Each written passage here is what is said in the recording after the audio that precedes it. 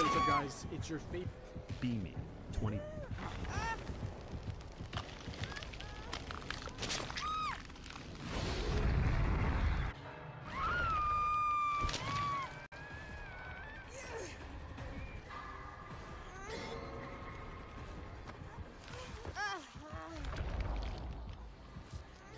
Shit, bro, what is this talking about? The train of thought is the zeitgeist of echoes that both.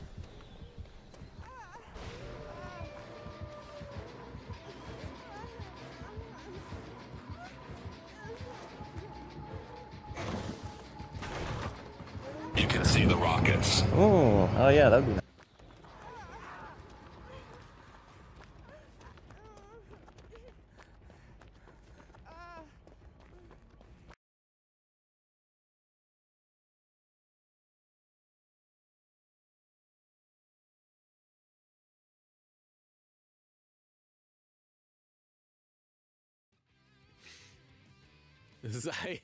Zeitgeist of echoes that both players emanate.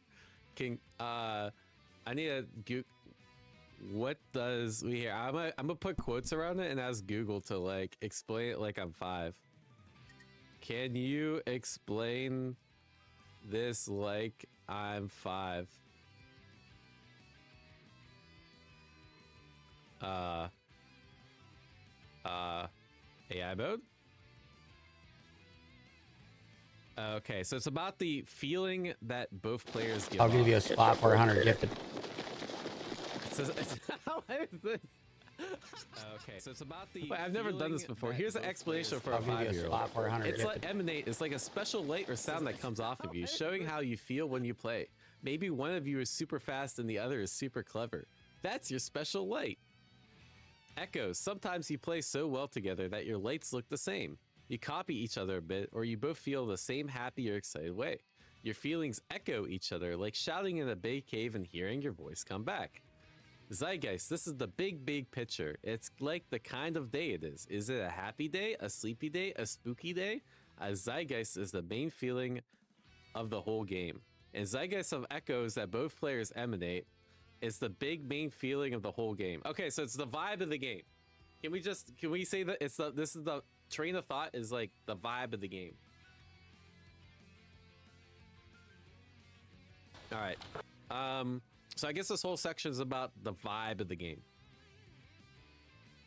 The art conditioning is when you leave logical spirals for your opponent that in reality are not worth their attention. This is very similar to what they talk about here, right? Where it is the attacks mental damage. Attacks mental damage are very similar to like conditioning someone or mental stacking someone, right? It's like sometimes if I do something risky and neutral that doesn't really give me that much reward, I can condition, like for example, if I do Kim forward heavy kick, it's not really that good, but it can force the opponent to look out for something, and therefore I can get away with my better options like drive rush easier, right? That's kind of what conditioning and mental stack is about. Very important.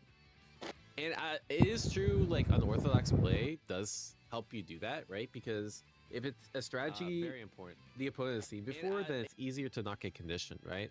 Like, for example, when I play Ronaldo in City of the Wolves, he has certain moves that are really good seemingly at first glance and that can condition the opponent. But really all it requires the opponent to do is play patient. And Ronaldo doesn't have a very good answer to patient reactive play. And so if you just get used to that, it's a lot harder to condition the opponent because the unorthodox aspect goes away, right? Easing with high risk, starting with low risk tools manages your conditioning. Okay, I talk about this a lot. What the fuck does this have to do with the zeitgeist of echoes that both players emanate? I'm not sure, but this section I talk about a lot too.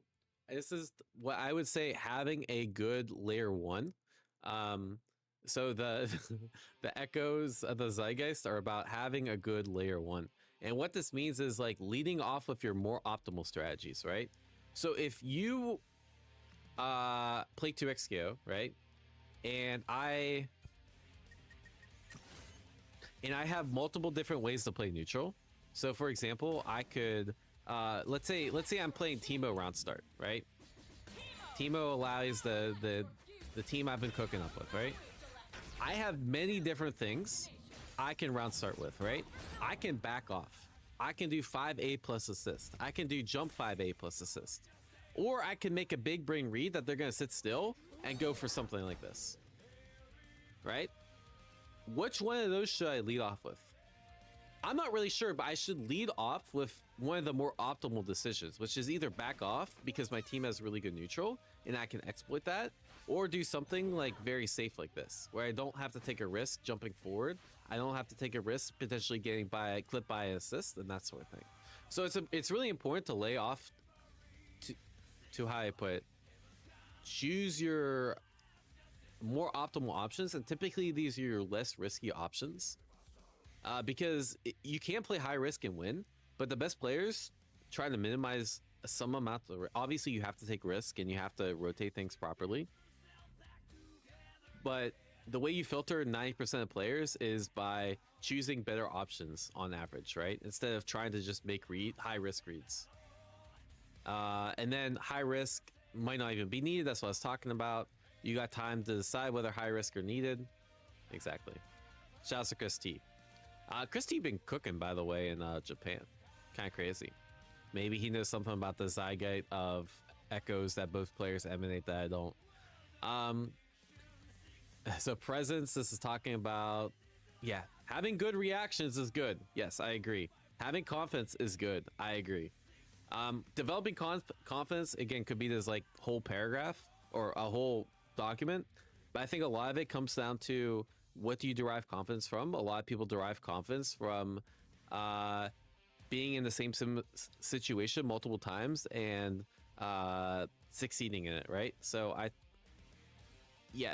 to me, that's how you develop confidence, right? Like if I'm gonna be a lot more confident landing a combo like this in an actual match if I can do it 10 times in a row in training mode, right? And if I can't do this 10 times in a row in training mode, my chances of landing in an actual match are a lot lower, right? So like, to me, that's how you build confidence, is through training, repetition, and being exposed to the same situation a bunch. But yeah, confidence is really important. That changes if you have a read on how your opponent plays, of course, right? So the thing is, ideally, as a competitor, you want to win without having a read on your opponent. I know that sounds weird. Like, shouldn't I always try to read my opponent? But you could probably know, like, if you've ever played rock, paper, scissors against someone, it's pretty hard to get a consistent read on someone, right? So ideally, your game plan is just so much stronger than theirs that it doesn't matter if you have a read or not, that you're just going to win outright, right? But then, like, of course, as someone's equal skill, the reads are going to come into play, and it's really important to exploit that, right? Good. Max Boy, glad to hear, man. All right, snap judgments to make a quick assumption about your opponent. Make assumptions. If the enemy starts a round in a type of way that screams bum, you can then treat him like a bum. Their movement makes them seem slightly scared. They are scared. I would say about this, I'm not really sure what this means. It's better to assume things about your opponent and have a working idea than not make any draft analysis to work with. I would agree. It's like, you kind of want to... Daigo's the first one that mentioned something about this like years ago. And the way Daigo would phrase people, like how he played in arcade, is he would put them in like buckets, right? And be like, okay, this guy likes to OD DP a lot, therefore he'll probably do wig up super, right? Or this guy is really aggressive, therefore he'll probably take more aggressive like adjustments on defense, right? So there's like buckets that you can kind of put players into, and therefore you can get a read faster on them. Inflict evil. Okay, I'm down for that. What the fuck? All forms of emotional confusion can be euphemized? Bro, what are they teaching these 16-year-old girls, 16-year-old fighting game players? I've heard of the word euphemism, but I've never heard of the word euphemize. What the fuck is... What? I still don't get it. Refer to something unpleasant. The author is 16, yeah. All forms of emotional confusion can be euthanized in the fighting game. What?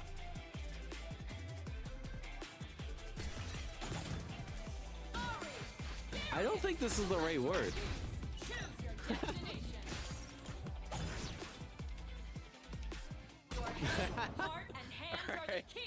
Anyways, I will inflict wrath and pain, subverting expectations, deception. What? Cutting people off? Rejecting, numbing and taking advantage of your opponent? What the fuck? Alright, I guess I'm not evil enough, bro. I think,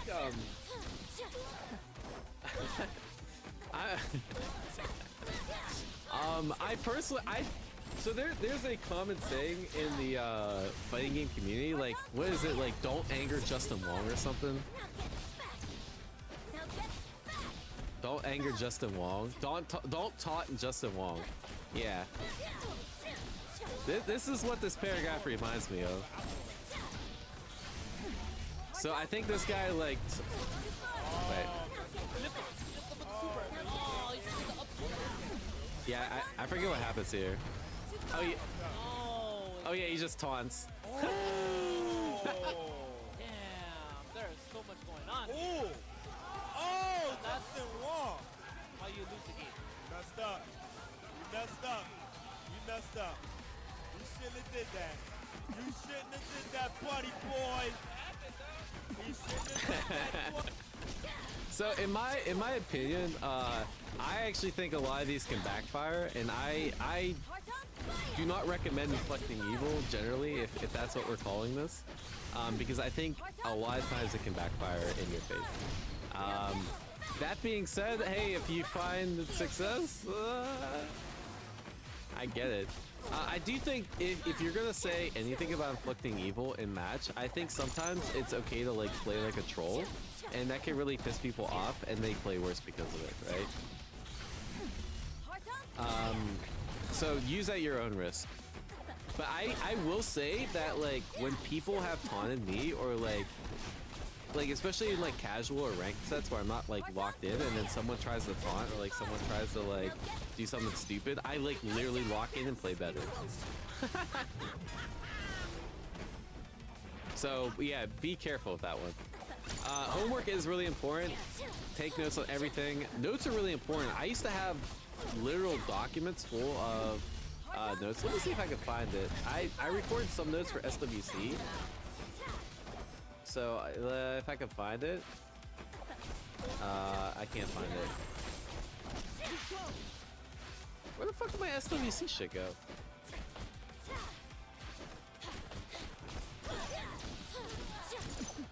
But okay, here's an example of like, I had notes for the slam, right? Like I did bot review for an hour, and here's what I came up with, right? So like, I do regularly take notes. Like this was literally less than a week ago, right? So I do think it's important because, again, your brain can't remember everything. So it's important to like, make sure you document stuff. Oh, another thing I did.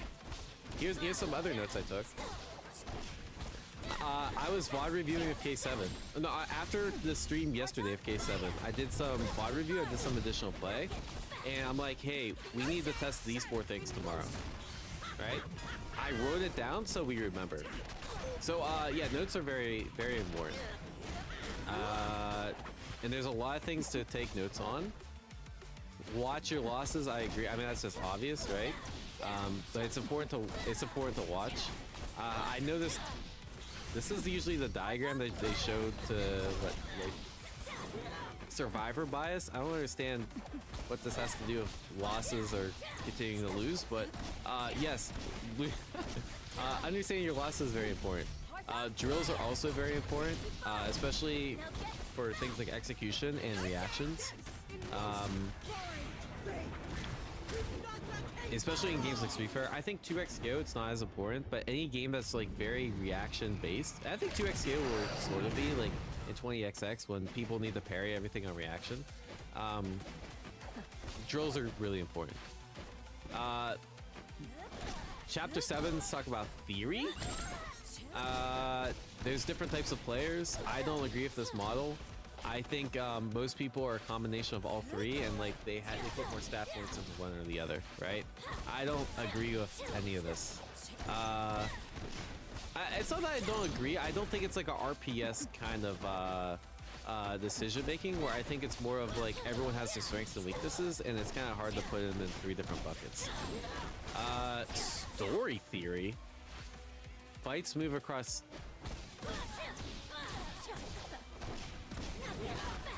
I'm skipping that section. What makes a strong strategy? Yeah, I think it's important to have growth in your strategy. All right. That's it. This is interesting. Okay, so I thought I read through this all. Apparently I did. I think there's a lot of good things here to take note of. In particular, I think it's really cool seeing a young player talk about these very abstract concepts and recognizing that these are the keys to improvement, because I really do think so. That being said, I think there's a lot of stuff I would put emphasis in different areas and describe it differently, but at the same time, my answers aren't correct either. So this is just my interpretation on a document that I think is in the right direction, right? But yeah, this was interesting. So let me know what you guys think. I thought it was pretty cool to read through. 27 pages. I think there's probably some good nuggets of information here. Let me know what you guys think down in the comments below. It's pretty cool.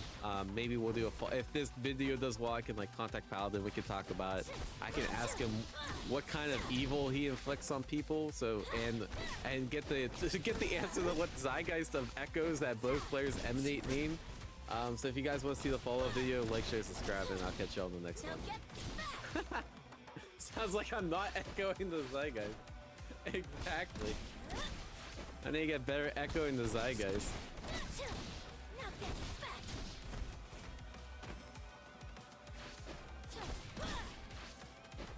That was written by Paladin, yeah. Alright, guys. Time to echo the... How do I echo the zeitgeist? It was definitely written in like a... No, I want to say like I'm very smart. You know, like what is the? There's like a subreddit. It's like Reddit. I am very smart. Yeah. There's just like a tinge of this, you know.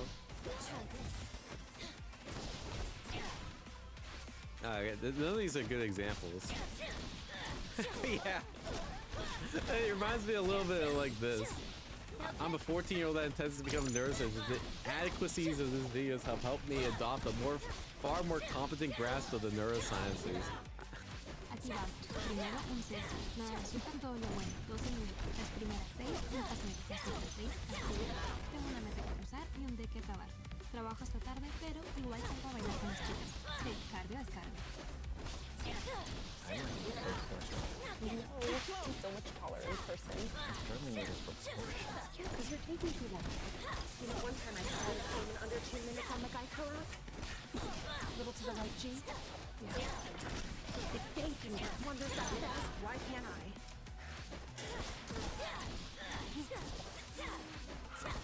Voila. Stitching ink. What was that? Get more than your savings. Get more with Geico. Consumer Reports has named the 2025 most reliable automotive brand, Subaru. It's no surprise they also named Subaru the best overall automotive brand. Get 0% APR financing on a Subaru Outback. Going on now. At first, I thought the point of this uniform was for everyone to be the same. Blend in. But I wanted a country where I could stand out. I could be part of the team. Without losing who I am.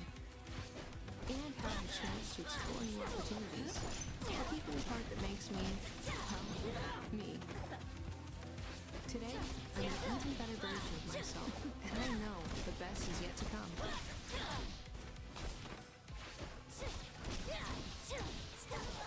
Yeah, that's what I was saying. At 16, I would have been like, what the fuck is this shit?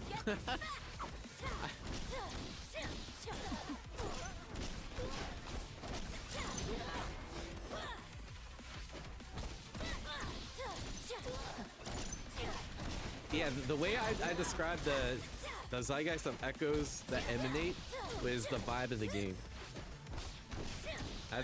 That's to simplify it.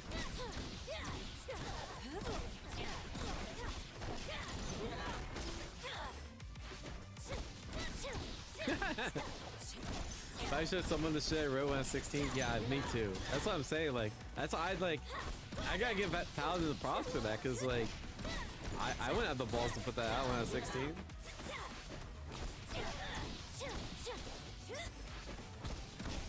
Should I stop using Juggernaut? Oh, actually, you know what? Super Noon is actually a...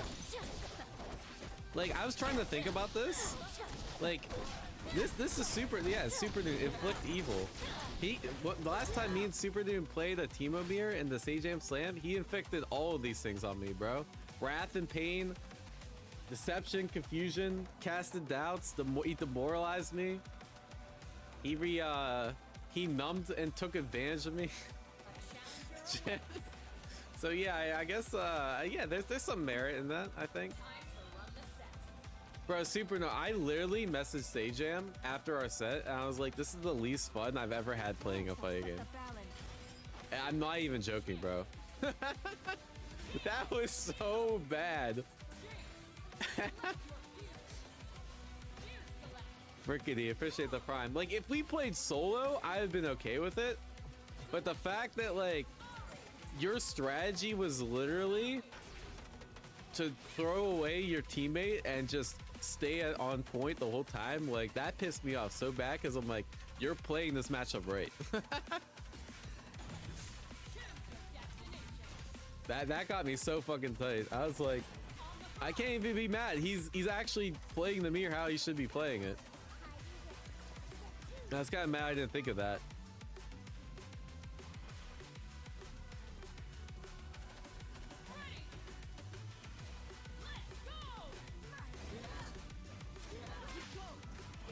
Wait, what the fuck? Oh, I gotta warm up.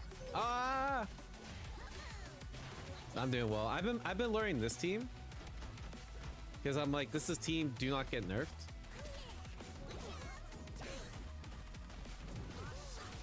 Team top tier after the patch if they completely butcher Echo and oh my god, I actually don't know how to do forward assist and wreck at the same time. They're definitely nuking Teemo up. I have like no doubt in my mind that they're gonna like butcher him.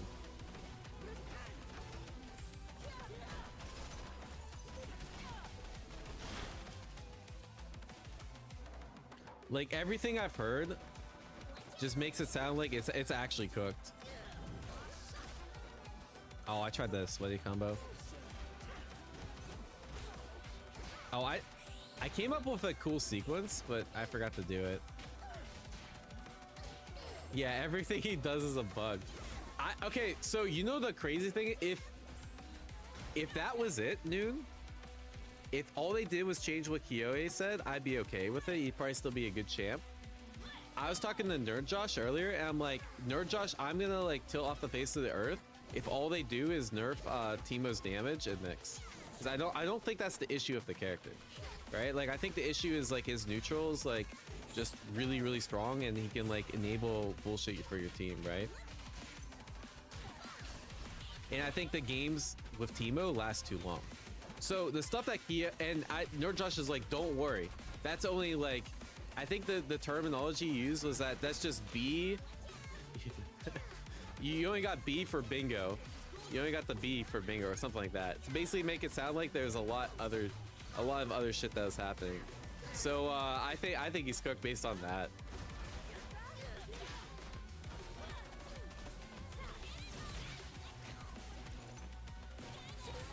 Oh wow, I have no clue how to play neutral for Ari, bro. My Ari is actually complete garbage. But I think the rat's about to die. Like what I suspect is gonna happen. Oh, I need to just run parry that. Oh my god, that's crazy. Yeah, I'm learning. That's why I'm learning Ari.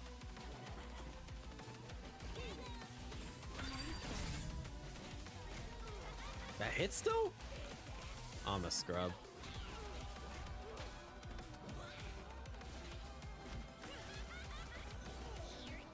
Oh. Can I wreck it through this? I guess not.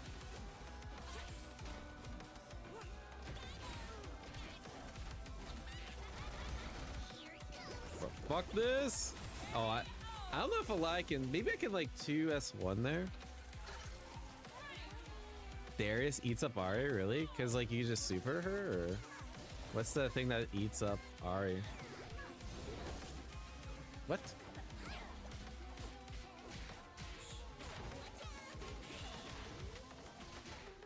Why are we acting like killing a rat's a bad thing? It's not a bad thing. They should kill the rat.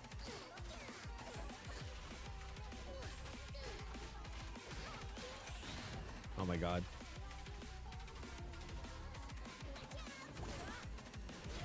Oh, I wonder if I can convert that. Wait. Happy birthday?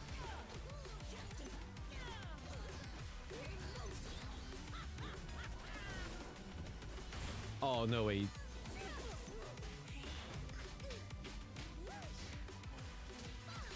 Two S1 reaction to air fireball. Wait, that seems really good, actually.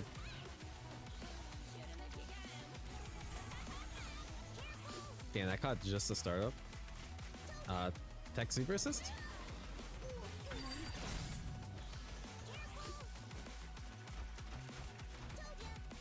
Oh, I could definitely kill. No!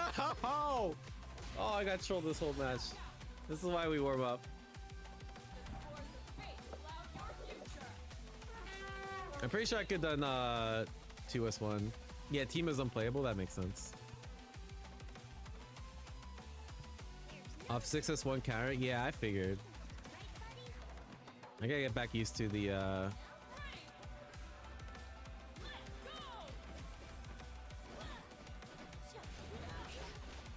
Oh, good to interrupt. All right, look at my cool team. Oh my, my Ari combos are crazy. That hit? I feel like I can never.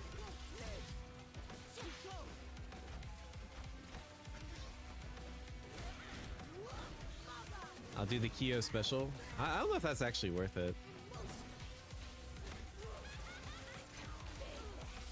This guy's definitely inflicting. Yeah, anyone that plays Teemo inflicts evil. How's the Zeitgeist on this match? This guy's inflicting too much evil.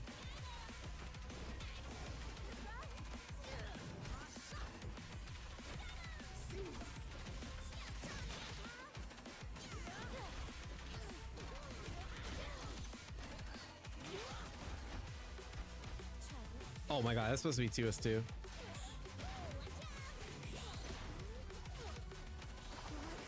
I should be able to clear this.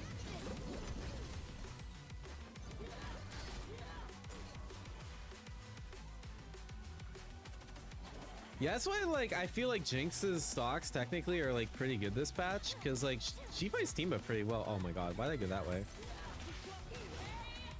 Like I think if this patch were to play out for like another couple months, I think Jinx would actually be like probably top 5. Because like I think she fights Teemo like pretty well, and Teemo's like just that good.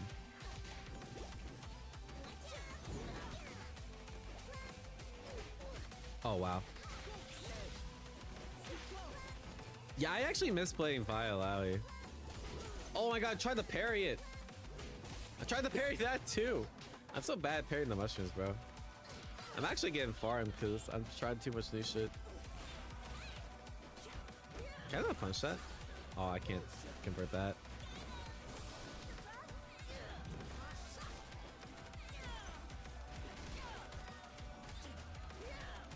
The issue with I think Alawi Vi like hard loses to Ari though. So I was thinking about playing that team, but like, oh my god.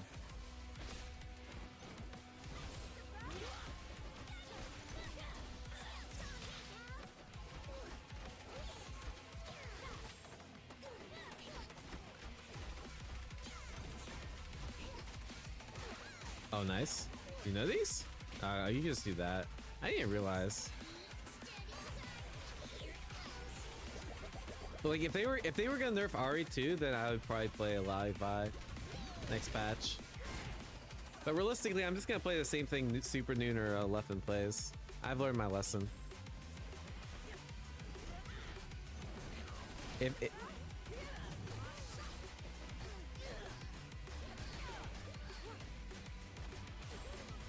can I kill here?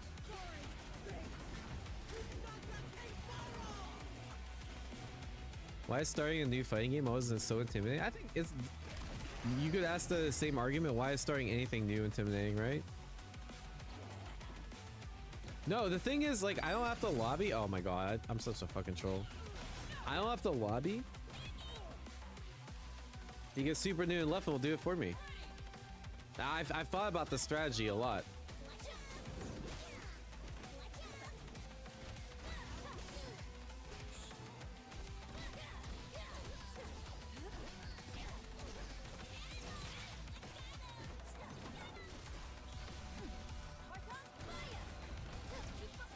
Oh, I fucked up.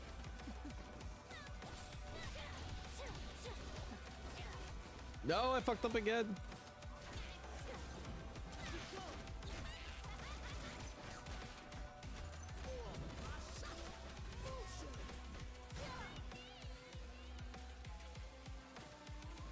They're both playing Teemo. Teemo's getting nerfed. Well, yeah, I expect like.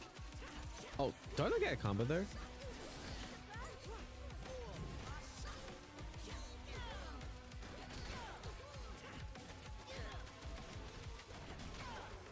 Oh, that doesn't work? No! Alright, I'm mashing jab.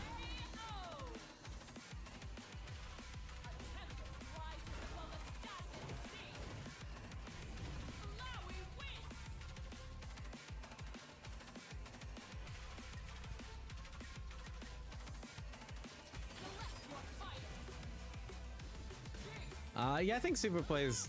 I think Super Noon plays on DualSense Edge. The same thing I play, see the Wolfson.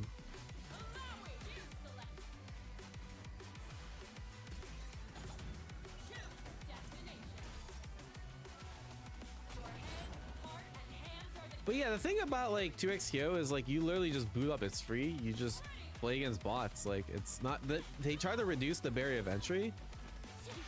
Wait, what the, why are you playing Sidekick, bro? You lost on your team and you're like, all right, time to play Sidekick? That was the thought process?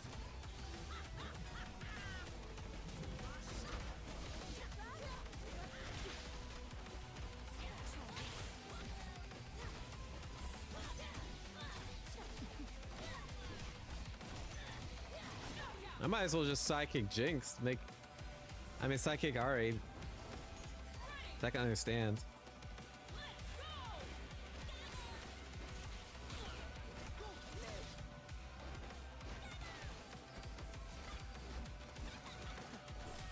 Oh, that punishes? Oh, I'm bad. Wait, I'm actually just dead though. Wait, Sidekick Jinx is broke. Wait, Sykkuno has been cooking.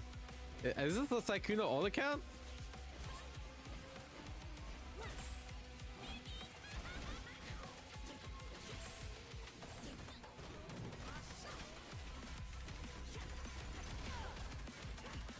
Let me guess, he's gonna try to check me with level 3. What?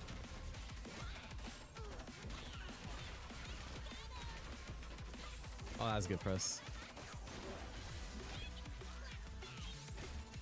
Okay.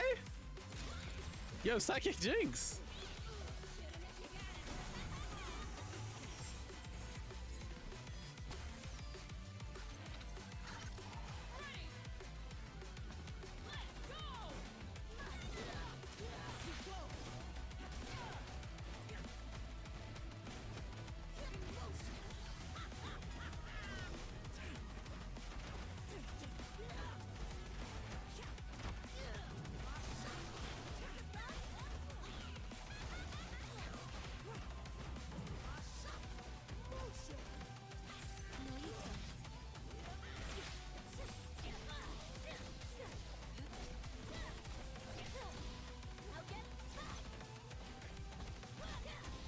This is the sidekick she got good, bro.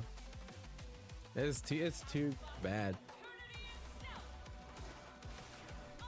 But I'll play you sidekick. I'll play you sidekick.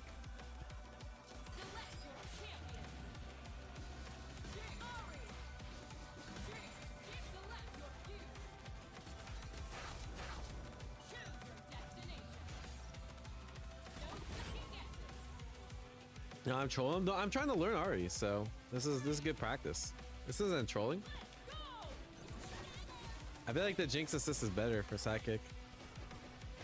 Oh, that's a good throw. Oh, okay.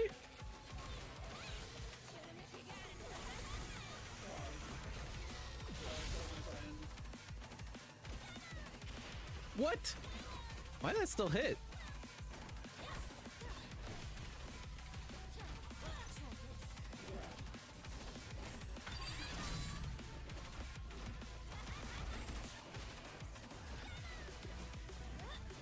Is ultimately, I would say, a failure of the left messaging apparatus. Okay, which I needs to actually be have better, no clue how to approach but, this like, matchup. I'm actually getting farmed, bro. Do you think it was wrong messaging then when Newsom said it was wrong for Dem I'm nothing leadership about to my capitulate? Alawi. Newsom I'm can say what he nothing wants. about I think my Newsom should have a Alawi. strong leaning on it. I think it's fine for Newsom to fire some bombs. Newsom is our strongest fighter politically, and I think it comes out with him looking even better or stronger. I think that's fine. I think that there can be different actions, different segments of the Republican or the Democratic Party that are messaging, even at times where it appears to be in conflict. It's benefiting all the sides of it.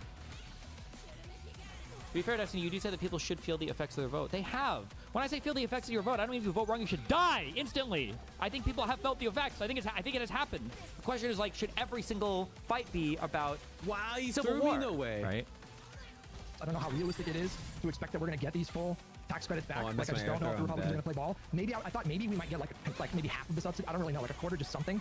But this feels like this. We were always headed to this outcome at some point or another. And the reality. It's not Democrats Yeah, I starving think 40 Chris million just people. feels It's right, guys. Republicans. They can just say yes to end it. Yeah, but the problem is God once damn if it. there might be a world where people feel enough pressure that you no longer feel that way, right? If you're sitting in a chair, Oh, the fact that she doesn't like autocorrect there. Is let's kinda say that crazy. you're sitting in the electric shock chair. Oh, the air fireball is okay? like And there's two kinda people nice, over here. actually.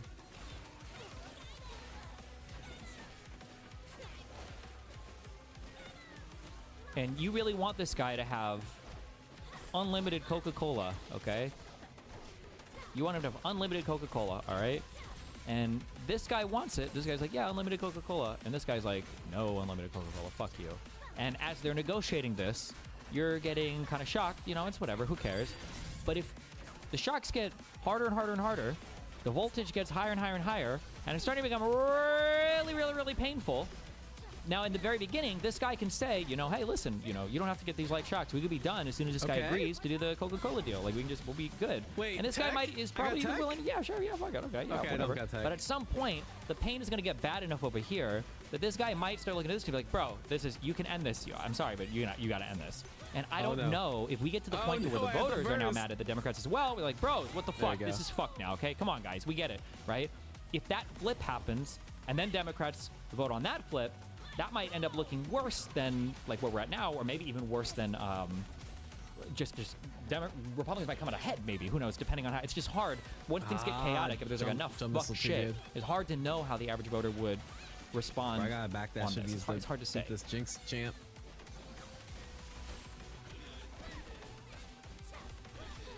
No mix. I'm confused Oh, why you wait, think it's what- okay why that are you over Newsom there? has a strong differing position on this. They do say the strength of the Republican media apparatus. They're I'm always getting farmed by these well, air one is because we're in a rockets. I need, minority like, a better government, so way we to can't call it out. actually control anything. But two, we don't have that What the apparatus fuck? yet, so we're not going to be as in lockstep. There we go. Destiny sounds like a messaging issue. Yeah, I'm gonna be it's at not a Nexus this messaging issue. weekend. It's a messaging and a factual issue because Me both and, sides me are and Kaysen tried to technically take the duo about him. deciding to cause the It's the pain to tournament that worked happen, best for and us. the Democrats could end it at any point in time. They're just saying that they don't want to end it because there is also like a very real concession that would be beneficial to everybody that's going to pull out. But at some point, the pain will be bad enough that that you should end it, Go. you know? Go, my minion. The reality is, maybe not. these premium spikes are going to impact tens of millions of people in January. And the Also, voters right now random are in charge of dashes government. And are anybody not as who good as I thinks that thought Donald Trump is they'd going to be able to fool the public about Oh, wait, who's that's to good. blame for these That's also subsidies just going up, punishable. that is one of the most online takes I've ever heard in my life. This is something that is just a truism, just across the board when it comes to politics. Anytime there's economic hardship, like a massive event where a lot of people experience economic hardship, they always blame the party in power. But Hutch, he's going to give us the $2,000 tariff tax. He's the money president now. You don't think that's going to sway him? Unfortunately, that is one of the most dangerous recent developments in American politics. I mean, this is one of the I don't classic know how to do democracy that. failure states. This, people smear like welfare as like, oh, people It's a handout. yeah, it's gonna spiral into infinity. But this is not. This is a fundamentally different kind than what we do with normal We're starting welfare. to understand or, the RE. direct benefits to people. Maybe we just gotta play, like, Arbitrarily more, wounding the American people through You tariffs gotta use imposed the directly by the movement president, and then using that money to send checks to buy loyalty. I mean, this is actually just, like, spam that dash. a remarkably bad development for American I was democracy. going to say, you got to say the line, Ryan, which is this is incredibly dangerous to democracy. Oh, yeah, the Sinclair News line. No one's talking about the real silver lining of ending the shutdown, which is we get to do Epstein discourse again. That's true. You could have sold me on that, though. Are we going to approve that last House member? We're going to get the Epstein vote? Yeah, she's gonna get sworn in. They have to. That's why they've been holding the House out of session, which is in that's itself an incredibly I did dash out of the corner, I idea guess that, so.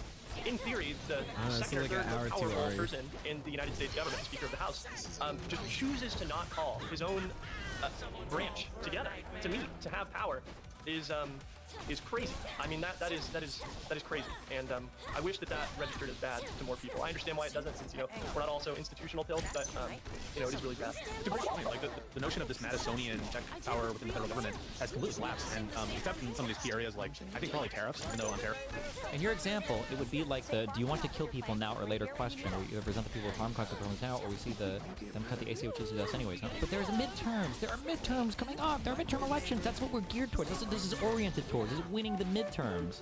The goal isn't necessarily that we have to be civil warring the entire Republican Congress right now to get what we want. Like, obviously, when we can push for things, that's good to push for what we can.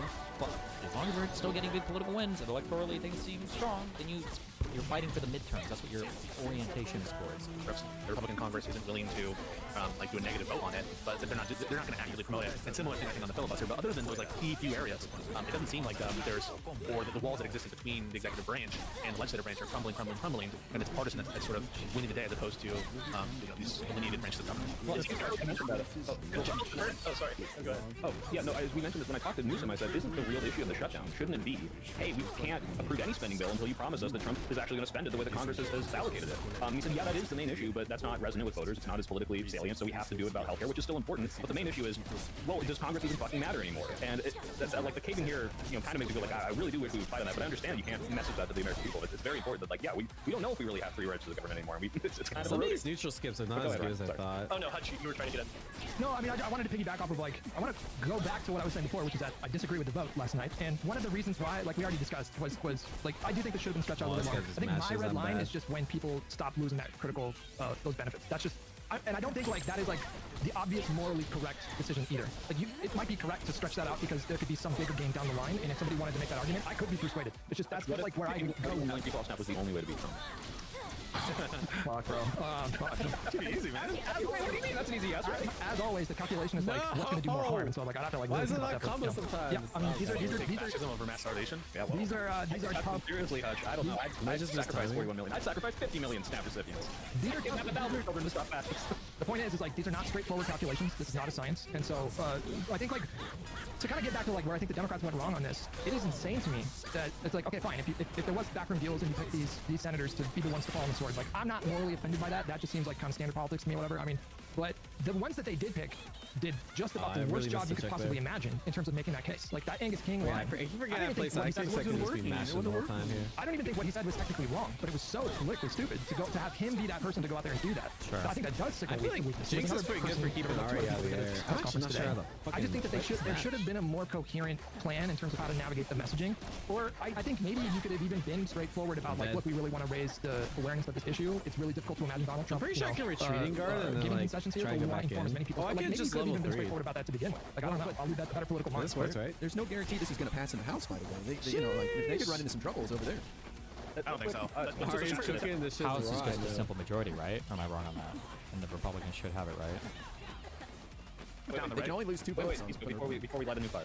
Wait till you have to fight a Yasuo with Ari. What do people like you still think would happen if we kept the government shut down for another month? I guess I just fascism have to would get just really end? good at air movement. Well, I mean, there are a and, couple of potential air ramps fireball. if the shutdown continues that people would theoretically get for us. One is that people harp more and more Like, I and more on should the just spam Republicans this, right? Because this should Republicans trade caving with at the... everything that the Democrats want. And it goes over the I ground. don't see that as being very high likelihood. I think that's highly unlikely. The second thing would be that the first is the Republicans capitulate. The second thing is that I don't know what the second would be. It would just be that they would just assume that abolishing the filibuster. Oh, yeah, but I don't think there was any indication that would happen. Okay, we're getting there. No. Sheesh. Alright, I think we understand. We understand how to play already now. Maybe you guys know more about this, but Mike Johnson was considering not even taking the vote. Do a live this air NBA stuff, yeah. Yeah, because and everyone knows he it's actually sent me. it's a nothing. It's saying we're getting nothing. You know, it's not a deal at all. It's just bullshit. Hold on. That assuming we believe in the ACA. I gotta be. I actually have to be a little careful there, Fireball. That should be good for us. Like, there's a world, and this gets a little bit more. So we're trying to balance political wins with material harm. There's a world where not getting those ACA subsidies maybe helped us. Keep in mind that Republicans over-index a lot on hating Obama. I think there's something better I can get here. Right? Oh shit! And all this bullshit. Yeah, that reset was crazy. If those premiums start to go up, like we're in a prime timeline for it to happen, you know, in terms of it's got enough time to ramp up for people to feel the pain before midterm voting actually happens as the campaign season starts. I know how to actually do that. You might be like optimally positioned for that. Let's not count out the ACA subsidy extension here. So the Democrats have been given a guarantee of a vote by the second week of December. That might get some momentum going. There are Republicans that want to see these ACA subsidies extended, and I don't think it's an impossible thing for that to pass, and then the Republicans in the Senate have so much pressure, or Republicans in the House feel pressure to do something. I mean, Mike Johnson said we got to do something about these ACA subsidies, but we got to negotiate after the vote's open. So I mean, people are just acting like it's dead. There's probably a lot of things you can do in that matchup. I think that's delusional. I don't know. Trying to win talking about people on policy grounds who cut Medicaid not by like $800 billion to pay for their taxes. These are people. Yeah, but maybe we're start, but like who are they you know? cutting the Medicaid to? Probably least likely voters is my guess. Actually, Trying to decide between Yasuo Darius and Alawi to partner with my work. Any suggestions? Like just not getting jobs or whatever. You can argue regardless of who should or should qualify for it. My guess is the subset of people Yasuo's getting nerfed. I think the best team right now is Warwick Yasuo in the three. Like absolutely without a question, right? The thing is, Yasuo is getting nerfed in the league. Everybody across the board. Do you want to play on destroying the ACA? Okay, and now a team that could potentially be weaker in the future? Why is Mike Johnson and Trump say, yeah, we got to do something about it? Warwick and Alawi, Warwick are probably pretty similar strength-wise. There's a couple of Republican senators. So you can just play whoever you want, really. Yeah, and if they were serious about voting for it at all, why wouldn't they say, okay, cool, let's vote for an extension right now? Let's see. Right? Like I said, a big chunk of people who took advantage of those subsidies in the last few years are in red states and are conservatives. I mean, who the fuck is audience? Wait, this guy's playing my team. Which chatter? I don't know. Yeah, you're gonna have to be a little more specific. My free speech chat. Cosmic something? Who the fuck? Yeah, Cosmic Milarepa? I've never been so triggered in my entire life. I don't see him. I don't see him. He's in mine. Leave him alone. We're killed Obamacare last night. There's a lot of fucking. I feel like I genuinely feel like the majority of people that are screaming about this online don't actually know what happened last night. That's my sense. team? Because that's the problem. That is not. Is it even that good? So you want to talk about out of touch? I never tried it. I don't think that's like the people who are commenting on it. You don't think they know enough to be critical on what's going on? I just see a lot of takes, like, you know, I saw so many takes of people saying Democrats voted to take away your health care last night, and that's not what happened. That's not what happened. Okay, I think it is really important that we don't lose the impetus of whose fault this all is. Yeah, I mean, it is the Republicans fundamentally who are in charge of all three branches of government. And if they, it's their fault, you know. And this is why I don't feel so bad about saying, like, you know, we should have, you know, kept it going for as long as they. I think my line to reopen the government, I think it would have been a guaranteed vote. Yeah, that's what I figured. I don't think that was Martin Taylor Green's going to lead the fight of Republicans fighting for the ACA credits. Mark my words.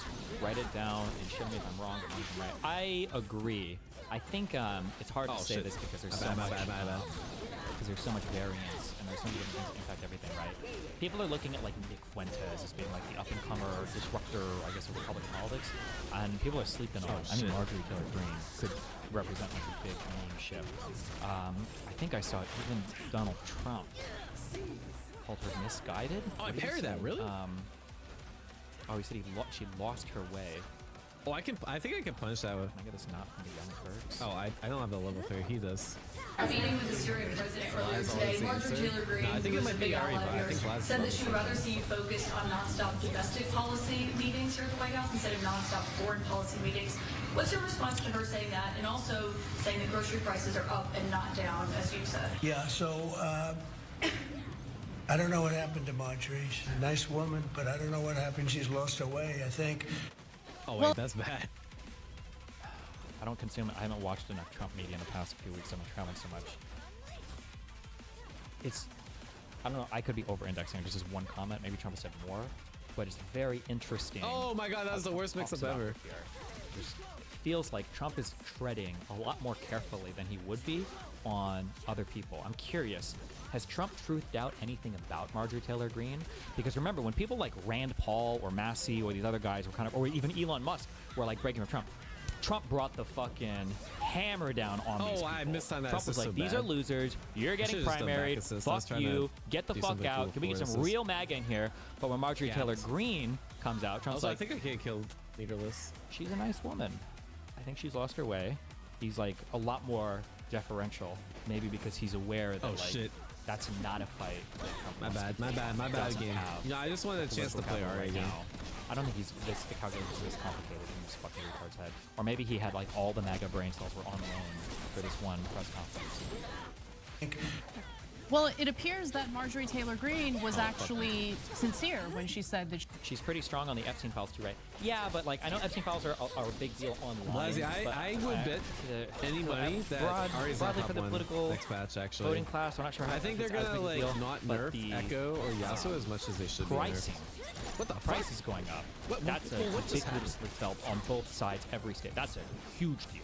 So for Marjorie Taylor Greene to talk a lot about Epstein files, like, okay, sure, like, whatever. For her to say that Trump is failing on affordability, that's a big claim, and that cuts to the very core of what Trump is supposedly trying to alleviate. He's making all the opposite claims. He's saying costs have gone down, and we're doing tariffs, and we're doing everything else, and this is all a lie, whatever. So for MTG to come out after this match, and wait, actually, K7, give me 5 minutes. I want to try Ari because chat says it's the best team in the game. Like, very likely, well, you know, she's lost her way. She's a nice woman. She's lost her way. I don't know. That's crazy. she was all about being America first, something that Trump ran on and then immediately proved that he wasn't serious about. So Representative Marjorie Taylor Greene has been hammering both the Trump administration and the Republican Party, in particular Republican members of Congress, for a few weeks now, actually several weeks now. And today, as you just saw, President Donald Trump decided to hit back. Cenk, 2 cents? Yeah, I love this fight. And, you know, mainstream media EU has Vi S tier because they all get cooked by Noka, spamming 2x assists with Vi on. They're saying, oh, is Marjorie Taylor Greene less MAGA now that she's opposing Trump? No. Oh, my God. Don't do it. I'm like, no, she's like, so the way it was described to me is like Vi's are really good support. Like it's not Vi's neutral that's good. It's that to make the country better for everyone. Vi lets you get a shit ton of damage from like any echo situation. She's more and that's what makes her good. It's not like the neutral. But more MAGA. So when it's described to me like that, I'm like, all right, at least I can kind of see where you guys are coming from. Typically, when we thought of MAGA, we thought of, you know, the people marching in Charlottesville saying the Jews will not replace us, right? No, that's not what we're talking about. We're talking about actual, hey, we need to take care of Americans in America. There are a lot. I could write, if they need me to write the script for you guys, I can do it. If you guys are bored, I don't know if they try to like freeball it or if they actually have other writers. I can do all of it for you. Oh, I can't convert that, right? Yo, that converts! My Ari's OD. Alright, I gotta try Ari Vi. Team S tier. Team S tier after the patch, Ari Vi. Gotta see how it feels for the one game. But the thing is, like, Noka's not even an S1 plus a simulator player. They're just a backdash, backdash, backdash my time simulator, you know? And then when Echo's on point, Vi assist is really good. And Vi support value is good.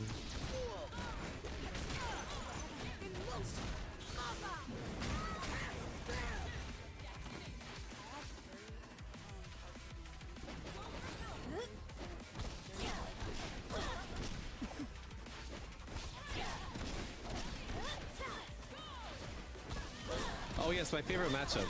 Another Ari.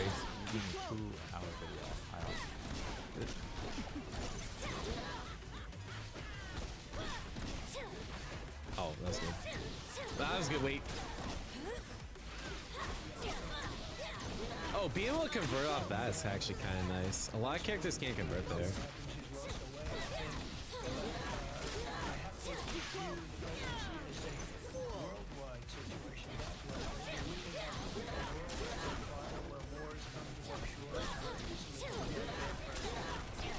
With all of that, I passed a great big beautiful bill, which is the biggest tax cuts in the history of our country. So when somebody like Marjorie Taylor Greene, who's now catering to the other side, I don't know what, I guess she's, got some kind of an act on, but I'm surprised at her. But when somebody like Marjorie goes over and starts making statements like that, it shows she doesn't know. I think it's a very important fight to follow. What? There was some meme drama that I didn't read about.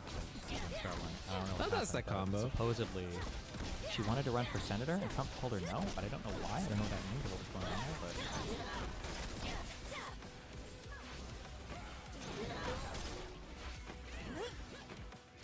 Oh right, I can't 2H with this character. My bad.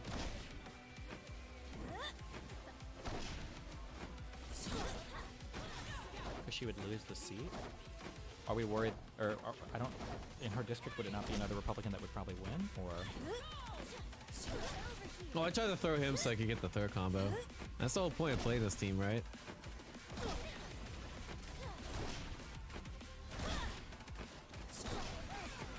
Really? Oh, because she wouldn't win the election. Oh, I tried the bait too. That didn't even work. Wait, you tried it again? I don't know what Assad's popularity is in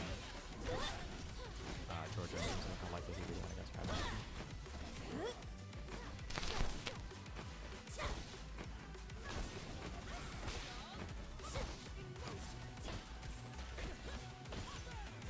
Oh no way, bro! That was some bad. That was some very bad gameplay. I just pressed the super here, right?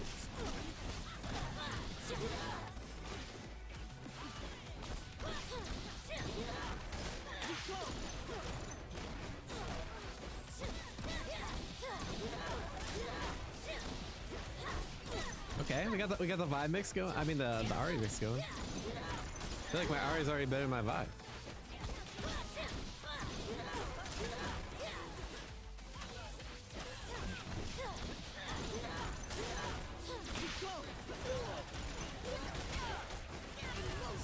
I didn't want to watch the level 3. I was hoping that would kill. I can't believe. I can't. What am I supposed to even use the blocks though? Like I went for a fake high low. And then, because the high wouldn't even kill. Makes excuses for it. It's actually just so fucking cringe. It feels good for Ari on point. Like I feel like you used biases pretty well because the biases goes far. You can cover with projectile. I like that. But I'm not really sure what Ari gives vibe.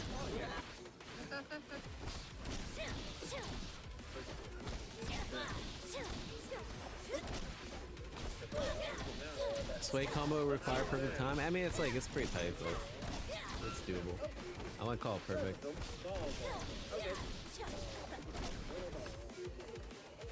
Alright, time to talk to K7.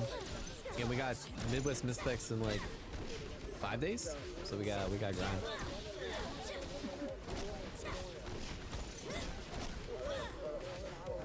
Yo, what's good? How's it going? Bro, have you seen my Ari? Nah, pretty good though. I mean, I lost like one game. We're good. I think we just bring Ari to Midwest Misfest and screw Timo, right? Bro, I don't think he's that good. If that is a team you wanted to learn, I think Ari also freestyle is pretty sick. We could do it with. For the one time. No, my Ari is ass, but I would be down to try it a couple times. Yeah, no, my Ari is good. I don't think I completed one B&B, but the neutral goes crazy. They were, so that thing of you have the diaphone, the streamer luck. The flag raising. Exactly, that's what I'm saying. Like, I'll just get American Reset and American Reset, and then we win. Like, it's perfect. Have them automatically speed up. You guys are playing like that. Hell yeah. All right, so let's review a few things, like the stuff I mentioned in chat. The flag raising ceremony that we went to. And then we should play some. It's not a thing that white people normally I'm loading up right now. Right? It's not normally. I think it's not normally me and K7, we're trying to formulate I assume that they are the thing probably that extra attentive and extra careful I want to adjust our about gameplay people today coming to is do some fuck shit. Like, there's I a reason played why, for Hook example, last night. there were I think, Chinese nationals on each other's backs. You know, Hook obviously right? plays the But team I knew very that, like, well. if we did it, we would They get play called Yasuo out team, by the same Like, team we're playing. imagine if The Israel. one decision they made that's Imagine like when drastically American different. Like we American play, police- me and K7 play very similar. All of that would be horrible. Generally. Also, keep in mind, Except we're not even talking their about combo by the theory way. We're not is even basically talking about Hook is like like, if I crimes have or super rioting above my around the mill. characters, We're just talking about pure political. maybe not no matter what. I'm sure That's there's it. a Fuck shit decision that tree. I'm talking Like about. for example, Isn't if they're rioting, really throwing low stones burst, at people. It's just maybe pure you don't want to political spend it to like that's fill up their break crazy. meter. But like if they basically have burst anyways, we might as well. Because, like, by and large, especially, like, the government is aware spend all the meter because it's gonna be like, so how much they are extra perceived, damage, or and if how they much, like, burst the at any point, Chinese population it's like a out really there. shitty And situation, older people are also right? aware of it as well, Because they but I can't think younger burst after populations the are super ironically super less because aware, the like, the mushroom's still younger gonna put them in are box less then. aware of the animosity that exists, which shouldn't exist at all, And obviously. if they burst the but limit does. strike, And it's almost like, entirely alright, you just took designed 700 damage by, and bursting the end of the Americans. combo. Like, maybe that's the decision you want to make. But So, as it's not very foreigners good. in China, at this like national event rather than international one, where as you guys noticed, like they didn't like foreign at all. The mushrooms being out, he it thought locks he saw out something on the phone. it locks out burst, right? Because the mushroom super good. He thought he saw something on the phone. He thought So we it were, like, blocks making a out mockery, burst you know until making you a actually make mockery. contact with So the police detained us and went through our electronic devices. Crazy, crazy, That's cool. It crazy. pops up in OBS How this now. guy That makes it so much easier. cried like a baby bitch and was supported by so many people for being stopped for 15 minutes at Yeah, TSA. I think it's really good. But makes a full excuse So I for want to try that like political today and then propaganda we'll being get an done in idea China. for where like his should we devices always do get that or searched. not? They didn't realize Yeah, they were A/B swagged out testing is white pretty boys good. love China. And other than that, no, I'm just being telling you like it is. so if Like, we they thought do that, they were being the extra OP is attentive to make sure different. that I no want one to is test that because now or like anything like that. so or the basically ceremony. like I And that's what actually they were, noticed because of Marlon Pie. There's no police taking close to the point to make sure that white people don't do shit. Yeah, it's just 6S1 is bugged, right? yeah, The it's damage a scaling is cultural bugged. difference, and And also we they saw just that don't in the want Marlon them Pie to tweets, follow right? like that. So that's why like if you do no for Timo. So if I do two 6S1s, it does like more damage to his shit. So that's the Ender Hook has been doing. I'm like, it just adds so much extra damage for no reason. Yeah, no wonder you do a This is roll actually, and that shit's this hitting is for like actually 30%. one of the things I want to Yeah, tell America exactly. is like people, That's people have like false I was like, bro, why don't we just like that it's people have like false like people arrest you for a meme or whatever. It's not like that at all. Okay.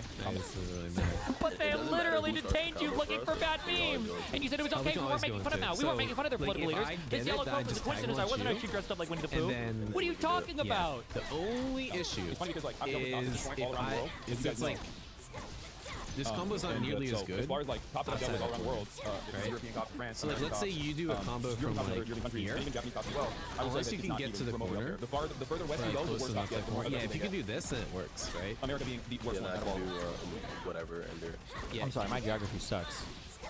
How much further west is Japan from China? Yeah, or like anywhere. Like as long as you can get close enough to the corner, like this works. Like even at this distance right here. What are we talking about here, bro? Like this is way more enough.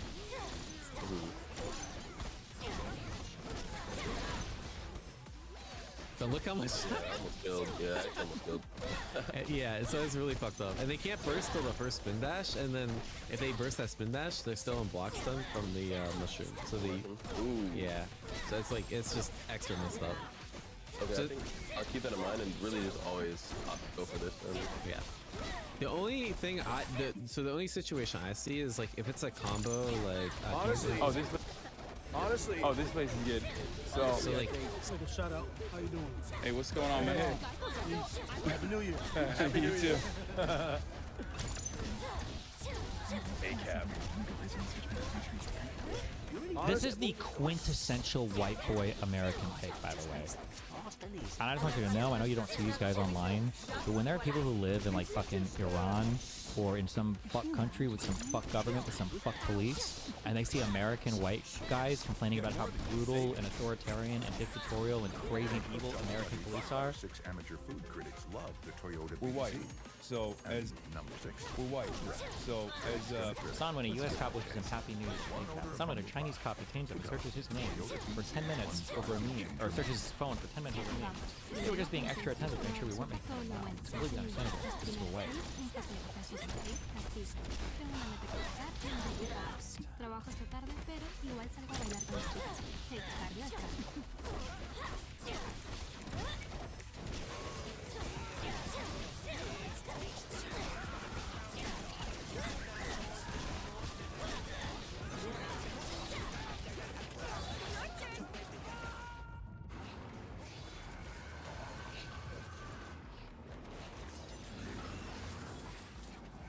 And a resilient response to fake Reach your document impossible validation. with the Wait, AI-powered document's not Legion fake? 7i. Lenovo Legion. What's the title? It matters on high scale. But like right here. Oh, here will definitely work. Yeah. Yeah. Let me try it off the other one. My bad. Okay.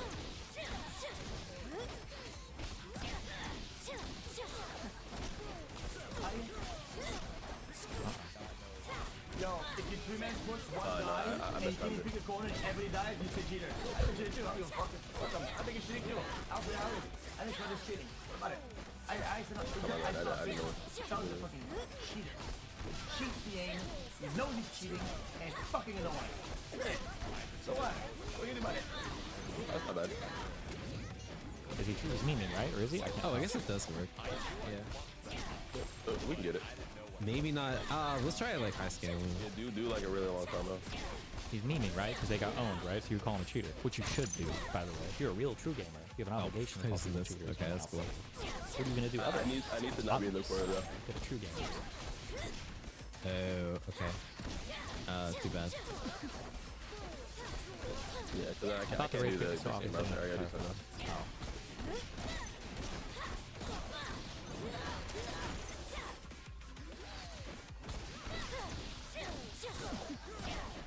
I dropped it.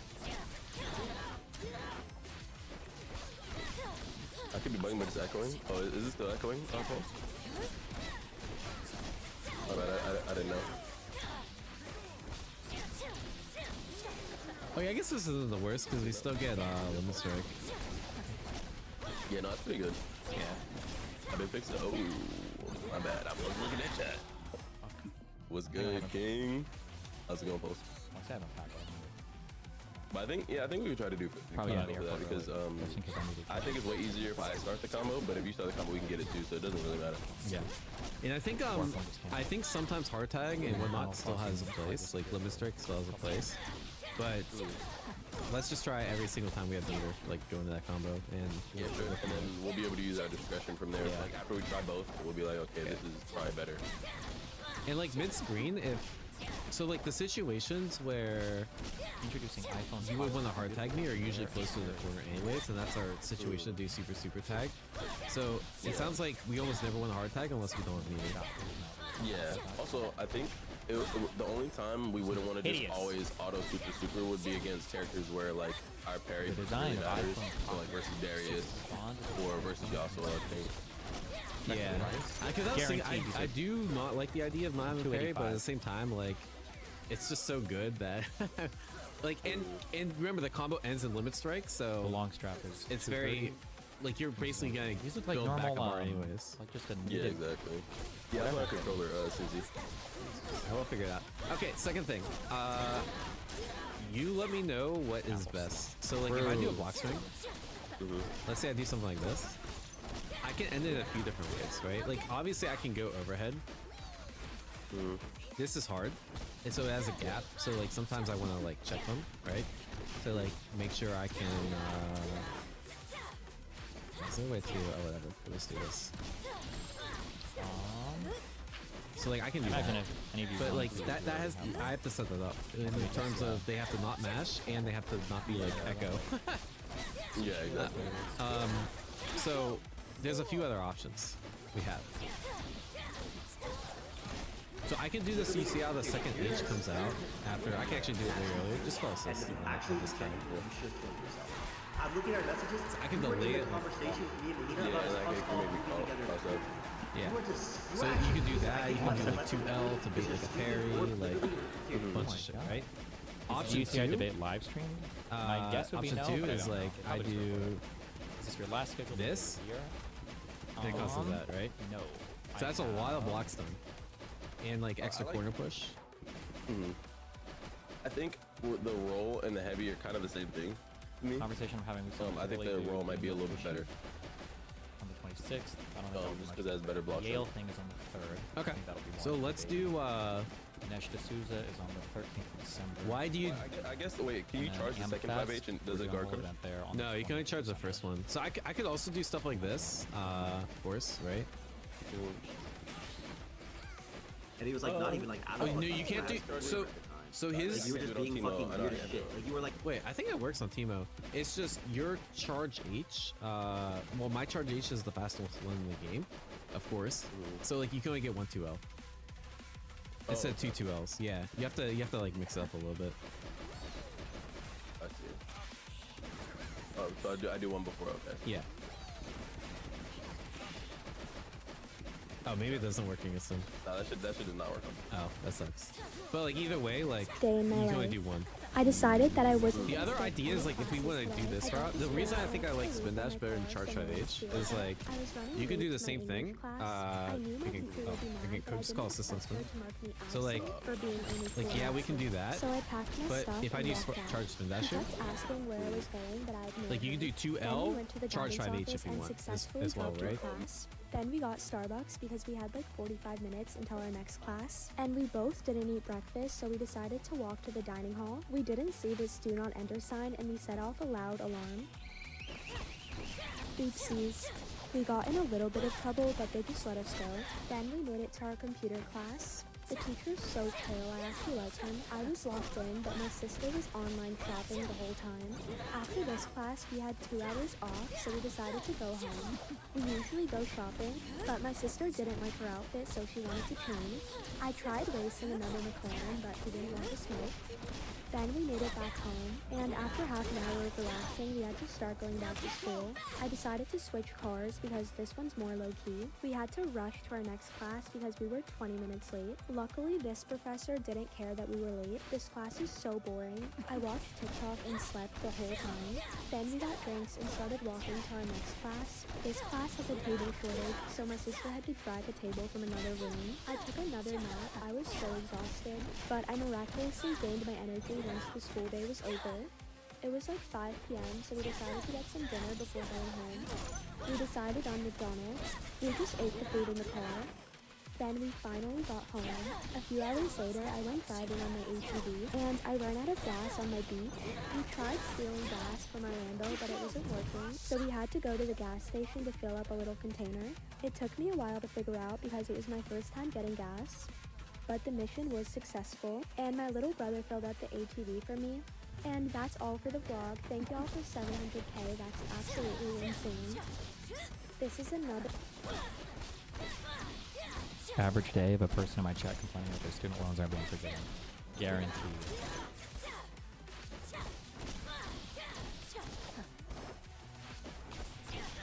Okay.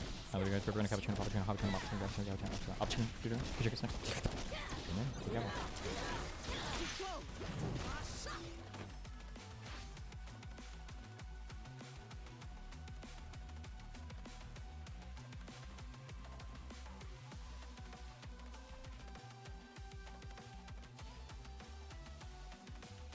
guaranteed.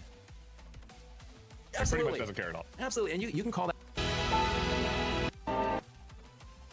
And I know that people wish that the Republicans would have folded because of the pain that a lot of people were suffering because of the shutdown. But the sad truth is that the Republican Party doesn't care as much about the pain as the Democratic Party does. You can care call at all. I think we can say. It Absolutely. pretty much doesn't care at all. Absolutely, and you can call that a political weakness, and I guess it is. But if you are doing the right thing, that will always be a political weakness. I don't have a problem with this deal. Okay, I just don't have a problem with it. You know, there was people losing SNAP benefits, people going hungry for God's sake, all the federal employees who were out of work.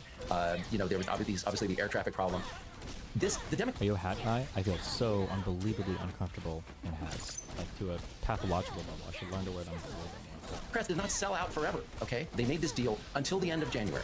That's it. That's it. It went from the 4-month period from where we started, what's it now, 2.5 months away. So it's a short-term concession to end the immediate, they got the SNAP benefits extended. I don't have a problem with the deal. Plus, the healthcare debate. It's not ended. People think like, oh, you know, we should have held out more. We should have had people suffer more right now for healthcare. The healthcare debate is front and center. It will remain front and center. There's going to be a vote next month. There's going to be a vote. Again, I know you guys get ass pain because you feel strongly about it. Like, I could have seen this going either way. Like, I probably would have supported holding out, I think. But, like, I think this is a really good off-ramp. You guys post too much on the subreddit. Oh, was it this one?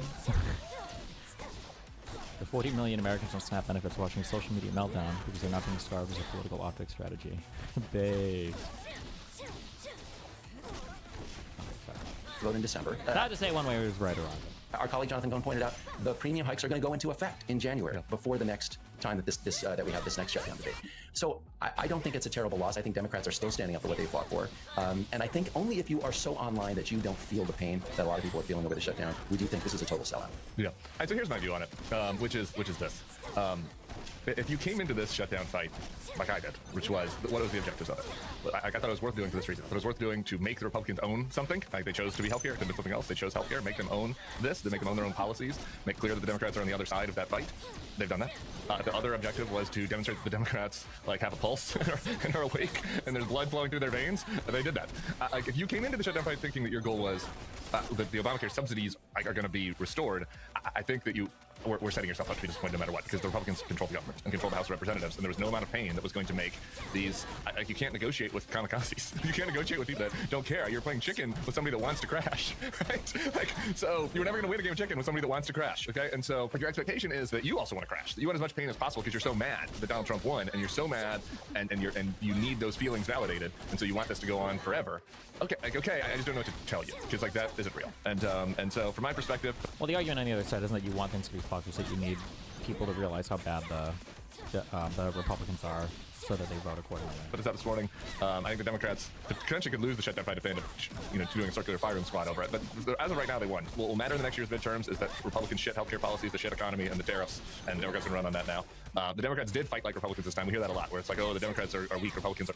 This is a longer shutdown than any Tea Party shutdown. This was longer than any. Like, remember how crazy the Democrats acted like the crazy Tea Partiers were? Like, these are insane terrorists. They're not in touch with reality at all. They're extremists.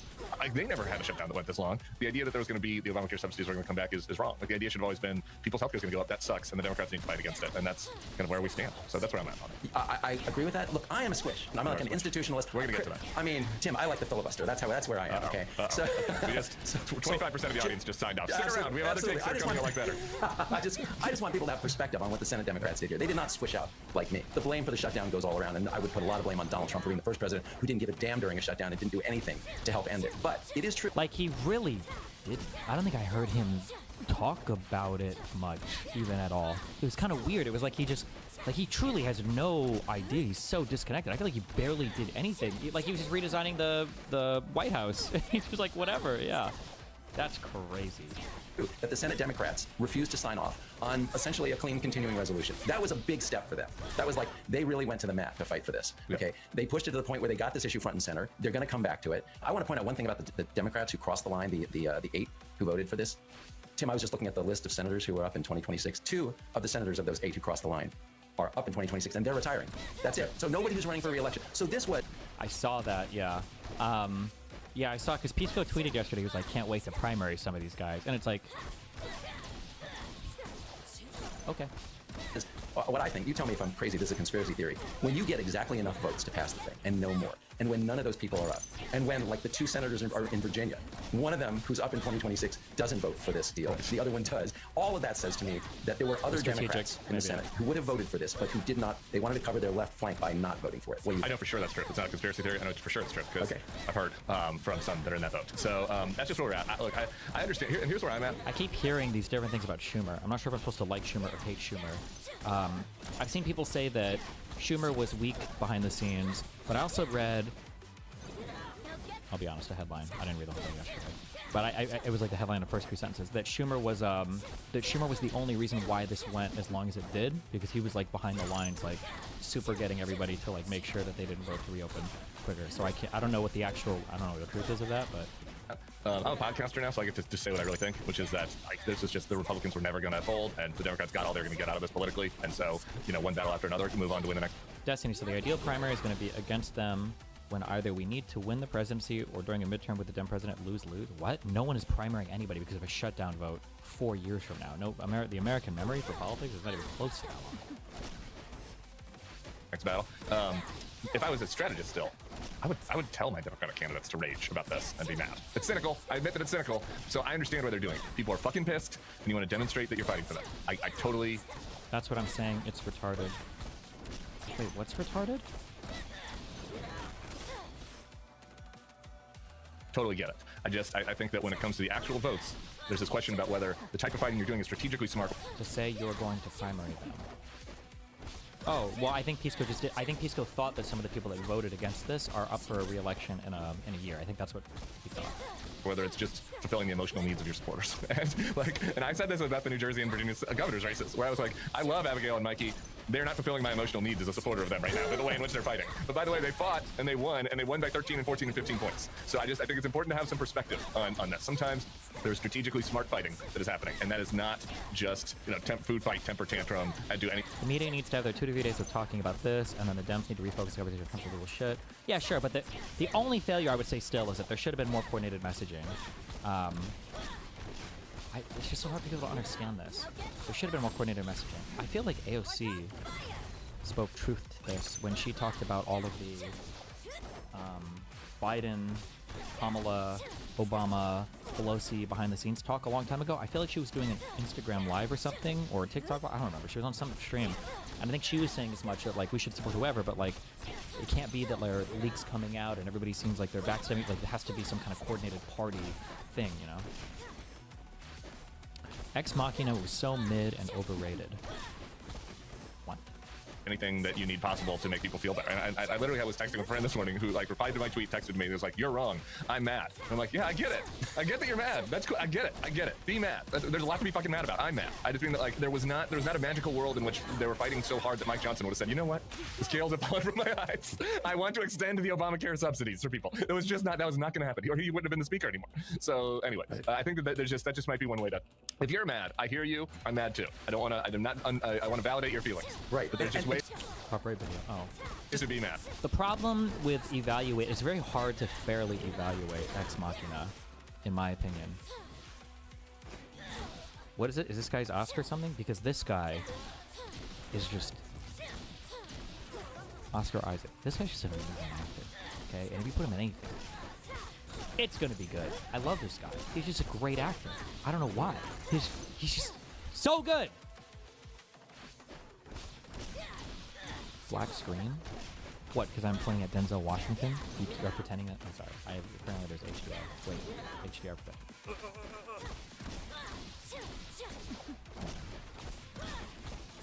You know him.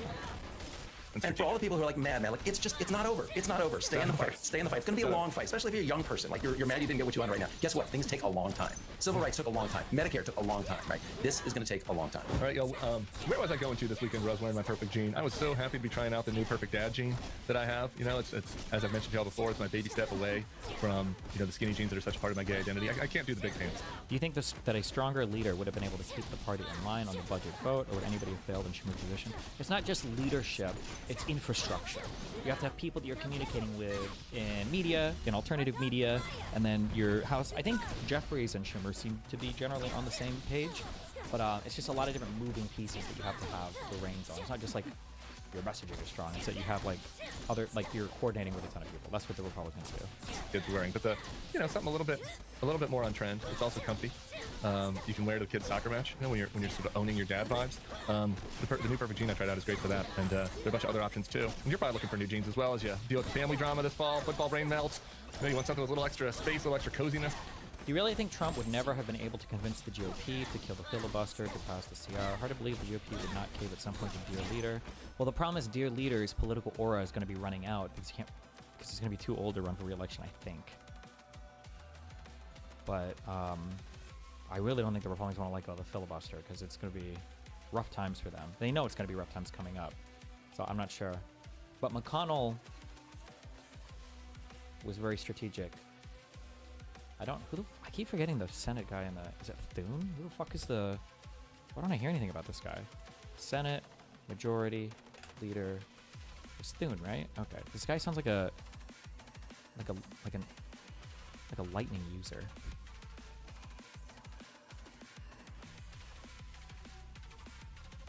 Do I even see this guy talk? I must. I feel like I recognize the face. I feel like this guy's not anywhere near as visible as McConnell was. I don't know if there's a reason for that. I feel like I see that Mike Johnson guy so much more, but...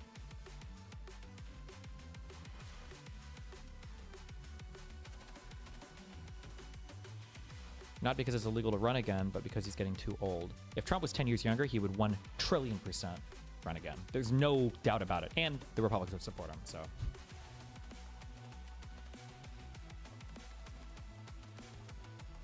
So Schumer failed to build this infrastructure after 10 years in MAGA world. He's literally boomering everything up. Well, I mean, everybody failed. The Obama administration failed. The Clinton, nobody has built the sycophantic apparatus that can match the Republicans. Well, I think nobody. I guess there's only one other party. But the Democrats just didn't play that same game, which might honestly be for the benefit of all of us because at least the country is somewhat functional. Who knows what we'd look like if they would have played the same game. Who knows? Who knows? Who knows? Who knows? Who knows? This guy's my favorite streamer. The Democrat. This is a uniquely. I think it is a unique Democrat problem. Now, when a Republican does something bad, here's the big difference, right? It's not that Republicans don't do anything bad, but when a Republican does something bad, everybody generally says, "Oh, okay, that's really bad." But the problem is that Democrats look to try to, you know, like, oh, it's not that big of a deal. It doesn't matter that much. Who cares? And I think that that has radicalized a lot of people. And I think this level of delusion probably means you need medication or something. Like, this has to be psychosis. Like, he has to be breaking from reality to believe this. View that, and we can contrast this now with, do you remember whenever they had all those text message leaks and it was all those young Republican people talking about how much they liked Hitler? And nobody really cared about that anymore. And the reason why, it's because left-wing people have established basically a standard, and now right-wing people are living up to it. He's playing into, I don't know if he's intentionally doing it, or it's impossible for me to tell. I have no theory of mind for degenerates like this. I just can't imagine how far gone you have to be, or if you're just a political cell. I'd almost respect it more if it was an ideological thing, because at least then you're not as stupid. But like, we talked about Hillary's emails for a year. We still talk about Hillary's emails every now and then. The Signal leaks, which were 100% illegal, by the way, that did one person from the DOD get fired for that ultimately? Maybe. At like a lower level. Like, we talked about it for like 2 weeks and then it was done. To pretend that Democrats are the ones setting the standards on this is just so ridiculous. So you have all these conservatives that are saying this crazy stuff. Also, he's doing the thing again. Remember, whenever liberals are tasked with governance, they have to forgive and turn the other cheek and move on and heal the country. But Republicans, when they talk about bad things that Democrats do, they never, ever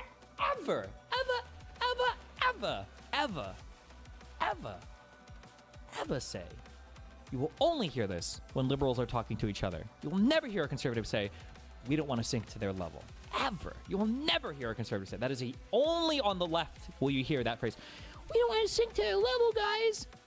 The conservatives say, they did it first, so we got to go harder. And there's never a point of moral authority that, you know, any liberal can have when you're the one justifying, you know, shutting down a college, or you're the one justifying being violent to an officer, or you're the one justifying, you know, destroying property, somebody's car, or something like that. They all got blacklisted and fired from their jobs. Yes, but I understand that structurally, but that doesn't matter. It doesn't matter what happened to them. What matters is how the public perceives it. And I think that this is continuing to become the case. I think that any conservative at this point should totally stop purity testing, because left-wing people don't purity test themselves. Like, how delusional do you have to be? It's got to be the cockroaches like crawled into his brain. Can he hear out of both of his ears? There might be a hole there where one got in. And if you allow other people to create the optics for you, all you're doing is you're allowing your enemy to define how you lose. And it's crazy too, because see, again, they have he's got a really good understanding of how it works. It's just that his side is the one that's doing it, but he's like blind to that somehow. And well, it's not. I need to stop saying somehow. Ooh, the next uncomfortable question I need to start pushing on people. I didn't do it on Tom. I think I was a lot more aggressive on the Tom debate than I am normally, which I'll start being. But the next aggressive question I need to start pushing is, what do you consume for media? Because Asmongold is a slave to whatever Elon shoves down his throat. All Asmongold is reading is whatever comes across his Twitter feed. I think you can see him do it on his streams. I think he just scrolls through his Twitter feed. This is not critical media consumption. All you're doing is you're allowing your enemy to define how you lose. And basically, you can see how they had no problem voting for Jay Jones, right? This is a guy that like fantasized about killing, you know, his political opponent's children. well, if you're going to vote for that person and you're not going to have people withdraw their nominations from them, well, then I don't want to hear from you about how bad it is that somebody said something bad in a group chat. Good one. Base king.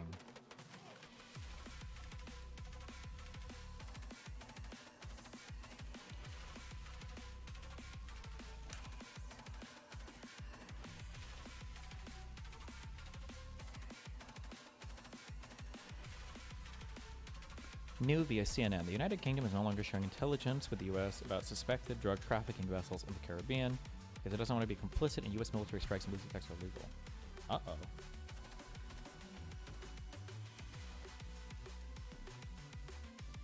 Is this the first time ever a Five Eyes partner has broken intelligence sharing with us? Is that...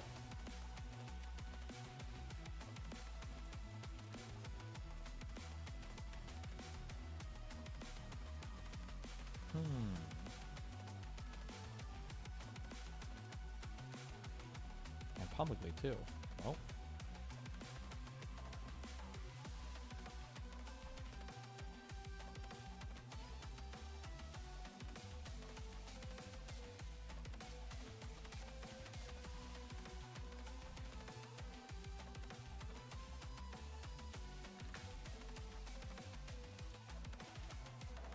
Thoughts on Jennifer Lawrence calling Kourtney Kardashian more annoying than ever? I don't know anything about either of these people. Why the fuck would I care?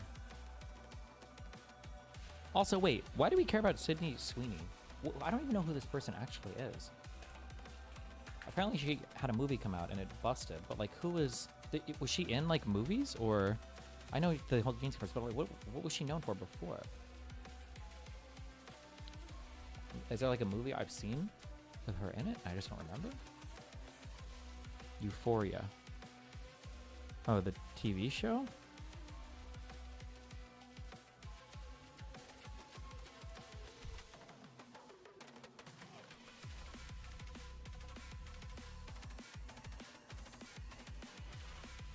Okay.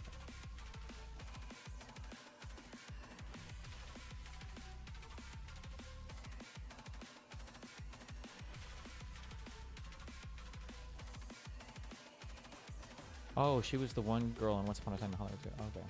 Alright, I guess. Okay. I've never seen Euphoria before. I don't know if I've seen any of these other movies. Spiders 3D. What the fuck is this? Sounds like a movie I need to see the trailer for.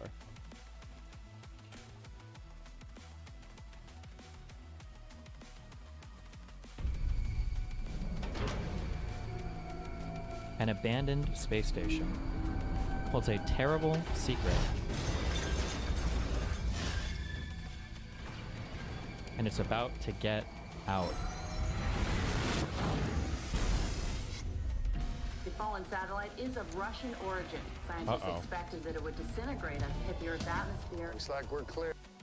That's not Crystal Ball, right? Scientists No. expected that it would disintegrate as it hit the Earth's atmosphere. Looks like we're clear. We gotta get that line open by rush hour. He wasn't just killed from electricity. Some insects plant their eggs in a foreign host. We removed these from his abdomen. What? Whatever bit him, still down there. Look at this! Ah! Ah! So that's what this is about.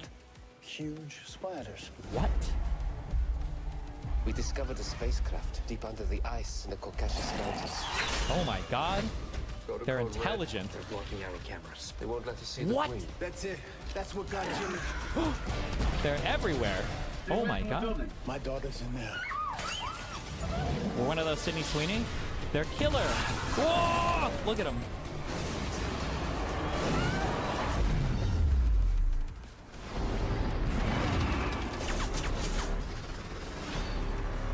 Was that Sydney Sweeney? Oh my god. Ah! Spiders. Won't be complaining about the rats anymore. Wow.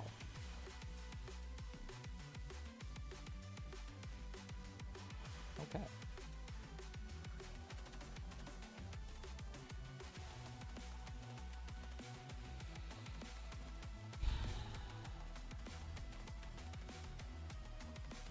Oh, my Tom Talk is up.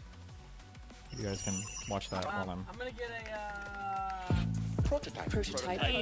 I'm gonna get... We. Can you guess the IMDb rating of that movie? 1.8.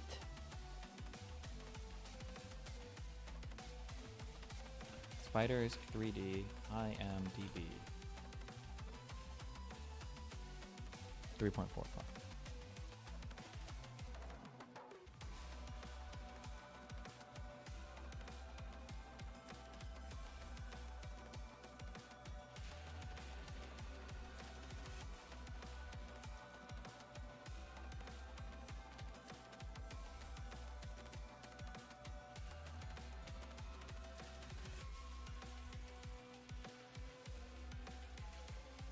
Under Democrats. The last balanced budget we had was under a Democrat. Every time a Democrat comes into office, it's on the... I get so frustrated sometimes. I feel like I have a lot of facts. I got a lot of facts! And then I get hit up with the hypotheticals. Happen under the Democrats. It's like, it is huge tax cuts. Say anything. He spent a ton. Predictable. This on maybe the first episode we did. Like everything that Trump has done is like very predictable. Like I think that from the first term it was obvious that he's a crazy spender. He spent a ton when he came into office after Obama. He doesn't care about balancing the budget. He did his huge tax cuts in his first term. He made them permanent in the second term. He's not capable of leading the country. There's a whole bunch of reasons to expect what's happening now because of what happened in the first term. And then meanwhile on the other side, again, I keep hearing like socialism and communism are going to happen under the Democrats. It's like 98% of all jobs made in the past like 50 years have come under Democrats. The last balanced budget we had was under a Democrat. Every time a Democrat comes into office, it's on the back of like a Republican-led disaster. And it's like I don't understand how we are voting in Republicans to give them another chance and then they destroy everything again like they've already done because we're too afraid of electing Democrats because we're worried about them doing a thing that they haven't done and don't really show any inclination of doing. It's really hard for me to understand. We might have different things that we worry about, so I don't need them to usher in socialism in name. What I need them to do for them to be a not only moral hazard but a literal physical hazard for the United States is to deficit spend. So I just rank order the parties by how much they're going to deficit spend. In that case, the Democrats still easily win. Yes. The Republicans deficit spend like spend crazy. more? No. The Well, they want Republicans to add more to the big beautiful bill. If they were saying government is shut down until we balance the budget, I'd be on team Democrat. But they're not. They're saying just add these things back into the bill. That is, again, this is not a I'm going to bat for Republicans. This is like what the Republicans are doing is completely unacceptable and will drive us off a cliff. And then the Democrats are like, but wait, let's go faster. That's the part where I'm like, no, okay, it was because the Republicans did a whole bunch of like tax cuts, increase for funding for ICE, and a whole bunch of other stuff like this. And they cut the way they balanced it was by cutting. They haven't balanced it. Foods. Well, the way that they make this kind of work and the way that they didn't, it doesn't work, right? Yeah, I was gonna say, we see this very different. But the way that they balanced anything, when I say balanced, the way that they brought back a little bit of the budget is by cutting things like SNAP and Medicaid. Yeah, but I couldn't fucking care about bringing it back a little. Like it's deeply problematic. What the Republicans are putting forward is within 10 years you go off a cliff. Sure. So now I'm just saying you've got the Democrats going, no, we can do it in 8. And so but now all the big beautiful bills are Republican bill. Yeah, what the fuck? So I think you think I am either identifying as a Republican or I'm going to bat. No, I'm not thinking that.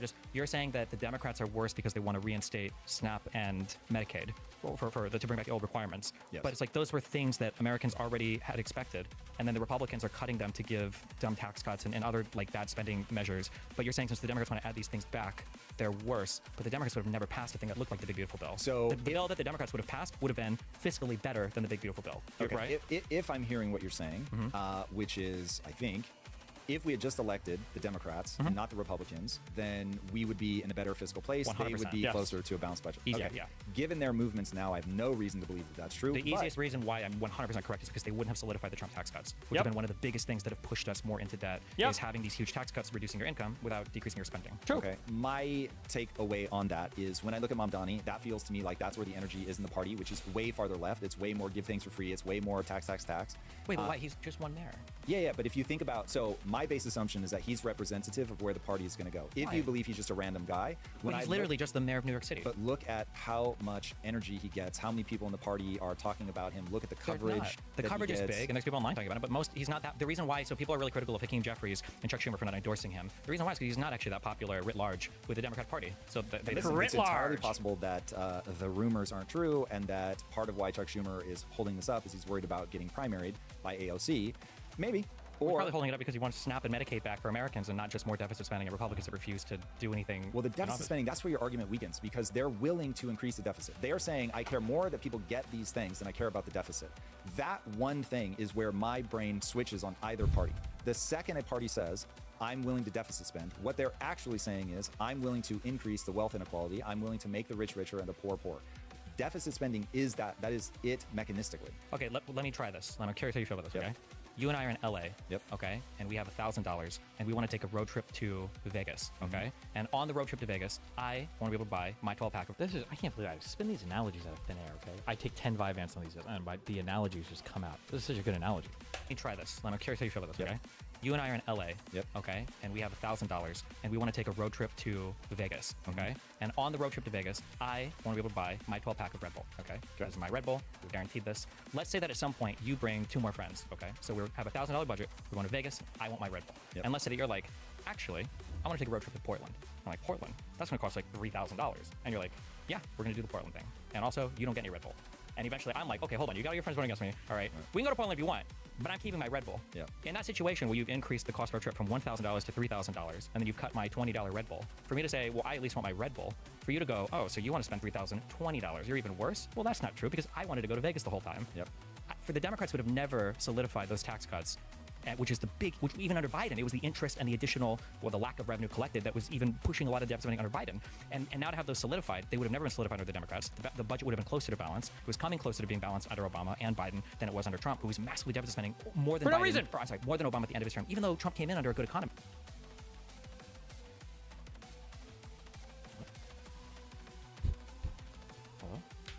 Than it was under Trump, who was massively deficit spending more than Biden, more than Obama at the end of his term, even though Trump came in under a good economy. I just don't understand how we ever look at Democrats and go, they're worse because they want to fight for SNAP and Medicaid, when it's the Republican budget that was so much more dumbly done. That's just crazy to me. Okay, fair. But I will fair in that you're a smart person. You're looking at it, you have a frame of reference. You sound like you're missing a key point from where I'm sitting. Okay. And that key point is I don't have to look at hypotheticals. I just need to ask, we're in the situation that we're in, and how are they behaving? So your example is great. In terms of, I totally get the emotion of like, hold on a second, now the one thing I said I wanted, I'm not even gonna get, and we're driving somewhere else. What is happening?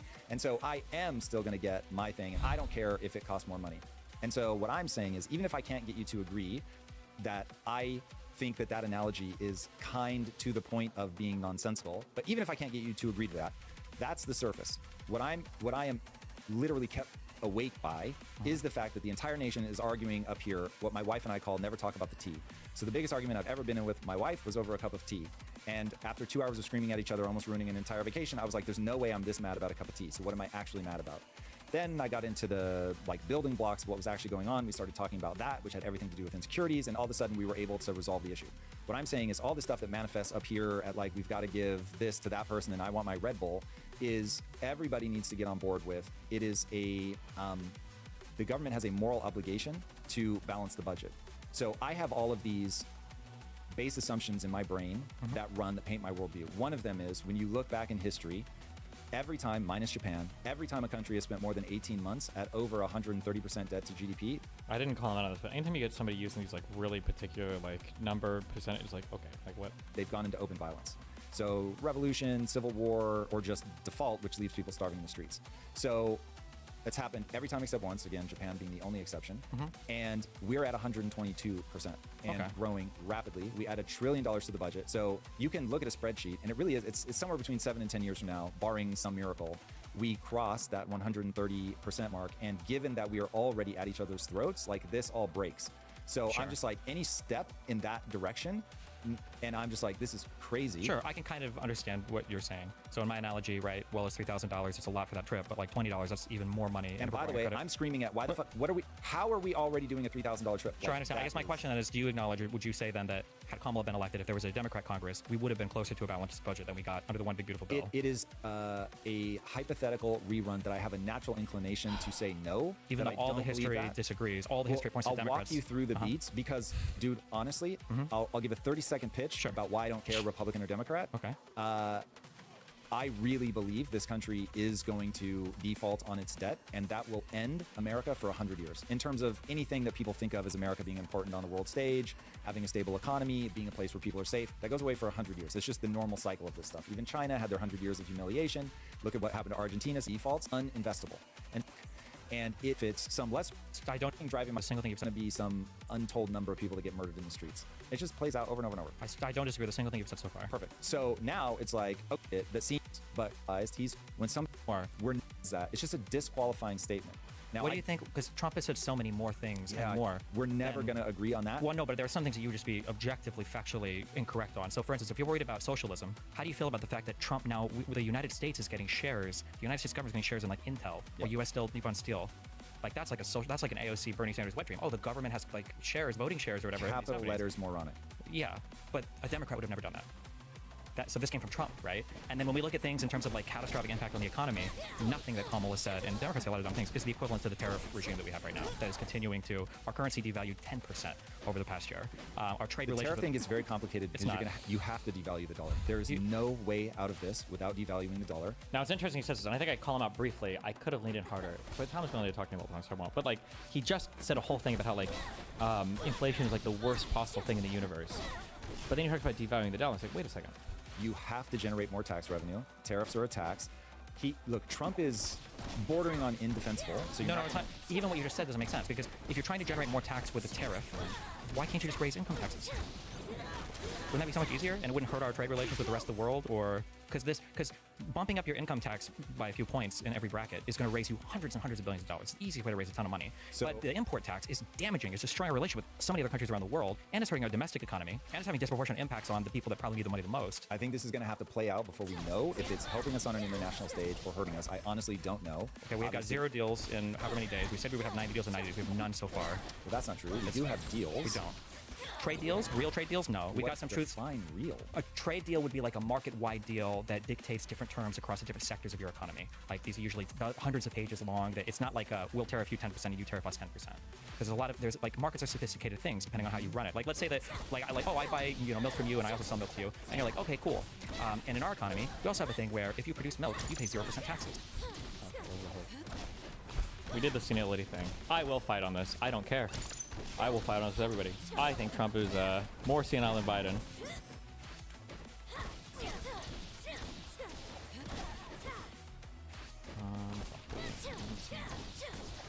It was near the end. Information on the Russia hoax. To you, not a hoax. Russia really was involved. That was all above board. 1,000,000%, of course. Okay, so then. But I've read all the underlying documents. Yeah, I've read the Mueller report. I've read it's all. Not only is it true, it's worse than most people so even. So your map is Democrats honorable, Republicans, Trump especially, unhinged liars who will do whatever to amass more power. 100%, yeah. Not my read in the slightest. Okay. So and I'll just say that a year ago I made a bunch of predictions. I feel like, go ahead. Was Biden cognitively capable of being president? I think absolutely. I never saw any evidence that he wasn't.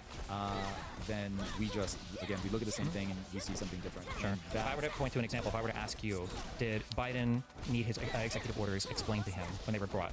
You couldn't find a single thing that happened. I have to imagine Biden wouldn't be able to take his own medication without somebody explaining it. Sure, you can say that. But the difference is that Trump has already lied about his medical history. Do you acknowledge that his doctors lied as well? I don't know, but would not be He has the chronic venous issue. Would not be okay, so he lied about his medical history. Biden never lied about his medical history that we can see. Then he doesn't know it or something. The man had dementia, whether it was Alzheimer's or not, I don't know. But you can say that, but you have no evidence for that. Yes, it is. Why? I trust my eyes because of the fact that inside of their own government and administration, they had a group that referred to themselves as the Politburo, which, as you well know, is the group in a communist country that runs the country. So to me, and again, this is what are my sensitivities versus what are yours? I am totally freaked out by communism, socialism. Okay, so let's get away from the random reports of Politburo. How did that come out in a policy manner? What is our external evidence of my map of the situation that you did not, for some number of years or some percentage of the time, that Biden was not actively the one running the country. Because I don't have any evidence of that. Whereas today, I can say, for instance, here's the thing. We just saw Trump admit that he had no idea, I guess, that he pardoned the Binance guy or whatever. He didn't say he didn't know that he pardoned him. He said he didn't know who he was. So who pardoned him? Yeah, this guy's telling me who I trust. You should pardon this guy because this is all bullshit. This is Biden going after these guys. Yeah, Biden going after anybody in crypto. Cool. So what you've just described is there's somebody else running the government besides Trump. No, I think look, even as a CEO, it's not that you're not running the company. It's that you trust certain people to have a sense of what's going on. They're going to bring it to you, get you to weigh in. But I'm saying if they're not bringing it to him, if they're not getting him to weigh in, that he's just completely checked out because he can hardly talk and hold a thought in his head, that's a very different thing than you're running an entire country. You've got all these international deals. So who's deals. telling Trump who to pardon? I don't know who that person is. That's supposed to be the power exclusive exclusively granted to the president. So they bring it to him, they make the argument, he says, Who's yeah, they? I'm here for it. Whoever the person was that came to him. Who is that? But if, it doesn't bother you, don't even know who that hold on. is? It's a knowable name, right? No, it's not. We don't know who's so you're giving saying these they're things. gonna like keep that under shroud? I'm saying that the and weird stuff that you're worried about under Biden, that we have no evidence of it ever happening, we see it happening right now on TV with Trump, but for some reason you're not perceiving that. Trump is It's not pardoning that I'm people, and he not doesn't know anything about them, and he can't answer questions about them. There are politicians being killed in this country. It happened to the 2 Minnesota lawmakers. He didn't know anything about it sometimes, even though he did 6 months earlier. He told Walls, I'm not calling that guy, he's a white. Yeah. that you give such a pass to Biden in a way that I cannot reconcile. Because I'm trying to tell me what is the evidence of Biden being senile that doesn't involve him being a shitty debater. Put the clips on. There are. He literally can't speak at times. So besides him being a bad speaker, no, it's not being a bad speaker. That is cognitive decline. So you have no examples besides him being. If we were to compare, this is so weird. Well, here, I'm curious. If we were to compare Biden's years. State of the Union to Trump's State of the Union, which one do you think sounded more coherent?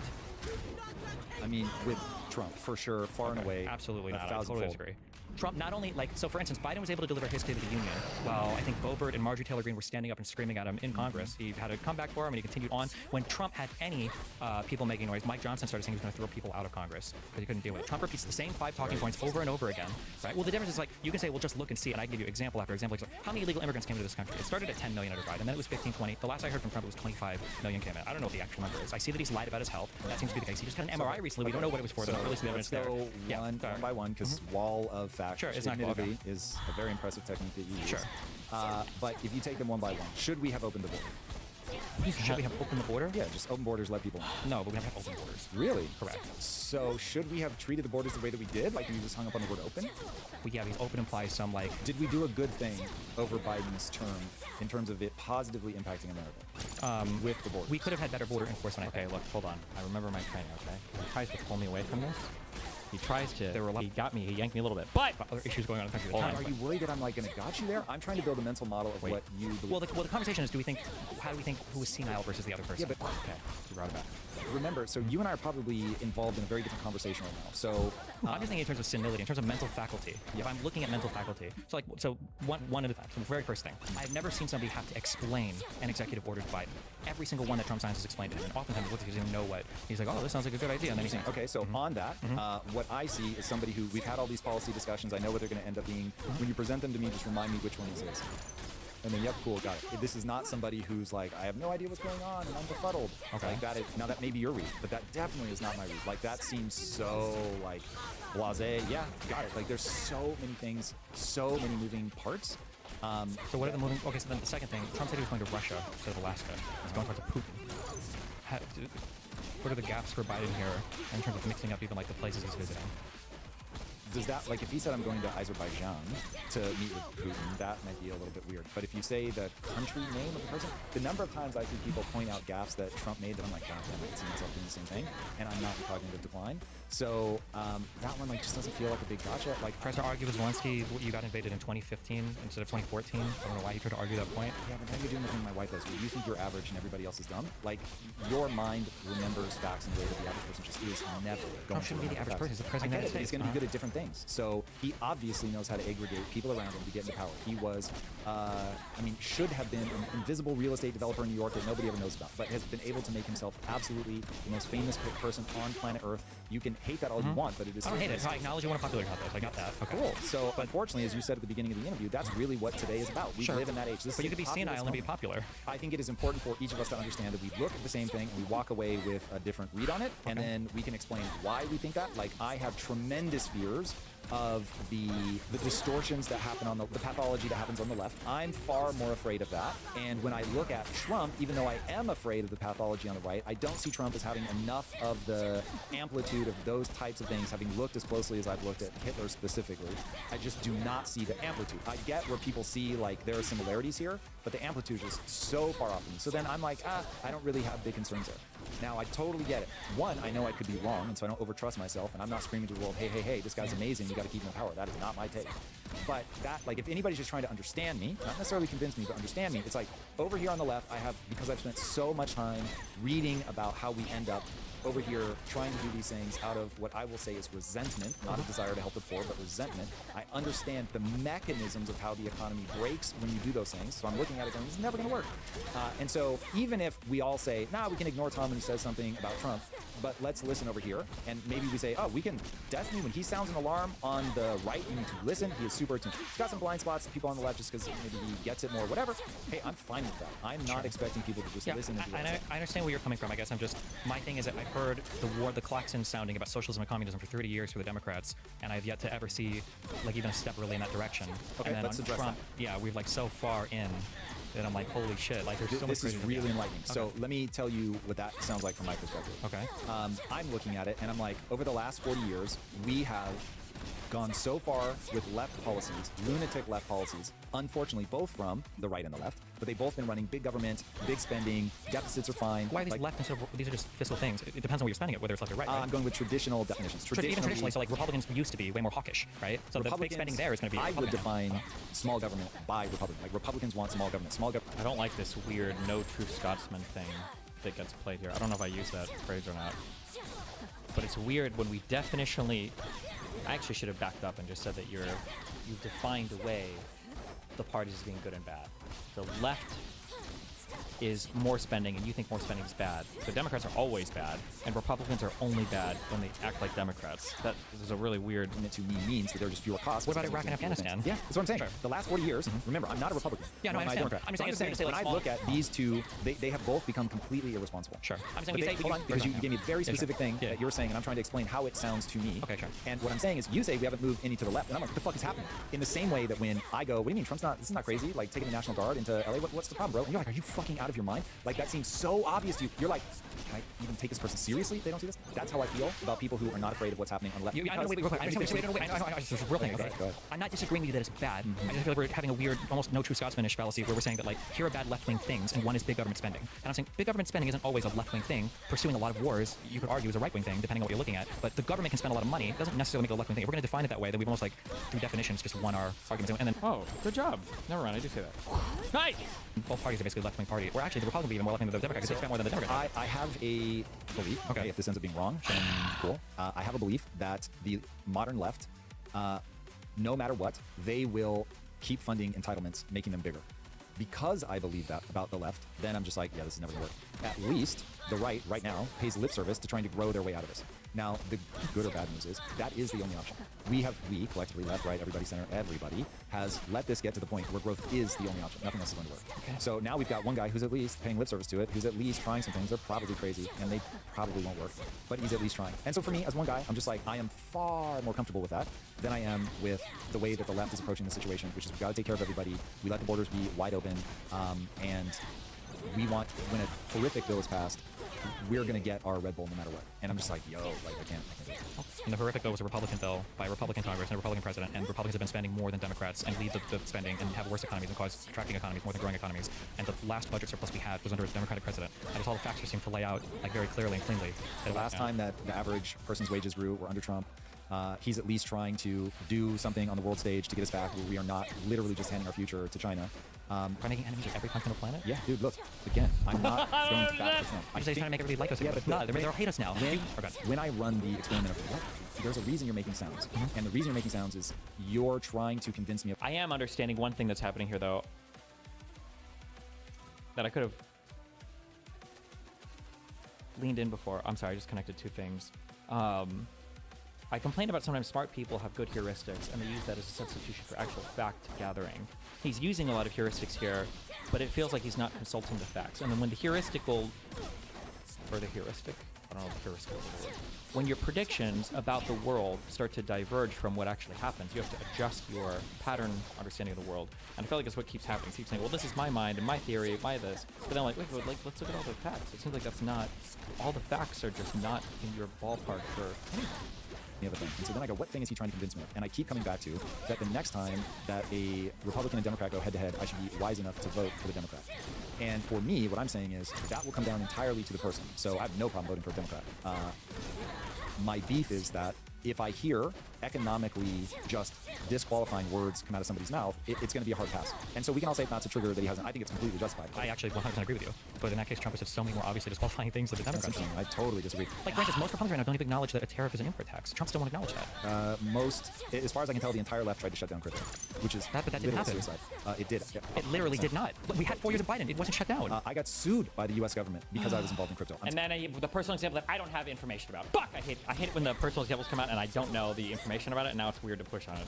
Telling you right now, they were trying to chill that the fuck out. I've heard you make the same pitch about, yo, when you've got Elon Musk coming after you, like, if it were anybody but me, this is the kind of thing that has a chilling effect. It's exactly what it does. It's like, what? Like, crypto is a legitimate thing. In fact, it is the only thing that's going to give people a life raft out of the absolute horrific mess that we are in from the dollar. Like, you have right now, the president of the United States is running the largest crypto scam in all of human history. Horrific. Okay, dude, all right. But if you're talking about where do you balance all this out? I've got one person over here that's telling me you just shouldn't even be able to do this. Let's make sure that we're doing CBDCs. And then you've got a guy over here that is fucking wild westing it, making it like just the easiest thing in the world to bribe, which is god awful. But at least he's trying to make America the innovation home for crypto, which when you know that growing is the only way to get out of this, somebody has to lengthen the runway on U.S. Treasuries. And the best idea that I've seen, it may not be the best, but the best idea I've seen is to create a one-to-one backed stablecoin with treasuries. And if you do that, you create instantly an international market for U.S. treasuries. It will not stop the problem, but it will buy us more time for people to figure out what they're going to do. Isn't there already an international market for U.S. treasuries? No, because people can't get... right now, if you try to get into international treasuries, you already have to be in a government where you have access to that. So that already rules out God knows how... Wait, private investors can buy treasury bonds? Yeah, we're not worried about those. We're talking about the average guy in fucking Kenya that has a cell phone, and that's it. He's got a governmental currency that's terrible, and so he can't save money in that. Oh my god, I just realized the disconnect on that. When I said private investors, I didn't mean private investment institution. Anybody in the world can buy a U.S. Treasury bond, right? Is there like some weird qualifying thing that I'm not aware of? Anybody in the world can open an account anywhere and just buy U.S. Treasury bonds, right? Okay. He would be way better off in U.S. dollars. He would be way better off buying U.S. Treasuries, but he has no mechanism with which to do that. He doesn't even have a bank account. So many people worldwide would suddenly... How do you even get crypto if you don't have a bank account? Is it getting paid in crypto? Be able to get access, partly because it will allow people to innovate and create things like stablecoins that they make available wherever. And also, is this... So like the poor Ugandan who can't have a bank account is going to be a more worthwhile investor in USD than... And as long as you have something that can be audited and you have a one-to-one backed with the stablecoin, you are still going to get inflated, so people need to be aware of that. But the inflating USD is far better than... Fuck! Also, you know one thing I really like? I've been doing this more, and I realize I should have done it here. Sometimes people use analogies or like turns of phrase, and I think you can... Sometimes you want to fight against it and you want to make it inapplicable, but I think you can actually... I think you can just follow the turn of phrase even more to its logical conclusion. Like he says, you know, yeah, this guy wants to do this thing or whatever, and then Trump at least is doing like the Wild West. And it's like, you don't live in the Wild West anymore. Do you know why?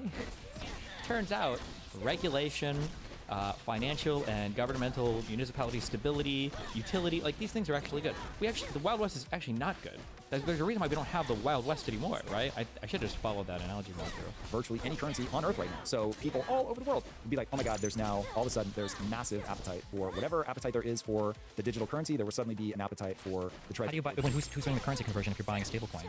So like, let's say somebody in Kenya wants to buy a stable coin in the United States. It's being held like on a U.S.-owned treasury. The mechanism by how that would work, it would certainly be, one would assume, the initial crop are going to be American companies that are they're domiciled here, they know all the regulations, they build the stable coin, it's all backed one-to-one with treasuries, and now they make it available for whatever. They make it available as a phone company, they make it available as a farming consortium, whatever. I mean, there will be untold amounts of innovation once there's clear... You can't just like open an investment account in any other country, just buy a treasury bond? For regulation, and people know what they can do. Okay, I don't know if that would work in practice, but okay. I obviously feel very strongly that will, and that we have to have some ideas around how do we move forward with elongating the runway so that people... I feel like this, I feel like he's listened to a lot of people talk about the libertarian thing. For people who are my age, I'm 36, if you remember back in the Ron Paul days, abolish the Fed was like the go-to statement that defined basically the entirety of your political existence, right? Like, the deficit was the worst thing in the universe. Inflation hurt everybody. It was the worst thing ever. Robbed wealth from people. It was going to lead to the collapse of nations, of our nation. And the only way out was to abolish the Fed and go back to the Cold War. I believe this when I was, how old I was when Ron Paul was 20, I guess. I feel like that thing has come back. That current of thought has come back under the crypto rose.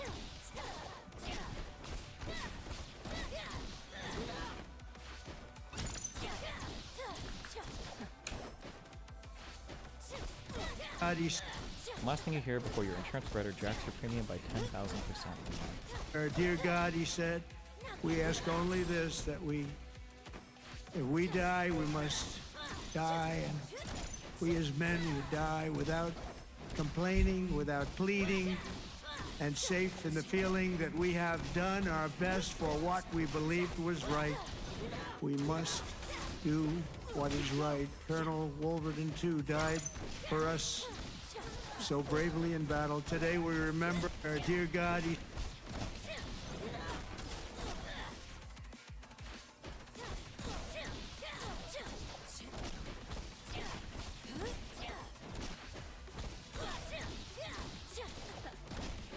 Why Roger don't block me on Twitter? What a fucking loser.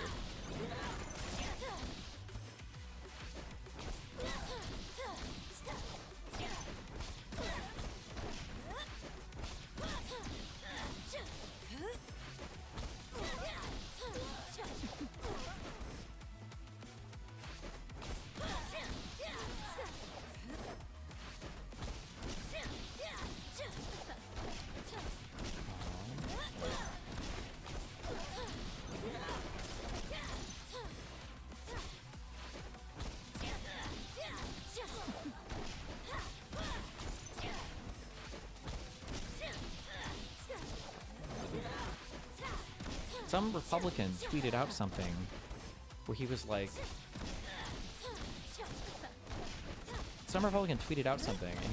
did you guys know that like 30 or 40% of people who have ACA medical insurance don't even take out major claims or whatever? And it's like, what do you think? How do you think insurance works? It doesn't work if everybody takes out major claims. That's the point. Wait, what's going on? Darius on my distance already? What do you want? It was a senator with an MD. I thought I tweeted that. What do you want? I have. Okay, my PC is giving me temps of like 185 on the. Yeah, that's not happening unless you're measuring in Fahrenheit. So give that to me in real numbers. Hey, no, it's in Fahrenheit. Yeah, I know. Give it to me in Celsius. I don't. Who the fuck measures CPU temps in Fahrenheit? Me, because I don't know Celsius. What the fuck is Celsius? I didn't know anything about that. You would have to change a setting on any output reading to measure a CPU temperature in Fahrenheit. It's 85 degrees Celsius. How long is your? Is that the actual temperature, or are you just like adding 20 or? No, I'm looking at it right now. Right now, I just got out of the game, like literally right now, and it's at 76. Okay. Your CPU or your GPU or what? CPU. Okay, that's fine. What about it?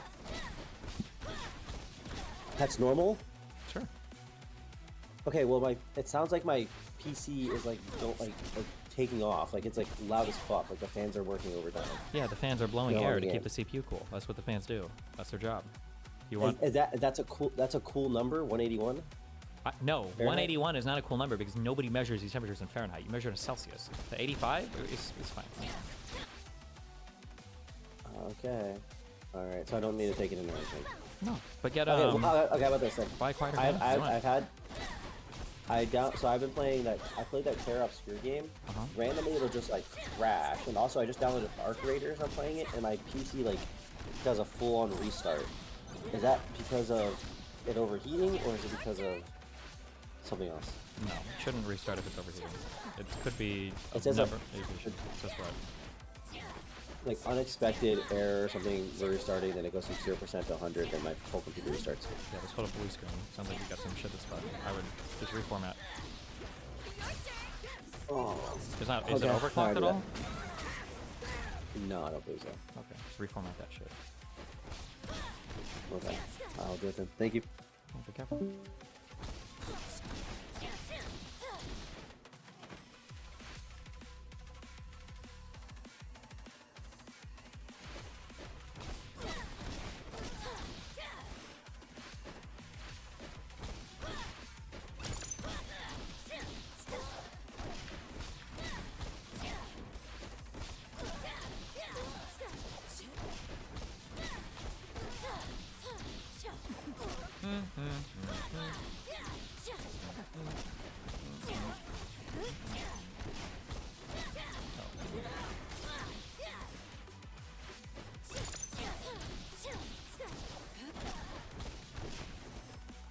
big mini fighting yesterday. What happened?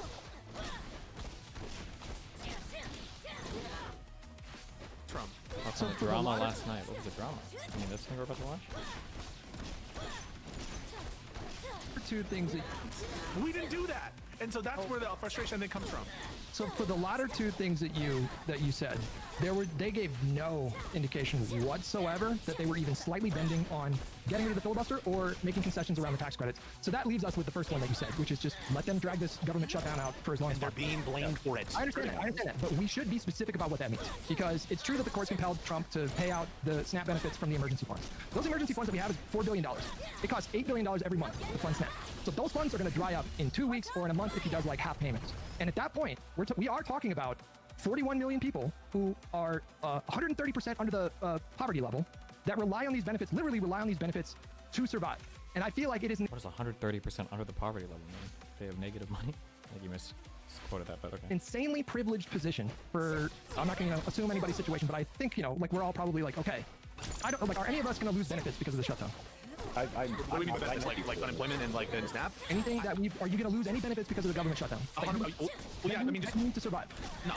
Okay, I feel like it's really easy for us to be like, Democrats should hold the line and fight. That's not relevant, Touch. Whether or not we specifically, as commentators, are in the class of people who's being helped, it's irrelevant to the actual argument. You're just making an argument that like individuals who are privileged shouldn't be talking about this. No. It's easy for you to make the case that these. This is the thing I said yesterday. Where I was like, damn, if my flight gets canceled, I would actually get kind of triggered. And then I thought, man, this actually doesn't really matter that much to me. If my SNAP was getting canceled, I might feel a whole lot different. Yeah. Benefits should end when you're not relying on them to survive. That's my point. It's easy for you to make the case when the premiums don't affect you because I don't know what the fuck. Like it's easy for you to make any case. Like what kind of argument is that? You're saying that like if you don't so if I were poor, so if I were really poor and making this argument, what would you say? Assume that. Why are we getting into this in the specifics of you as like individuals? Why is that relevant to the argument? That's fine, but I'd be very curious to know what everybody who relies on these benefits, how they feel about the shutdown. That's what I want to know. This is like classic identity politics garbage. Let me jump in because okay, I know people that are on SNAP. I know people who work for the government who are being furloughed and they've been asked to come back to work without pay. So they're actually working for free right now. They're not even just getting put out of work and not getting paid. And these people are on board with, hey, yeah, this is hurting me, but ultimately I want this fight to win. Now, I don't know what the consensus is. Obviously. Wait, real quick. I'm sorry. Before we jump all the way. Somebody in YouTube chat said, in relation to the shares, the golden shares, whatever, that the shares that Donald Trump got in Intel and in the U.S. Steel, Nippon Steel, or whatever merger, that those are non-voting shares. I don't know if it's necessarily appropriate to think of those shares as non-voting shares. Like on paper and for an ordinary investor, they might be non-voting shares, but like imagine somebody owns 20% of your company, but they have non-voting shares, but imagine they're your main supplier. It's not gonna feel like they have non-voting shares. Like, well, yeah, technically we can do whatever we want, but like, I'm probably gonna have to make sure that I'm appealing to this guy's interest because, even though his shares are non-voting, I'm gonna get super fucked if I do something I don't like. And with the United States government owning shares in your company, yeah, they don't have voting shares, but they can literally shut you the fuck down and investigate you for crimes and destroy your fucking world. So even though they don't have non-voting shares, in a way, I feel like they have more power with those non-voting shares than an ordinary investor would with voting shares, Especially with Trump at the helm, who's literally demonstrated that he's willing to play, dictator with tariffs and everything else. Work and not getting paid. And these people are on board with, hey, yeah, this is hurting me, but ultimately I want this fight to win. Now, I don't know what the consensus is. Obviously, people are going to get hurt. But I mean, yeah, it is easier to say if it doesn't hurt you directly. In the same way, like, Hutch, we could, throw it back from last week and be like, well, Hutch, it's easy for you to say, I'll vote for a pro-segregationist Dem to stop a Republican because you're not black. Like, yeah, but that doesn't mean your analysis of the situation is any less valid. It just means it's easier for you, which is true, and it doesn't invalidate your opinion. So it's literally irrelevant. It's mostly irrelevant, but the question is, like... But couldn't they just shut you down without any shares? Yes, but you would assume, you would hope, that if the U.S. government is shutting you down, it's because you're doing something wrong or it's in the interest of the country, ideally, right? But let's say, for instance, let's say that the U.S. government had enough shares or the money worked out such that the U.S. government really wanted to fund a new military project, the Kill Palestinian Babies project or something, okay? But they knew that they wouldn't be able to raise the congressional budget to do this or whatever. But let's say, then, that they look at, another company that's making a lot of money, and they realize that, okay, well, hold on, depending on how you guys act, you could make enough to fund the Palestinian baby seeker missiles. okay? But let's say that company wants to take their company in a different direction, or they want to do something in terms of how they gear themselves or whatever that would make the government less money. Well, now the U.S. government can apply pressure to that company to ensure that they do the right things, or else they would shut them down. And you don't know now if the U.S. government is acting in the interest that the elected politicians are doing, representing the people, or if they're just doing it because they want the government to be able to make more money from that company, or like, it gets weirder. I'm not necessarily saying it would be bad. I'm not necessarily saying that everything the U.S. government does with regards to a company they have a share in is bad, or that a government that doesn't have shares in a company would never do anything bad. I'm just saying that this is the whole issue with conflict of interest. You just don't know. And it's almost impossible to tell. That's why conflict of interest exists. It's because the interest is conflicted, even if you are making good, wise, and sound decisions, I don't know if anybody would even trust you. It's hard to know. The ultimate question. Well, it's mostly relevant, but I think. Wait, what is the relevant? What is the relevance? Wait, we're about to get into that. What the relevant part is, which you are correct on this, is how much are we willing to let the American people hurt to get this win? Because if we don't definitely, if we don't say what is the consensus we're reaching to, and we don't know how long it's going to take, will we just let the Republicans lose and lose and lose and lose? More specifically, people that are not. Yeah, more specifically, other people. This is a conversation about how far are we willing to go in terms of allowing other people to suffer, so that we get a political win. Because you're thinking in the short term. You're thinking, and this is why you'll always lose, and why Democrats who think this way will always lose. Is if all you're thinking about is a fight tomorrow is about what you're like, then you're never going to, in the long term, be able to resist Trump or be able to resist authoritarianism because you're not. Like, I agree with this in principle, but we already got huge wins. We already extracted huge political wins. Like, if the Dems would have folded on like day 7 or 10 or something, I was like, whatever. But I think on the backs of all the elections, I mean, we did get something, and then we had a little bit of concessions, not ideally a lot, and then we also demonstrated some of the voters. Like, again, you can argue that maybe it should have gone on for longer, but I don't think you can say that it was just an absolute utter failure.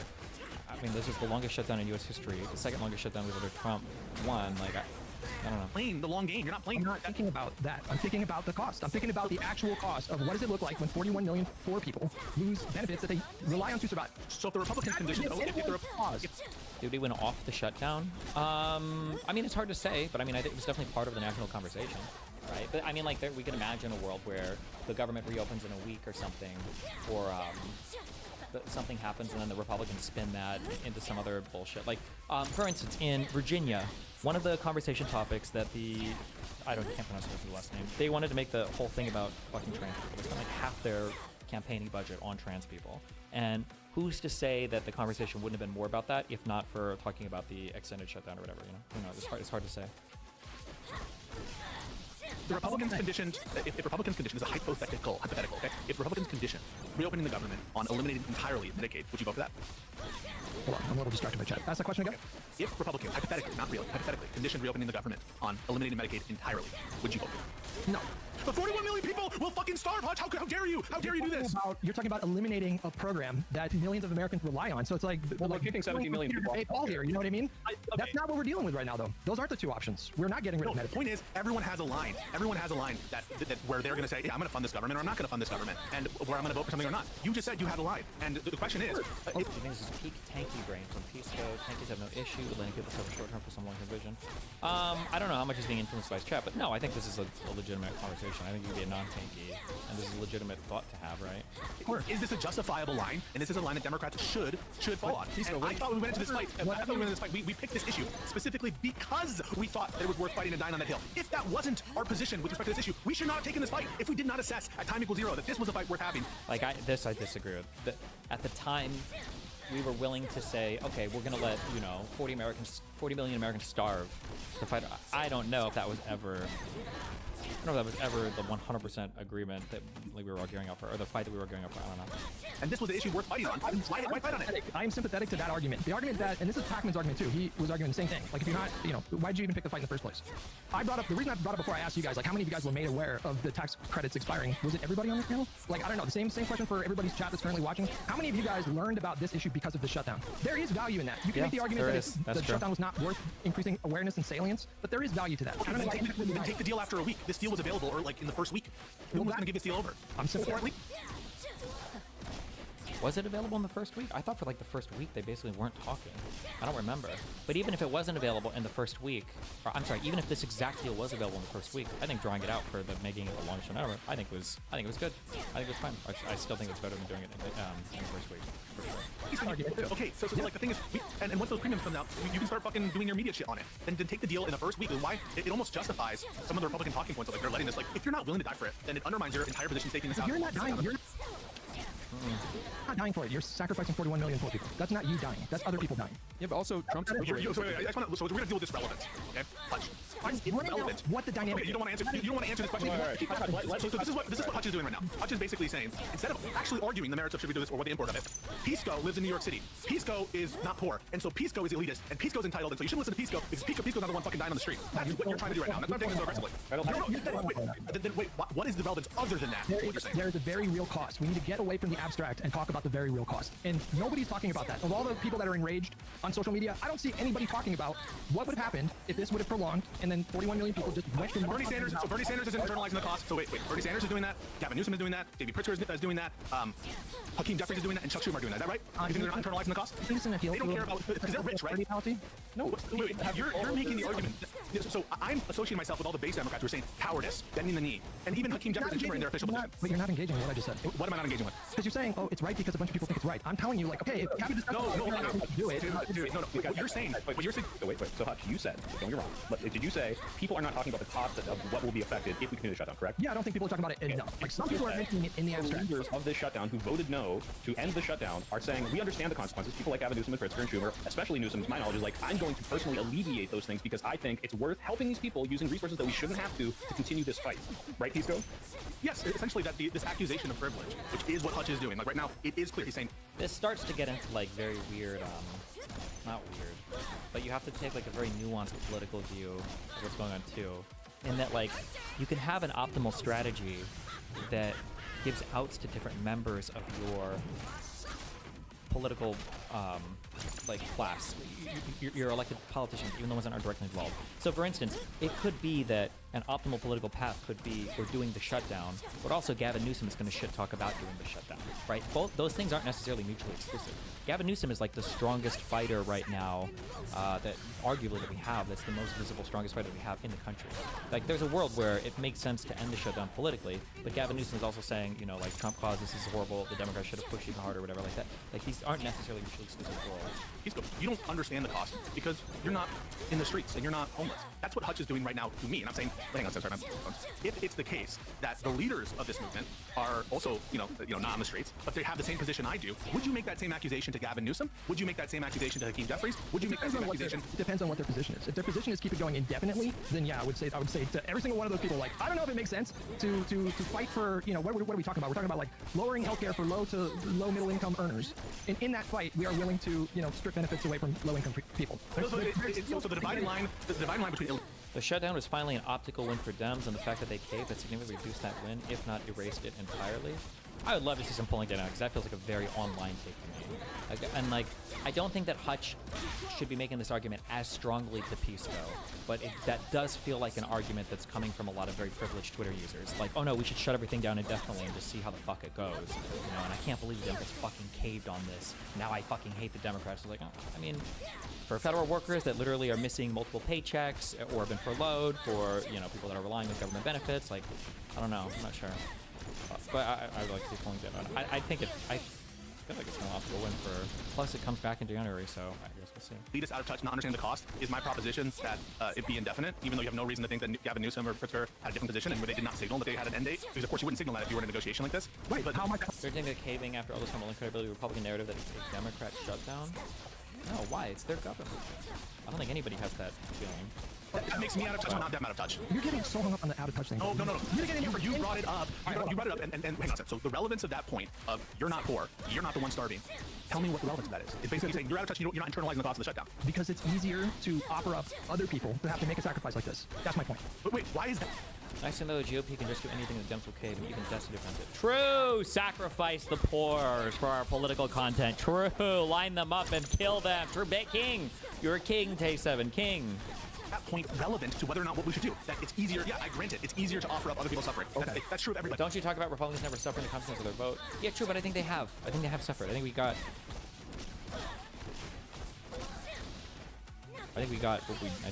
stuff. I think it was okay. We came out of this okay. You could push it harder. At Destiny, I think it was an online thing too, but Stephen Colbert, Jon Stewart, Jimmy Kimmel, Seth Meyers, etc. all think it should have been indefinite. These are also like very left-leaning, more left-leaning than the average person, and also unaffected. I'm sorry. What is the relevance of that point? It's not relevant. Because it informs the larger discussion that's happening right now. How does it make it more or less likely? I am making the point that I think people should be talking more about the specific costs. That's what I'm saying. You're making a point that the reason you're not talking about the government shutdown cost to me, the reason you're not doing that is because you're not on the streets. Isn't that what you're doing? Bro, this is like 20 minutes of litigating your hurt feelings. Can we let... It's Ryan Petty is the most neutral person. He's literally in the middle of all this right now. Ryan, your thoughts on this? I am. So I think Hutch is making an important point about there is a human cost to this. I mean, people will hurt the longer this goes on. At the same time, that's politics. To an extent, that's politics. People, and I want to be really careful about where we're putting the agency here, because to the extent that people are hurt by the shutdown, the Republicans could end it tomorrow. Their ideological commitment to the filibuster does not absolve them of responsibility for the fact. Most contractors aren't living paycheck to paycheck, so it is retarded of you to use them as an example. Sociopaths need to feel pain in order to have the capacity for sympathy, and a couple months of pain is the price we need to pay to get rid of MAGA's popularity. But we did, didn't we? Like, the popularity has fallen a ton. No? Like, would the goal have been to push it to civil war? If that was like, is this the civil war fight on this? That they control the government. I mean, in my opinion, I think that that's the case. So, is there a point at which Democrats should say, like, no, your inability to run the government is hurting too much. We have to, reopen the government? Probably so. I don't know what that point is. The official position of the Democratic Party should be that will continue indefinitely. That should be the public position. Otherwise, the Republicans will just hold starving people as a hostage every time. Right. That's kind of my take on this, Hutch, is like, yes, I understand this. There's a human cost to this, but like with the agency of who are the people fighting not to pay SNAP? It's not Democrats because they're continuing the shutdown. It's the guy going to the Supreme Court and saying, make me not have to pay SNAP. I understand. Right? And I know you're not. I'm preaching the choir, but my point is, this almost feels like the inverse of the Democrat blame graph, where it's like, why are we saying that? Well, this is a human cost that the Democrats are imposing, and not, hey, we can continue to blame this on Republicans, and they should have this held at their feet. That's not my position. Just to be clear. Well, sure. Okay. I put the blame mostly on the Trump administration, but to the extent that Democrats have the power to make sure that 41 million people don't lose these benefits, and it's not just SNAP, by the way. There's also WIC for like single moms. There's also we give out assistance to millions of people to pay their rent each month. We give out assistance to people to pay their energy bills each month. We also have like federal workers that are furloughed. I mean, this is so much bigger than just SNAP. Why would you vote no, Hutch? That's pretty privileged of you to vote. Wait, I understand that you're not taking. I understand that you're not taking the position that you would do indefinitely. I'm really sorry. Wait. So I understand. Wait. I just want to make my point. So I understand that you're taking. I understand that you're saying that. Sorry, please. Wait, I want to finish. Like, I feel like the big. This is what will determine, I guess, the success or failure. I guess is Democrats shut down the government, or there was a shutdown because Republicans wanted to fuck with your healthcare, and the ACA subsidies are expiring. Everybody's healthcare is going to go up. So when the next shutdown rolls around, or when the next conversation that comes around, what should be remembered is publicly people hitting like, okay, well, Democrats wanted to do something related to healthcare. The Republicans ultimately said no, and the government was reopened. But now all of my healthcare costs are going up. What the fuck? Like, ideally, this is the simplest form of narrative weaving that everybody kind of like leans into. Why was there a sunset clause for the ACA subsidy? Because Democrats are evil. The reason why you sunset things is it's a strategic decision made so that in the future, the opposing party can accuse you of doing something mean or evil, when in reality, you probably wouldn't have agreed to it unless it was sunset clause in the initial vote. That's actually why. So what it'll be something like this, okay? Republicans and Democrats make a deal not to murder all old people in the United States, and Democrats are willing to give on some things, but Republicans are like, we're not going to vote on this deal not to murder all old people unless you agree that this deal goes away in 10 years, right? And Democrats are like, okay, fine. And if the deal comes up again under a Republican administration, well, if it's popular, okay, well, we'll just solidify it. It's your provision. But if the deal comes up again and it's a Democratic administration, then the Republicans go, okay, well, time to renegotiate again. We're here to collect interest. And Democrats are like, well, hold on, I thought we should keep this. And Republicans are like, well, if you thought it was such a good idea, why'd you put a sunset clause in? The reality is it would have never been voted on initially without the sunset clause. That's why there's no motion.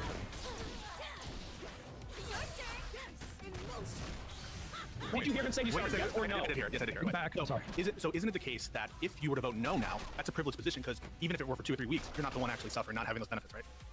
Oh, you lost me. I don't understand. Isn't that privileged? You're not actually internalizing the cost. Since you said, right? I'm hypocrite. I'm sorry.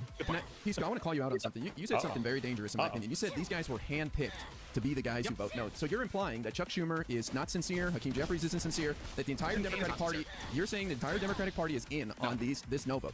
So then what are you talking about when you say they were handpicked? What does that mean? Well, wait. I'm curious what IRA thinks about it. I think these were absolutely handpicked to vote no, but that's a good thing. That's playing politics intelligently, right? I'll tell you exactly what I mean. Okay. Tim Kaine said that there were more senators. Ryan Getty just agreed that there's definitely more senators among the caucus who didn't vote this way, even though they agreed with that position. And Tim Kaine confirmed that there were people behind the scenes saying, we're glad that what you're doing. And so therefore, given the fact that there are significantly more, at least, you know, and Tim Kaine was suggesting more senators who agreed with this position, and only the exact amount of people. What do you mean the bullshit? You think Tim Kaine's lying? Bullshitting. Who knows what the hell he's saying? Do you think Tim Kaine is lying? I have no idea. I have no idea what he's saying. There could have been people behind the scenes that were almost there, that weren't there. But they were still no's. Okay, I'm assuming Tim Kaine is telling the truth. That like only 2 of the 8 are up for election, like next year. I frankly, I think that there were definitely more. I think they put up these ones that are all like half of them are retiring, and then like 2 more aren't going to be up for election for another 6 years. And I think Pisco's alleging like a clandestine Democrat like scheme, right? It's more just like no, I think obviously there are genuine senators and genuine reps who. It's like a textbook example of. How is this argument different from the Ukraine should just surrender to stop the killing? It saved their citizens from suffering. Line of thought is capitulating to malice, not encouraging more of it in the future. Well, it's.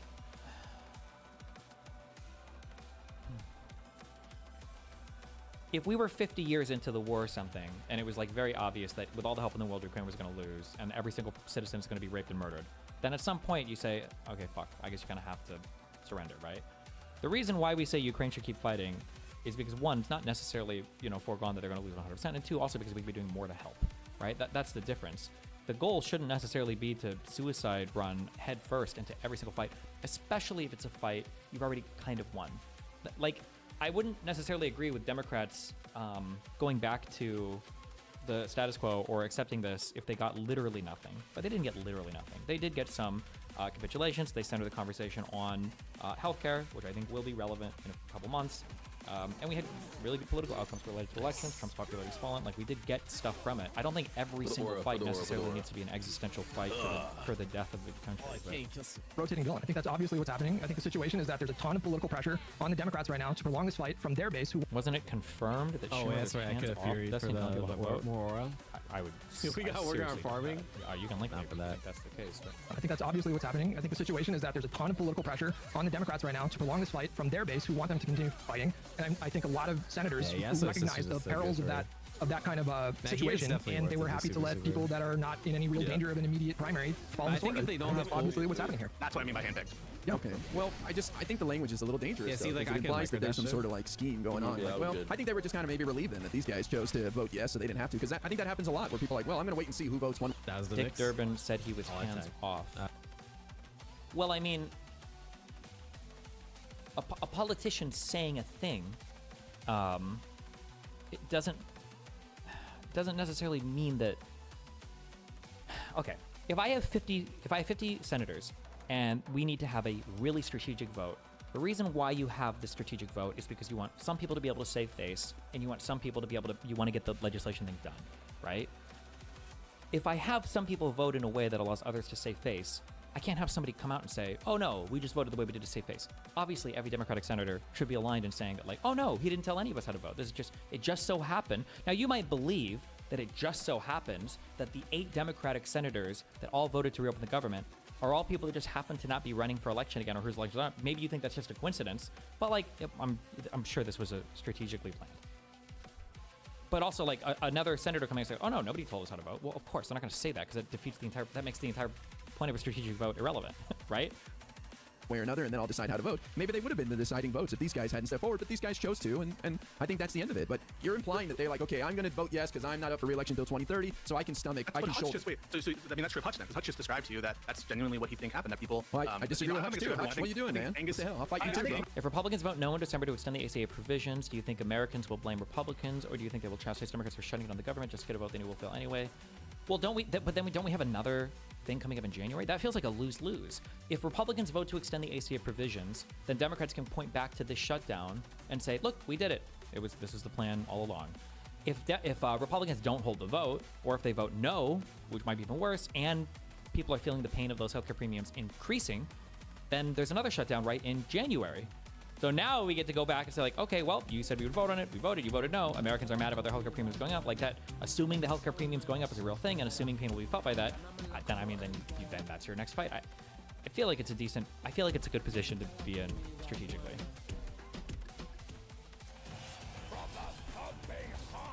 I think that's obviously what's happening here. I mean, like, Exactly. We're never gonna know exactly what's right, but it wouldn't be the most surprising thing in the world if it was like, vote, take the hit on this one, and we'll make sure you have extra input on this next thing coming up. I mean, that's just how sometimes things work in Congress. It's unfortunate, but it's reality. And there's a lot of non-overlap in the Democrats who voted in favor of the CR. Now, I weighed in on Lex, but I did not bring up Lex. Context, you're looking at it.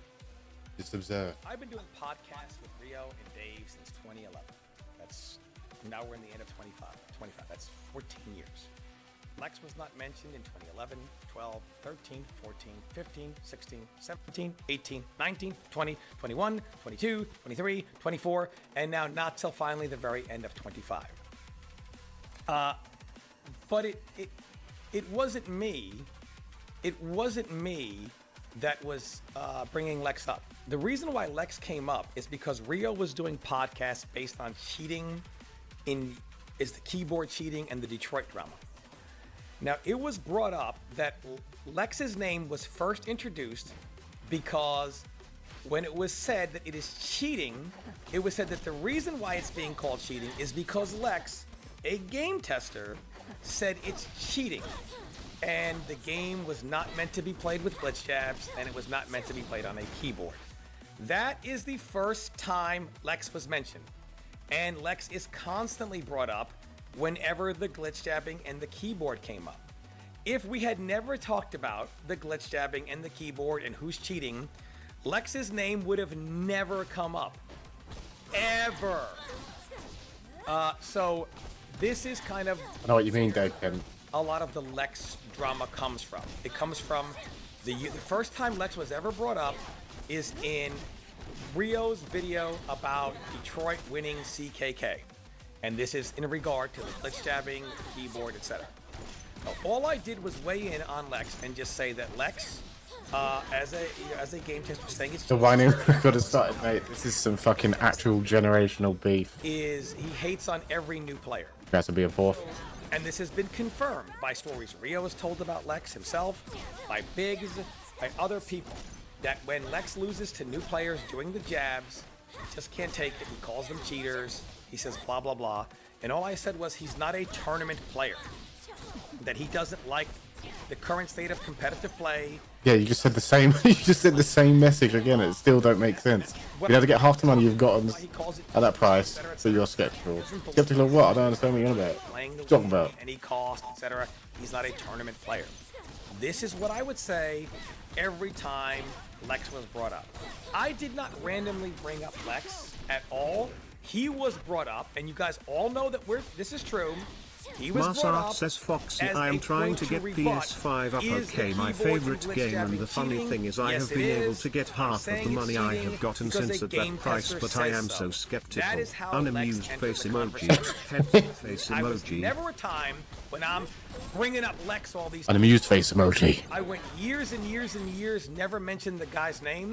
The first time I was talking This is true. about Lex was when he was brought up after Detroit won. I mean, I've been in the community since 2011. I hadn't heard of Lex at all since this. And I shouldn't have said brought up. I didn't bring him up. The first time he was brought up in general was during that. And I did give my opinion. But not our story. Only my opinion on Lex talking about jabs being cheating and at tournaments. Hom's community doesn't know who Lex is. The modern MK audience. Do you know why my community doesn't know who Lex is? Because I don't talk about Lex. I don't talk about Lex. That's why my community doesn't know who Lex is.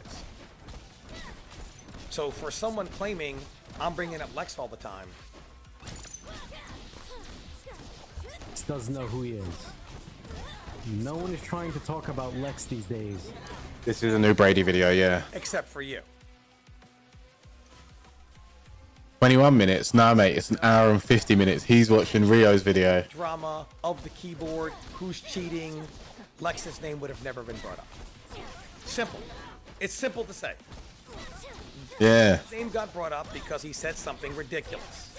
And His name was brought up by other people who are saying, well, the game tester said blah, blah, blah. Who was the game tester? Oh, it was Lex. Exactly, we're watching. It's a watchception.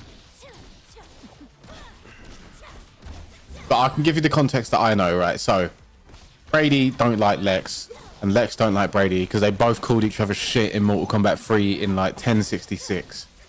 So, they're both just flapping their peacock wings, and there's no one around to either prove or disprove either of their points. One guy's saying that I came and fucked you up, recorded it, and then the other guy's saying you recorded it and then didn't put any footage up, and then the other one's saying, now you recorded it and didn't put any footage up, and it's just a giant fucking ancient dick measuring contest gone wrong. 3 a.m. Extreme Edition. Person, why does it keep getting brought up?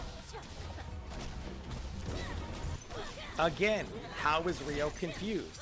Lex keeps being brought up because we're talking about glitch jabs and keyboard and who's cheating. And that is the only realm in which Lex's name is ever mentioned. It's not that deep, but that's what makes it funny. And I constantly say, Lex is not a tournament player. He doesn't like modern players. He disrespects them, which is confirmed by Biggs, confirmed by an earlier story by Rio, in which he tells a story from the TYM days, and Lex just calls them cheaters, and the game wasn't meant to be played like that, and blah, blah, blah. That's the only reason why Lex is being talked about. Again, I don't know why Rio is confused about this. If we're not talking about who's cheating and who's, They ain't gonna play. and who's using the keyboard. Try and get a PS5, start playing Mortal Kombat 1 because you never played. Funny thing is you never be able to get half the money and you've gotten some of the amount that you have on movie. But you're skeptical the console isn't original. So then, hope it makes sense. Lex making a comment. What Right. So it's saying, hey, can you guys? Well, yeah, you'd probably want to get something. Be in any part of this? I'm hearing live. I don't know, getting a whole console for MK1. Why you? I did that. Talking about me? I think that was a mistake. I'm not the one bringing him up. Actually, it probably wasn't in the end, but it still was. He means me. He's okay if other people say a game tester said it's cheating. So that's okay. He means I'm not okay with me, Bill, Tom, talking about it. That's what he means. Because he's basically saying when you guys bring me up, just tell Bill to shut up. That's what he actually means. Let's be honest here, because he doesn't seem to have a problem when other people reference him as a game tester who says it's cheating. But he has a problem with me weighing in on why he has a problem with it. He says he wants to stop getting name dropped in the episodes. So I respond to him in the comments and say, hey, do you want to come on the show? He says no, because I'm toxic. Your friend is toxic. And that he wants nothing to do with a drama. I think the easiest way for Lex to deal with this is to just get on the show and say, fuck you both. Tell him, well, if you're not going to That's it. to defend yourself, Leave it. no one can hear your side of the story. But I'm not going to force you. Same for Brady. I'll just tell them, and by them I mean Tom, to stop talking about you and mentioning your name when we do episodes if it comes up. So of course, another episode after, Lex gets brought up again, and this time I say... That wouldn't solve anything. Hey, Bergero, type this sentence into the chat, yeah? Foxy, you sucked at MKX. Here, just let it be. See, a lot of you probably don't even know about these details. Do you guys think... They all know about the details. Well, you're a dickhead, mate. And what? And that's it. That's the end of the whole fucking topic. You're a dickhead. It's over. Just heard the last podcast, which Summoning said, hey, I say it's cheating because Lex, who's a game tester, talked to me about it. No, bro. Oh, so, okay, now that's it. Now we're going on for 30 years now. You're a dickhead, mate. Meant to be played out. And glitch jabbing is cheating because it's not meant to be in the game. The game is not meant to be played that way. So your own audience, and we have plenty of documentation of other people. It's up to MKX. Lex. You're a dickhead, mate. I brought up. I mean, let's keep it 100 here. Randomly, the day of episode 50, that I want. It's just some old drama from a way about how people interact with each other in the end, innit? Like, you can't force respect from people. And if they don't respect you, you might as well just make it a joke. That I did with Rio before episode 50, or ever have I ever aired the me and Lex's drama. I have never aired it. I have never aired it. I talked about my history many a times with my Kalo on his stream. I always leave the Lex beef out of my history. Every single time, because I know that Lex is just gonna make up a bunch of lies and it's gonna cause a bunch of drama, so I intentionally leave it out.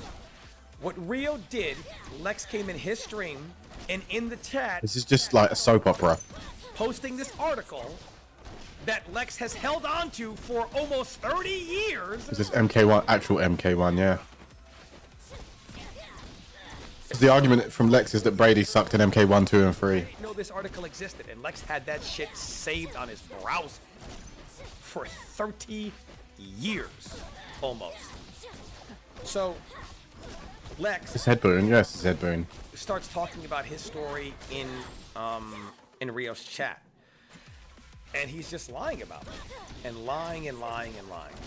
So I told Rio, you don't want to hear Lex's side of the story. You don't want to air his side of the story. It's all lies. So when Rio says he wanted to hear Lex's story because I was airing my side of the story, that never happened. You will never hear, there is never any video that you have of me mentioning my story with Lex until Rio streamed late the night before episode 50, and he's like, Lex says this, Lex says that, Tom's lying, Tom's lying, Tom's lying, and this is what Lex says, and I don't know who's lying.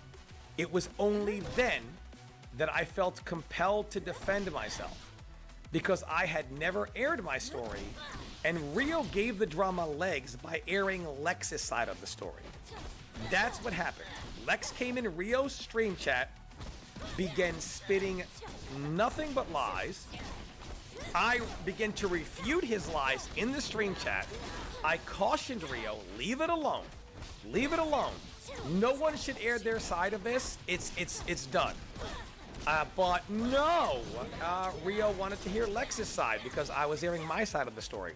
Show me any video prior to Rio's stream in which I aired my full drama history with Lex. It does not exist. It doesn't, it really doesn't. You guys are hearing about my actual drama history with Lex. It's so true. Rio stream started calling me a liar, and then Rio talked to him privately, told his side of the story on stream. Did I talk about Lex in previous podcasts? Yes, when he was brought up in relation to the cheating and the blah blah blah, but never my side of the beef. This is where Rio is misremembering, to be generous. Tom is the one constantly talking about Lex on other people's shows and platforms. Tom was literally in my stream a few days ago one night. Oh, it's just glorious, man. World War III, basically, with Lex. Why was I engaging in a World War III? Because Lex came into your stream one day and started it. He posted this article and started it. See, this is what Rio's leaving out. This is what Rio's leaving out. Lex. Hey, except for the set, they ain't gonna play. Come on now. When in Rio stream, Don't be silly. credibility, because he has no documentation of anything he's ever done outside of being a game tester in MK4. No documentation, maybe WaveNet as well, UMK3. No documentation. He has. How old is this beef? So what Lex does is someone to fight his I battle. want to say 21 years. Who does have But credibility? we'll say 30. Attach their credibility to Lex's argument, and that's what happened. So let's keep going here. Both of you guys took over the entire chat and argued. Yes, I took over the chat and argued because the guy came in, posts an article, starts calling me a liar, so I defended myself. It's not that hard to believe, not to imagine, to see what happened here. About this for hours that night in the chat. You guys can even go back to see it because I uploaded the stream from that night to my archive channel, because you know, if I don't do this, no one's gonna believe it and say I'm lying or something. And if you go back and listen to, watch it, Lex threw the first stone, started linking this article, saying I'm talking to the national champ over here, the champ, I'm talking to the champ over here, the champion. And started talking about all the drama. That's how it started. I'm saying this beef is older than some of you in the chat. The problem here is if you why don't you just block him and move on? Stop. I did move on from Lex. I've blocked Lex on every possible everything back in the day. I did. He's no longer Lexcellent. Like double the age of online Kale. LA, okay? That's his name. And Lex, in streams I was in, was being civil until it came to your stream. And he saw an opportunity, and he took it. And you bid on it. He started the drama in your chat. You could have shut it down right there and said, guys, I don't want to hear this shit in the chat. You could have shut it down, but you didn't. Talking about him, stop interacting with him. You guys are never going to play. You guys can't even tell a consistent story. That's a lie. This beef is almost as old as me. Lex's story, however, has changed many times. In fact, Lex won't even tell the story himself. He wants to text Rio or type Rio bits and pieces on DM for Rio to deliver to you. But Lex can never tell a consistent timeline because he doesn't want to be pinned down. He doesn't want to say, this is what happened, this is how it happened. Because the minute Lex gives names, dates, times... Nothing as old as it. I'm still hip. As being alive, I'm still with it. He doesn't want to talk at all. He wants to talk through Rio, through DM. We're going to come to that. Until you guys can show video proof back then and of any of these long sets happening, or any of these tournaments happening that people were winning, people really don't care. So since there's no proof, I got one more drama rant in me still. Each other in the set, and confirming that the other person won, and what you fucking looking at? Come on! I never went to Chicago to play. We're gonna get to that later. This is not a big deal to me. This set means nothing to me, but it means a lot to Lex. Why? We'll get to that. The other party lost. Count on Craftsman to tackle your outdoor cleanup. Blast away dirt and grime on outdoor furniture, walls, patios, and more. Onboard storage keeps nozzles and other accessories within reach. Then quickly pack it away until it's time to conquer your next outdoor cleaning task. Craftsman, build on. This holiday season, every macro bar is more than just a snack. It's a gift to your body of clean, delicious nourishment, a gift to our planet using certified organic, sustainably sourced ingredients, and a gift to others, authentically crafted with care. When every bite feels this good, sharing is the sweetest tradition of all. Give thoughtfully. Gift Go Macro. Today, we are going out and completing jobs for homeowners disguised as old men.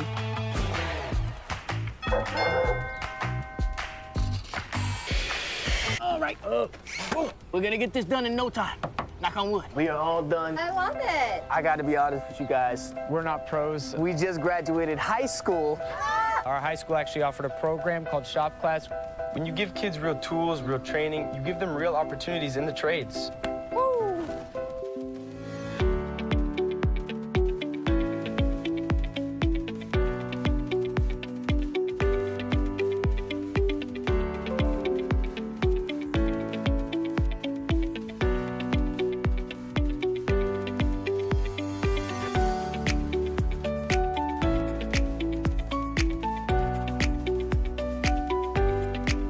Blah, blah, blah, and we can end the drama right there.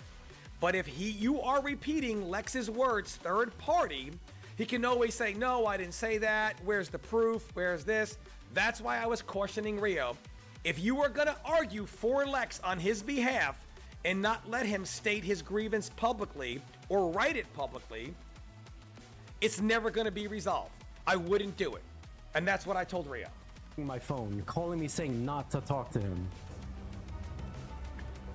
So I tell Tom, bro, relax. I want to hear his story. Like it's dumb to me to only listen to one side of this beef. Why? Again, Rio has never yet heard my side of the beef. Keep in mind. Because, and the proof is, if you watch the podcast, when I'm telling my story to Rio, it's the first time he's ever heard any of this from me, as far as my side of the story. I think they're just really the same person, if like that makes sense. And I wouldn't need to tell him, he wouldn't need to get it from me, because he's never heard my side of this beef. So I have never told my side of this to anyone, because I let it go. I went on to bigger and better things, consistently placing top and winning tournaments. The big bean bet over the next T-Mobile to stay well years. Yeah, you see what I mean? Like they're doing the same thing to each other. US and Mexico. And, Switch and get 4 Samsung Galaxy S25 of course, phones on when us with Rio then hears Lex's story, I just felt 25 compelled for to life. defend myself. Would you want beef that you've been airing publicly while roasting the guy every time you mention? Again, somebody show me anywhere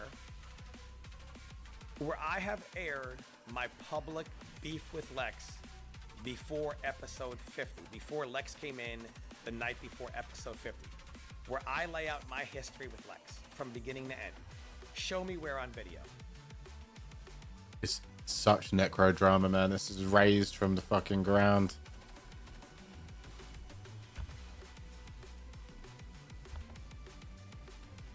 Him, but then not. Neither can admit the other was good at the time. Neither can admit they lost, and neither can keep the story consistent. Mate, it's all over the place. What's going on? It seems fair to me. Am I crazy here for thinking that? Sick and baddie in 20 years. What was happening? The sick and baddie beef is already 5 years old. Chat. We already had a podcast episode planned. James wanted to do a podcast about the history and scene of the arcade era for over a month now. Now, as you guys know, or maybe some of you don't know this, Tom is extremely busy. He can only make it to like one episode every week because he's constantly telling me how he's so busy and doesn't have time in real life. I respect this. And I ask, when are you free and able to talk and do the next show? Can he do the one on the weekend? He said he's not free until Wednesday. Okay. So Tom can't make this episode. That's fine. James is going to talk about the arcade era anyway, so it'll be like an interesting story time of the past, which you pretty much never get to hear about in the NRS community because a lot of the older players are no longer. Yeah, nobody knows what the fuck happened before MK9. That shit is a mystery. This Sunday, I wake up very late because I was up until 7 a.m. in the morning the day before. I got home really late on Saturday in the a.m. Then I wanted to stream some MK2. I go to check my phone 20 minutes before the show, and I'm getting bombarded by Tom. It was like 3 voice to text messages. It was not like 100, like 300 minutes. several times. Like, Tom is panic texting me and leaving voicemails basically. I'm not panic texting him. I texted him only a few times saying that he needs to call me. We need to talk about this because you aired out Lex's history and now I have to defend myself. Keep in mind, I never got to air my side of the story. Rio aired Lex's side of the story as Nah, that's bollocks. That's bollocks. I was listening to that shit, mate. Brady was over talking everyone. Rio could have at least said, Lex, I'm going to wait. Both sides. Do a podcast, and then I'm going to address it. But he didn't. Nah. He talked about Lex's side of the story on stream when nobody had ever heard my side, which is why I said, Rio, we've got to do a podcast tonight. Rio then told me he called me, or I talked to him on text, we're not doing a podcast. I already had a podcast planned with James and Summoning. I came in the channel and I said, hey, and you heard this, we should be doing blah, blah, blah, blah, blah. We got to talk about this Lex thing. You threw me under the bus on your stream as far as like you aired Lex's story. Did he talk about what his problem with Lex is? Yes, for like 5-6 hours on Rio's stream. Rio then And Lex didn't come on and talk. I don't. Podcast about the Lex drama, and then I left the call and allowed Rio to have his talk with James MK and Summoning without anything else. An hour into the podcast, I tune in to hear the arcade stories, and I hear Rio talking about Lex. So of course I say in the chat, Rio, you just told me this podcast was not going to be about the Lex drama. What's happening here? And he goes, okay, since we're talking about Lex, you can come on and defend yourself. Then Rio later says, it's M2 Dave's fault. He told me to air it out. As if Rio has no control of a grown man, as a grown man of his own podcast, and he couldn't tell Dave, shut up. I don't understand though. So what if Dave felt the stories from the arcade were boring? He could leave. There was no reason to bring up Lex to quench Dave's thirst for drama and attention. Or for drama, right? Again, this is not my claim. Rio claims that Dave was DMing him, this podcast is boring, talk about the Lex drama.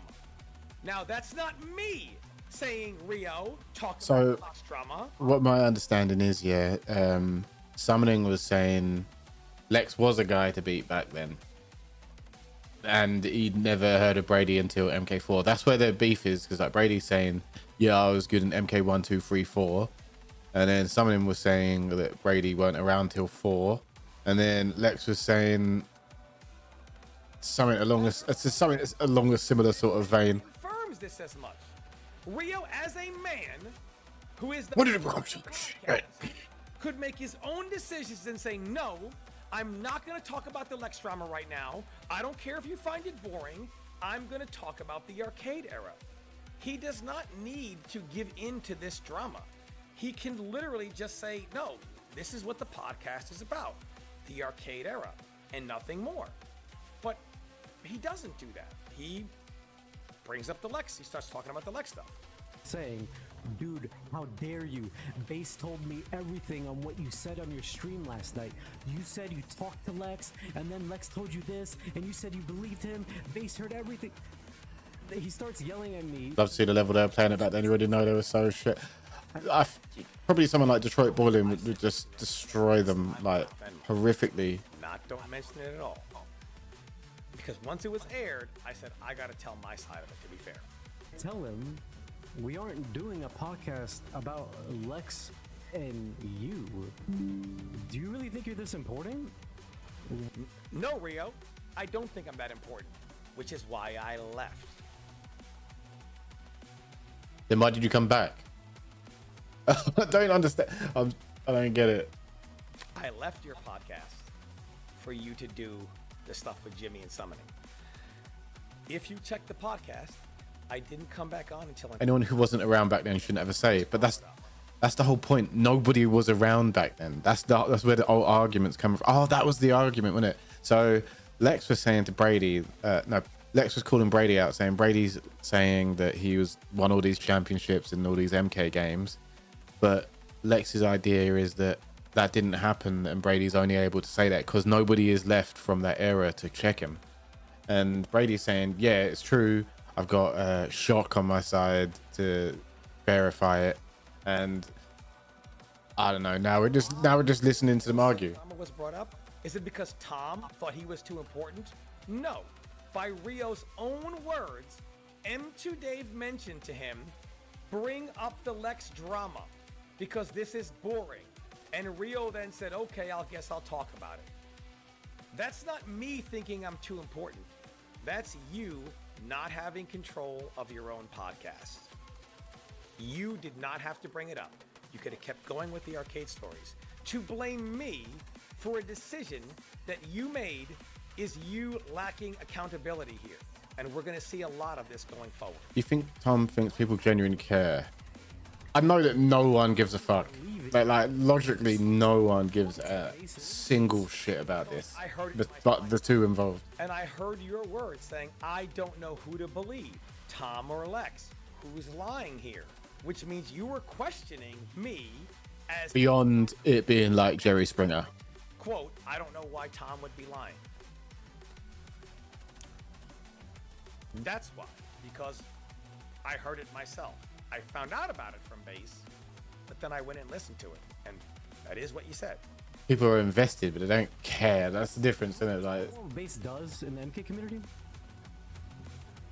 Does Tom not understand that this entire stream that he's referring to, that Base told him about where I was exposing Tom apparently, is on my Twitch. This is just our thing, isn't it? It's like I said, it's our soap opera at the minute. But it's there. I don't delete and hide my videos like Tom does. But anyway, back to the whole... Like, what's going on in the MK community? Yeah, we're gonna sit on this dickhead stream and watch two other people argue over a fucking 30-year-old game. You don't understand. Lex is going to kill himself if you let him talk to you. He's not right in the head. He's gonna harm himself. Whatever you do, don't... That's actually not what I said. What I said was, if the truth comes out and Lex is forced to admit to face the truth, he could hurt himself. And this comes from other people. Someone else who I did a video with. That frame of that drink cancel. Depends on the movie does beforehand. Which we're not going to name. That video was never aired. Who knows Lex? And it also comes from Pick any Mortal Kombat names and I will fuck who say you up. Look, Lex is in a bad place mentally right now. He is not able to accept all of this. So I just told Rio, if we get into this and I have to show everything and talk about everything, it's not going to end well for Lex. As far as he's not going to be able to accept it. And many people don't want to come forward because of Lex's instability. Right, fucking Nuji. Not because I want anything to happen to him, because I don't. I just kind of, I'm trying to end this drama. Careful, Nuji, you're gonna get a 2-hour video about it, man. This Lex stuff, whatever. But once he talks about it, then I feel to defend myself. All this stuff with me, It's just words in the end. is before Rio talked to him to air his story. I said, Rio, if you... Fuck it, I'll make a 2-hour video about Nuji. It's gonna be a bunch of drama. Many people that I've talked to, once Lex started coming out of the woodwork and posting all this stuff in Rio's chat the day before episode 50, I talked to people that night who said Lex is not doing well, and he just has having a hard time accepting the real timeline of things. And I cautioned Rio to not get involved. That if Lex wanted to speak to me privately, we could hash this out in private. But as you're gonna see, that's not... Get out, shit, you're gonna make a video. Yo, you dickhead, mate. Wait. Hold on a second. You know this person is suicidal? And yet you, with knowing this information... Couldn't make a 30-second video of you. 100% I could. On him. Well done. Didn't rag on him. Saying he's not a tournament player, saying he's unaccepting of players that beat him today by the current top level is not me. Right, so it looks like I'm gonna have to make a 30-second video about Nuji UK, who is currently known as the 7th best European player in Mortal Kombat at the end of Versus Fighting this year in Birmingham. But really, he's arse. All he does is backdash, backdash, backdash, wait for Tremor, do some YOLO shit like ball roll and teleport into cool Tremor, and then backdash, backdash, backdash, run up on you and do a down one or some shit. So I already know that was at least 30 seconds. Ragging on Lex. It's just me speaking factually. And he's a fucking Geordie. Factually happened. That's alright, it's alright, that's fine. By what people say and their first-hand accounts of their experience with Lex. So I'm not ragging on Lex. And I'm just speaking factually on how Lex treats newer players. Yeah, it gets better, Nuji, hold on. And how he calls people cheaters and blah, blah, blah. And the game wasn't meant to be played this way. I'm a tester, I know. These are his own words. His own words that are constantly quoted by other people. I'm not ragging on Lex. No, I told you to not air this drama publicly because of Lex's mental instability. Period. I mean, that's all there is to it. And, you fought the guy's battle for him. We're going to come to that here. Mention him repeatedly on podcast episodes, engage shit talking with him in other people's chats. That bested that. Why would you not just block him? I didn't engage in shit talking in other people's chats.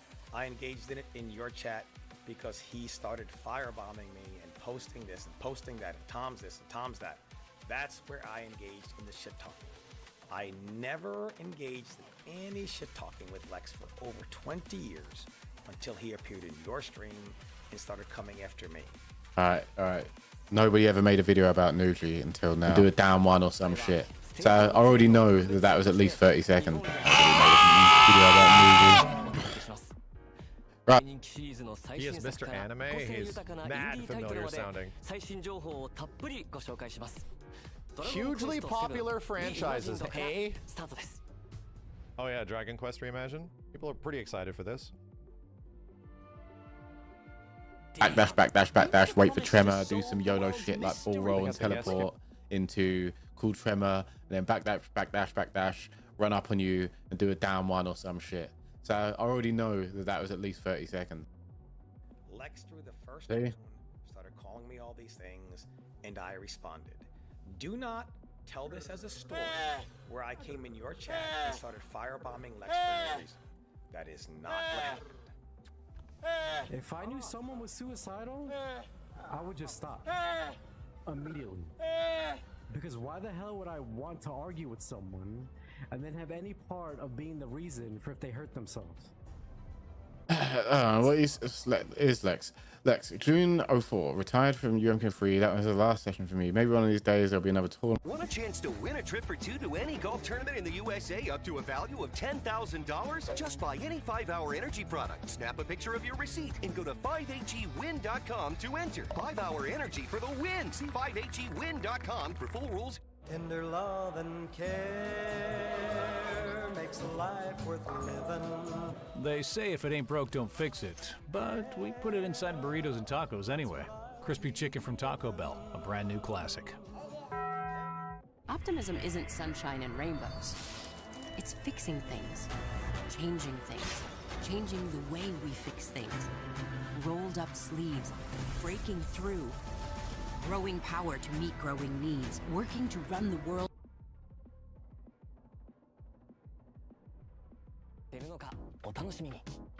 The queefer? Shut up!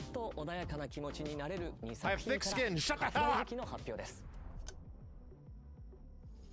インコンビニ、ワンストア、メニーストーリーズはささやかな In 日常を bikini? 描 What the heck is this く game 心 called? 温まる物語。プレイヤーは小さな町のコンビニ店員となり、棚に商品を並べたり、顔なじみのお客さんと Bro, 交 these 流したりしなが real ら life sims are 選択を通 crazy じ to て me. 物語を紡いでいきます。 Like, I guess the closest connection I have to this is that I've played Shenmue, you know, but at least I was like a karate man. And these games that are like trading card game owner, TCG store, like just work a job, grocery store guy, I don't get them, dude. 東京は東京の小さなカフェを舞台にしたノベルアドベンチャーゲーム。プレイヤーはバリスタとなり、心温まる一杯を入れてお客様の声に耳を傾けます。人間はもちろん雪女やカッパなど日本の妖怪の末裔たちもカフェを訪れ悩みや喜びを語り合います。I'm a little nervous, but action. I consolidated my debt with SoFi, and this is Ask Members Anything. How much debt did you have? A lot. About $45,000. Your new rate better than the old? Yes, my rate dropped significantly, which helped lower my monthly payments. Consolidate costly high-interest credit card debt with rates as low as 8.99% APR. You could save big and pay down debt sooner. SoFi. Get your money right. Arctis Nova 7 Gen 2. The app called the biggest cheat code in the industry is here for PC and console. It's got real-time audio control to do crazy things. Okay. So use it and abuse it, you crazy person. It's the new gold standard.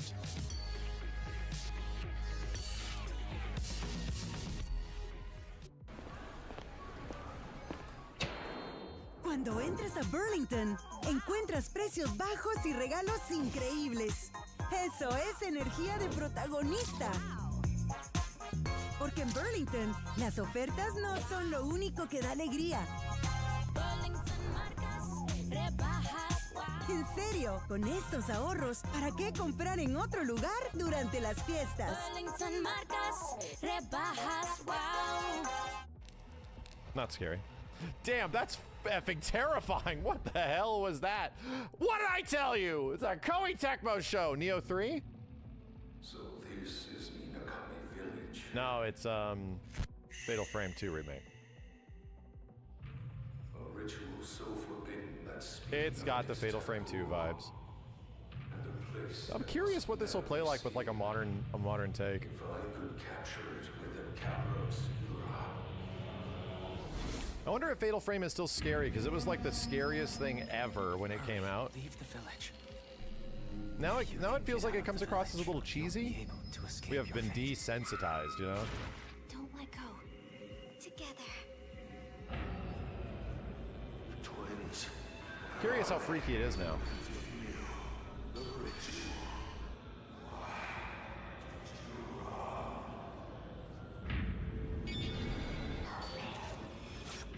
Accept the fate of the sacrifice. The festival failed. It's all because we ran away. That sound. We'll be together forever. That sound. Jeez, dude. Crimson Butterfly. Fatal Frame's cool because it's like you have this ghost camera that damages ghosts, right? So you take pictures of ghosts to hurt them. But the closer and scarier they are, the more damage you do. So it's like if you want to really hurt them, you let them get as close as possible and then snap the shot. I'm like, this is fun. 赤い蝶リメイクディレクターの柴田さんにお越しいただきました。柴田さん、よろしくお願いいたします。はい、よろしくお願いします。2003年に発売されたゼロ赤い蝶が今回待望のリメイクということなんですけれども、トレーラーを拝見して恐ろしさがさらにパワーアップしていたように感じるんですが、そちら何か秘密はあるんでしょうか。はい、ありがとうございます。まあ光と影ですね。まあホラーにって重要な。For a Japanese direct, this is paced much better than the Tokyo Game Show stuff. Yeah, because this is a Japanese direct for a global audience, you know. So it's going to be snappy. Damn, the hair physics. ものの感じですよね。もうリアルに表現しました。チーム忍者のアクションディレクターも参加していますので、バトルも楽しんでいただきたいです。And they got the Team Ninja guys to work on the action? How crazy. ギリギリ撮影するっていう怖さ、ゲームシステムはいいところは踏襲しながら、実際のカメラのようなズームだったりピントあったりという。Was the Fatal Frame 2 game on the Wii? I thought that was a port. It's an actual remake, remaster? 音量に対して様々な効果があります。That came out a long time ago. 戦闘でも探索でも特徴的な効果がありますので、状況に応じて切り替えながら使って。This is the second remake of Fatal Frame 2. Jeez. 早くプレイしたいです。 Original Fatal Frame was terrifying, dude. さあ、本日は That shit was mad 発 scary. 売日の解禁という嬉しいニュースがありましたが、他にも新情報をご用意いただいたんですよね。はい。実はデジタルデラックスエディションも発売が決定しました。 Damn, their combat こち outfits. らには They look like DOA characters. 特別な衣装が含まれており、本日初披露となります。本日から予約受付もスタートします。予約特典も各種ご用意しておりますので、皆さんぜひチェックしてみてください。いや、発売が待ち遠しいですね。柴田さん、本日はお忙しい中ありがとうございました。ゼロ赤い蝶リメイクは2026年3月12日発売予定です。Ramake. Yeah, Silent Hill F is a hard act to follow, dude. Thematically similar, though. 光栄テクモゲームズから What I tell you? This is going to be a Koei Tecmo show. It certainly is. What did I tell you, dude? During what I believed would be my final battle. Is this the remake of Dynasty Warriors 3?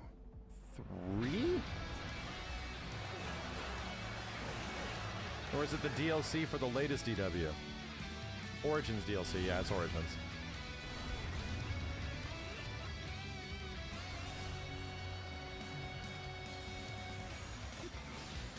Wait a minute. Sons of the Yellow Earth, fly by my side. Do they have like a rule? What rule is that? They have like a rule 63 main character now? Male and female main character? That's kind of neat. That's kind of neat. So it's about a year after the first one came out.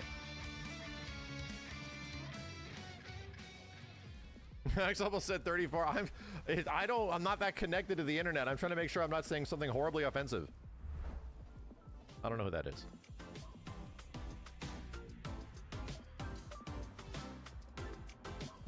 Rule 34 main character. 9月に放送したステートオブプレイではグランツーリスモシリーズの生みの親山内和則さんからグランツーリスモ7の大型アップデートスペック3が年末に配信されると発表がありました。本日は山内さんから追加のお知らせが届いています。早速見てみましょう。I have a bug bite on my foot. It's driving me insane. Driving me wow. I really am a father. 皆さんこんにちは。グランツーリスモシリーズプロデューサー山内和則です。間もなくグランツーリスモ1億本突破を記念したスペック3がリリースされますけれども、それに加えてもう一つニュースがあります。その名もですね、グランツーリスモ7パワーパックです。でパワーパックとは何かというとですね、これまでのグランツーリスモ7、グランツーリスモシリーズが、言ってみればレースゲームだったわけですけれども、パワーパックは、リアルレーシングです。でその中には例えば24時間レースみたいなものが含まれています。 Dude, your PlayStation will overheat. ハードコアなリアルなレースの世界っていうものを、一度はグランツーリスモでやってみたかったので、 your PlayStation 5 will overheat. It will turn off. パワーパックも、スペック3と同時にこの年末にリリースされます。であともう一つは12月の Straight Le Mans PS5. It's not the car that is you're worried about, it's your system. ファイナルが行われます。その会場でも皆さんにお会いできることを今から楽しみにしています。ありがとうございました。 What were like the 1-hour races in GT1 and 2? There were some that had like 50 laps or some shit. グランツーリスモ7パワーパックでのリアルレーシングに Yeah, the endurance races, that shit took a while. どんどん参りましょう。記録と再生で道を切り開く新感覚レコードパズルアクションモーションレック。移動する、ジャンプする、そして動きの軌跡を記録して再生する。See the gimmick of this game, chat? This is kind of like what the gimmick, it's not the exact same, but like in a similar way, the gimmick of Pragmata is, if you ever play it. But Pragmata has very much like an indie game kind of gimmick to its gameplay, but it has this design of like a massive like AAA game. ワンダリングソード。すべての DLC を同梱した完全版がバージョンアップされてプレイステーション5に登場。ピクセルアートで描かれる古代の中国を舞台にしたオープンワールド RPG。 Is this supposed to be Shukiden? Is it made by the Shukiden devs or something? It's Octopath, okay. It's Octopath style. If the truth ever comes out of who lost that set, they are going to get blown up as a liar. The Shukiden guys did some game as my friend, not that long ago. We can come some together, like Kickstarted game. mend this. I've apologized for we can do this more on the podcast. But keep your word. The Union Chronicles, yeah. It's going to get blown up. I expect you to keep your word. And I have a 2-hour video in which I tell the story. I have a lot of documentation, and when you put this in it, it shows who was telling the truth. It was me. Look, I made a lot of mistakes back then. 7 years ago, I was not a good dude, man. I was desperate. I was in a bad place. I made mistakes. I betrayed people's trust. And while I may be, Tom Brady still, where I got the fire every once in a while, and I'll go crazy and whatever, I'm not that guy in here anymore. Not that guy, pal. I'm the fire guy. There's still the firecracker that I once was. But I'm not that desperate, not that guy who is not a good human anymore. That is not me. And lying is not something you're going to see me doing these days anymore, ever again. Especially not about this. I want to thank everyone. You're not that guy, pal. Trust me. You're not that guy. Didn't give up on me. Who believed me. Thank you. Thank you. You will never hear me say I don't have supporters. This was brought to me by Biggs, by the way. This So is if not, anybody this is gets in my face, I'm knocking them out. I mean what I say. Somebody did. I don't know. But if not for you guys and your tireless I'm a work stud. and Biggs, thank you I'm so much. ballsy. I the don't take truth no would shit from never have anyone. come out. I owe you guys a suck. And that's not 500 cigarettes. No, Has no supporters. See you next time. don't know about that. He's about to get his soul sucked. Back of the line for you, brother. Jesus. That is some shit. Right. Anyway.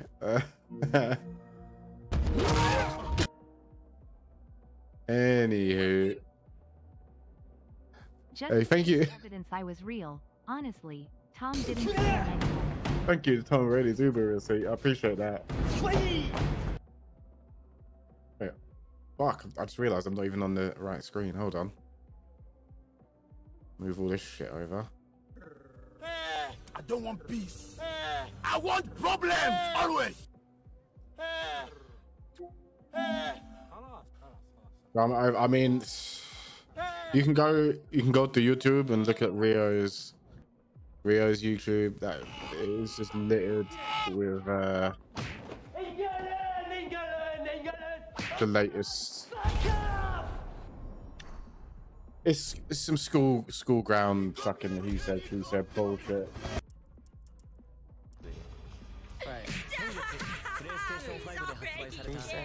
Brother, may I have some oats? Hey.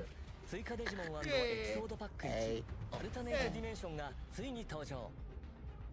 新たに追加される個性豊かな5体のデジモンととある人物たちを巡る物語が展開します。 Right. It's my favorite game. No, I am a huge Digilord fan. The Lords of Digital? Big fan. ディメンションはこの冬配信です。今年8月に発売されたスーパーロボット対戦 Y から DLC が登場します。 DLC1 では銀河旋風ザ・ビッグオー、フート探偵、仮面ライダースカルの肖像の3作品が収録。 This isn't that robot fighting game.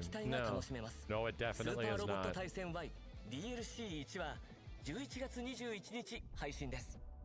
So we're in the DLC block right now. Who makes hats that big? Where'd you get that hat? Tailored in that size. I have questions.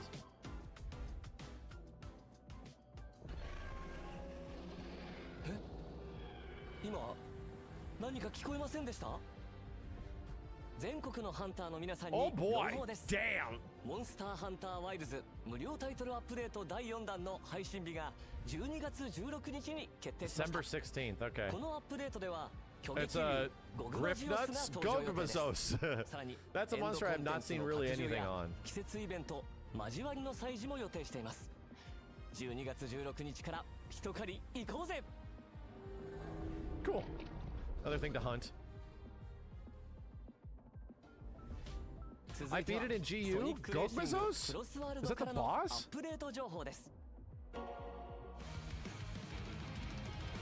No, I don't think we did. If it was in G rank, we didn't get too high into G rank. Wow, Knights is in the game and it's the fucked up Wii version. Sorry, I might be a little aggressive. It's the jacked up ass Wii version of Knights, bro.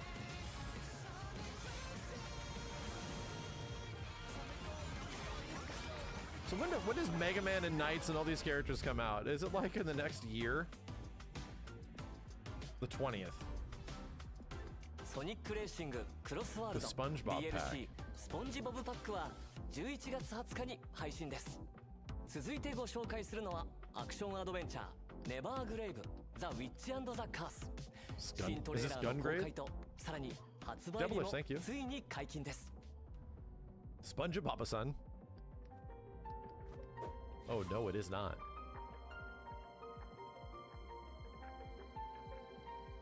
Broken Magnum, thank you, dude.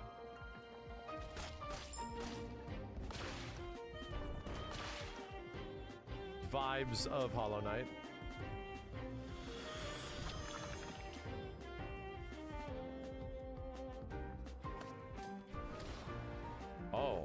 That's unique. That is definitely a gimmick. With multiplayer? Damn. Alright. So it wasn't just trying to be just Hollow Knight, chat. They're doing weird shit. Very weird. Oh my god. Oh my god.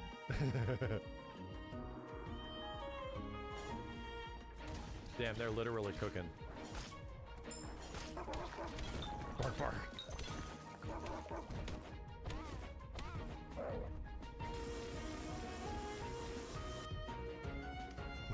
That shot was funny for a trailer. Just ducking under the laser.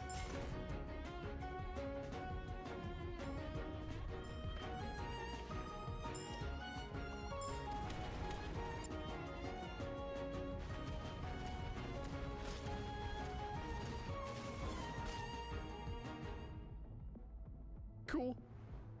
ネバーグレイブ、ザ・ウィッチ&ザ・カース、開発責任者 800K copies さんにお sold 越しいただきました。 in day one. 酒井さん、よろしくお願いします。よろしくお願いします。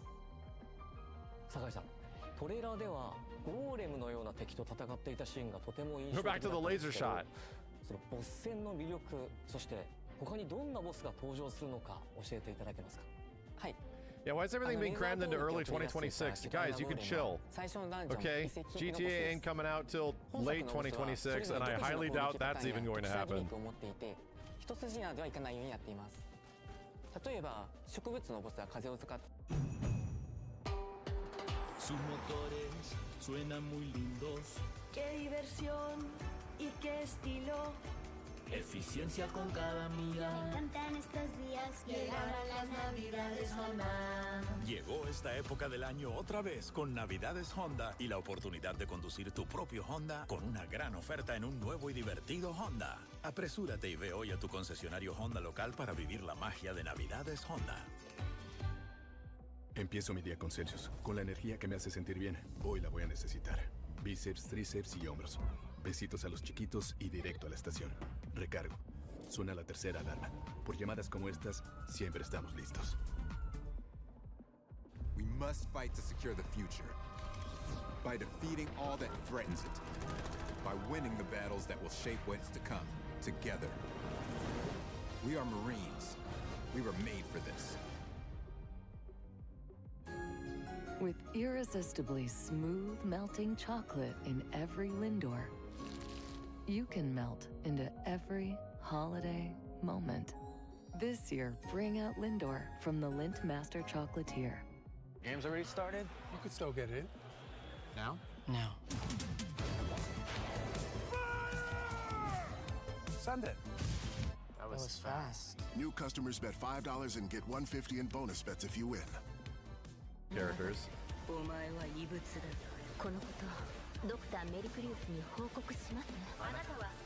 It's on Steam. Huh. It's wild to see BlazBlue characters, dude. At like a 2025 PlayStation show.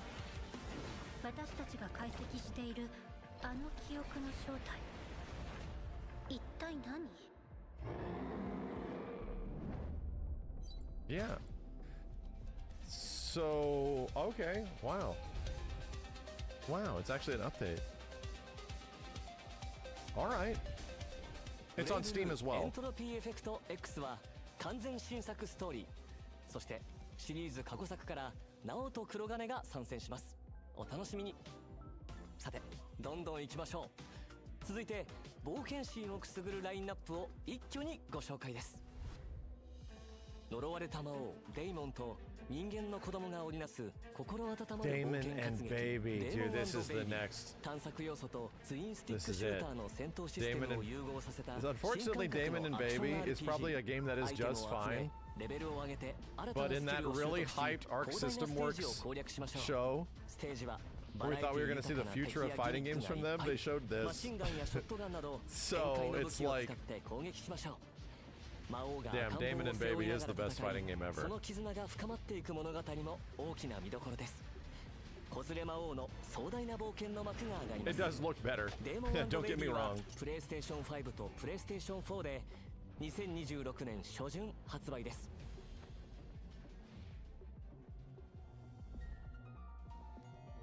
ディススガイアシリーズのスタッフが手掛ける完全新作 3D アクション RPG 狂乱魔界ズム。主人公は倒した敵を獣魔として従え共に戦うことができます。強靭なドラゴンや妖艶なサキバスなど獣魔の種類は全部で16種類。 Damn, dude. 一緒に戦わせるのはもちろん武器に変えて強力な技を放つこと Yeah, も it's 可能 this です。 guy, but no longer like a strategy 全て game. の力を使いこなし、 Holy 裏切り者から moly. 大切なプリンを取り戻しましょう。狂乱魔界ズムは2026 Choked on my own 年 spit a little 1月 bit. 29日発売です。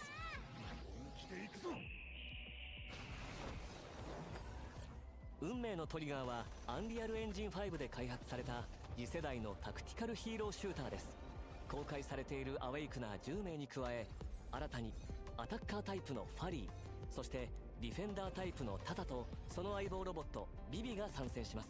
分身を操り敵を翻弄するファリー、拠点を難攻不落の砦に変えていく奇才エンジニアのタタ。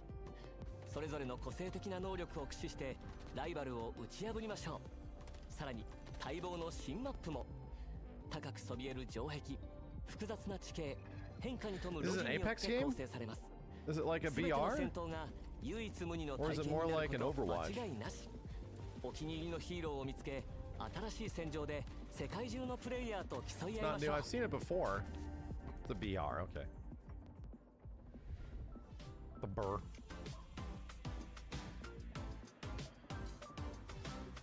Damon and Bobby. ちなみに私は運命のトリガーにて両院の声を担当しています。他にも魅力的なキャラクターが勢ぞろいしていますので、ぜひプレイしてみてくださいね。次はスクエアエニックスの大人気シリーズ最新作オクトパストラベラーゼロに関する発表です。 I mean, people will be happy, but it's like you got me there for a second. Hold. Oh, son of a bitch. See, that takes up the opportunity for them to say it again, where they're like, and now we have another announcement from another beloved Square Enix series. That ain't happening, dude. This is the Square Enix announcement, okay?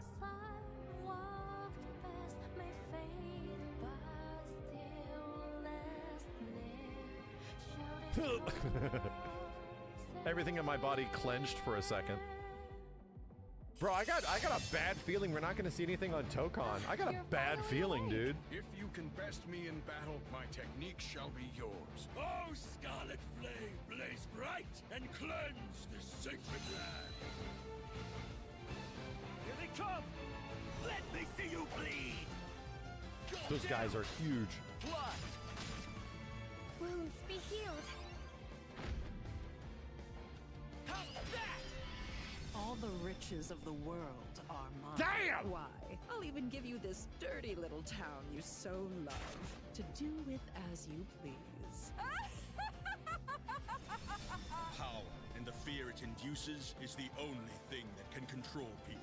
You're a survivor of Wishvale. I will see you punished with my own two hands. After losing the town, I finally understand what's truly important to me. Let's do our best to rebuild Wishvale into The place's name is Wishvale? You said it. I'm ready when you are. Fame is nothing more than pretend. Will you continue to grip the blade of revenge, consumed by hatred? Marvelous! Let the finale begin!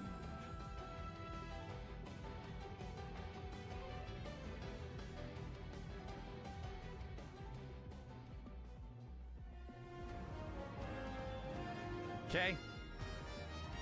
Was that Roche?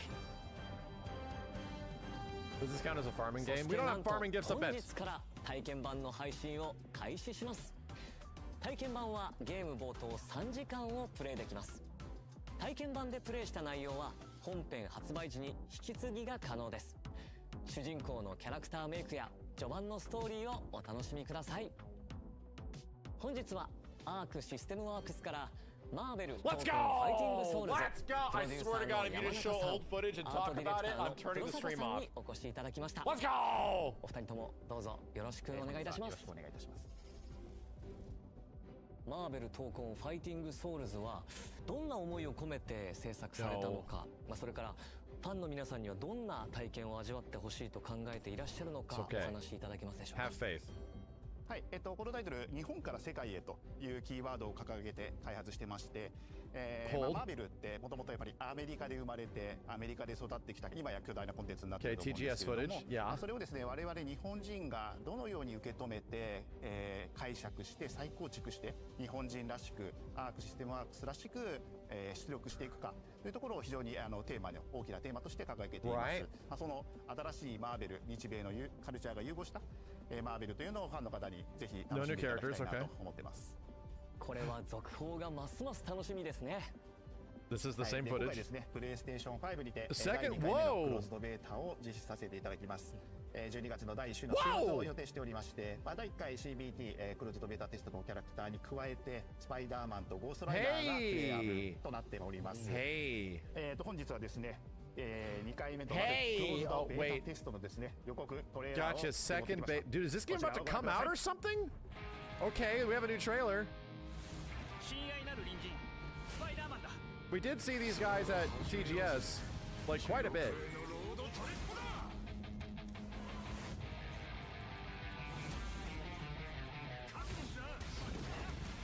Okay. I wonder if we can slow this down and find anything different about the game.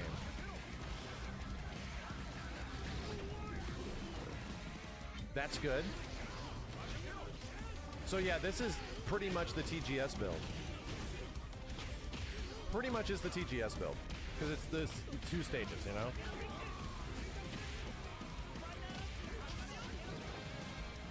Oh! Shut the hell up! Wow! Dude, Arcane... No, Gambit's a background character! Oh god! It's so Psylocke? No! Oh no! Damn, that place looks crazy! The Gambit, Colossus, Psylocke, and Archangel were background characters. No breaks! Oh, okay, no more Japan time.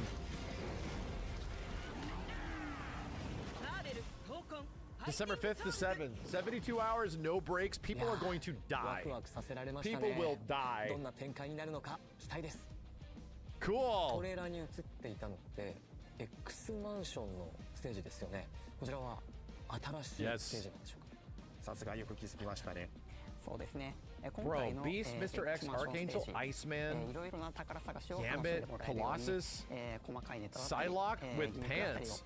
仕込んでますので、ぜひねプレイしてこちら見ていただけると嬉しいと思ってます。このステージは Was there a Sentinel? I missed it. エリアが少ないので、ちょっとね内容が薄いって思う方もいるかもしれませんが、こちらバトルの進行に合わせてドラマチックに変化するような面白い仕掛けを取り入れてます。Oh, it's not a transitioning stage? ダークで迫力あるキャラクターですが、ビジュアルやア Yeah, ニメーションをデザインする上 untransitioning で stage. どんなチャレンジがありましたか？はい。まずゴーストライダーを出すにあたってまずキャラクター、すぐにゴーストライダーがいるので、そのキャラクターを誰にするかというところで、かなり難易度があり Makes sense they wouldn't announce Gambit because he just showed up in Marvel Rivals, right? いただいたわけです。なぜロビー・レイエスのゴーストライダーを選ばれたんでしょうか？はい、今日の時点ではちょっと詳しくはお話できないんですけど、ストーリー的にですね、今回ちょっと若い方の、ゴーストライダーを出したいというちょっと事情がありまして、描きたかったっていう事情がありまして、今回はジョニー・ブレズではなくてロビーの方にを選んだと。The mouth movement's always funny to me.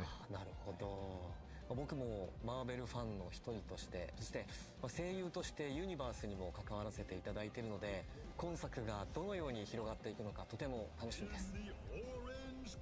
それでは最後に世界中のファンの皆さんに向けてメッセージをお願いします。このゲーム、皆さんのお力をもとにもっともっといいゲームにしていきたいと思っていますので、ぜひ第2回クローズドベータテストにもご参加いただきまして、皆さんが感じたこと、ご意見ご要望をですねいただければと思います。It's not just open. 日本のアニメとアメコミが融合したマーベルの独特のアート表現をぜひプレイして楽しんでください。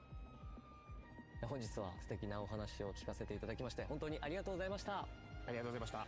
Damn, it is good news and it is an update. It's like the same thing that happened at Evo. It's all good news, but is it actually like new stuff in the game? No, there's nothing new. The X-Men stage is the most new thing, you know? Wow! Okay. Okay. What changes? Night Rain DLC, Governor. Where the hell are we? We must bring an end to it ourselves. Ben? Is that Ben? Curse this Dreadlord.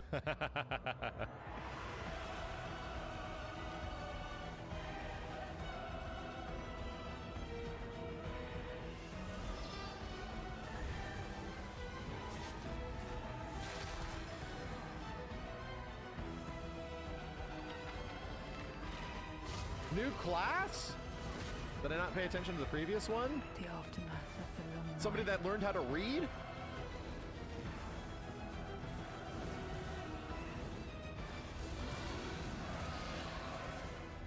I suppose it must be fate at work again. Well, they look scary. Artorias? Oh, shit! Oh, shit! Wow!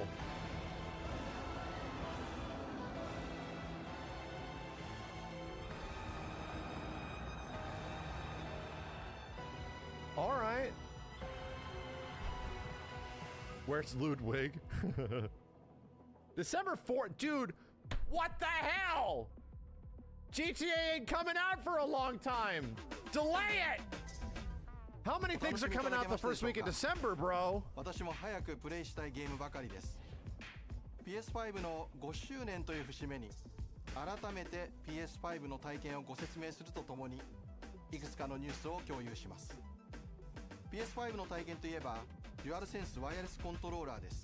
What are we talking about here? PS5 をお買い上げいただくとすぐにアストロズプレイルームで体験いただけますが、キャラクターがステージを動き回る様がこれまでにない感覚でお楽しみいただけます。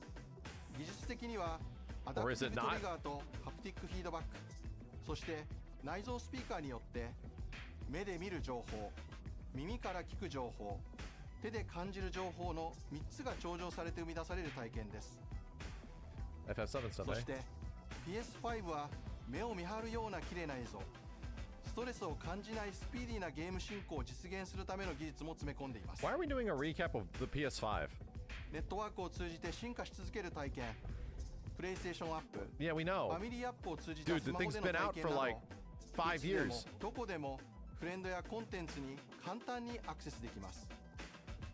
また PS5 においては gone through high school completely and are now in college. 過去にご購入いただいたゲームに加え PS4 向けにしか発売されなかったゲームも遊べます。 It's a PS1 game. たくさんの方々にリビングルームの大きなテレビで PS5 をお使いいただいておりますが、プレイステーションポータルリモートプレイヤーを通じて It's like this is a recap of all the tech and を楽し gear. めるようなご提案も差し上げております。そして本日ゲーミングモニターを日本と米国で発売することを発表します。鮮やかな映像に加え、デュアルセンスワイヤレスコントローラーを充電できるフックも搭載しています。先日発表しましたパルスエレベーターワイヤレススピーカーとともに Well, I know about the PlayStation デスクトッ speaker. プ環境でも PS5 を And then you're going to show off the 存分にお楽しみ arcade くだ stick, さい。 right? PS5 をどこでどのように楽しむかの選択肢を今後も広げてまいります。 Bro, that thing is like half the size of the bed. PS5 の5周年を記念して日本国内の皆さんに Oh no. 特別なご案内 But がありま not す。 for you. 日本アカウント日本語専用の PS5 をご用意します。本モデルは希望小売価格税込み55,000円とお求めになりやすい PS5 デ No ジタルエディショ tariff ンです。 version. 日本で No tariff より version. 多くのプレイヤーの皆さん Oh に no. PS5 そして素晴らしいゲームをお楽 The しみい world ただ is き in たい such と思っており economic ます。 turmoil that we're just not going to deal with it. Here is for living in Japan, the cheaper thing. Wow. Okay.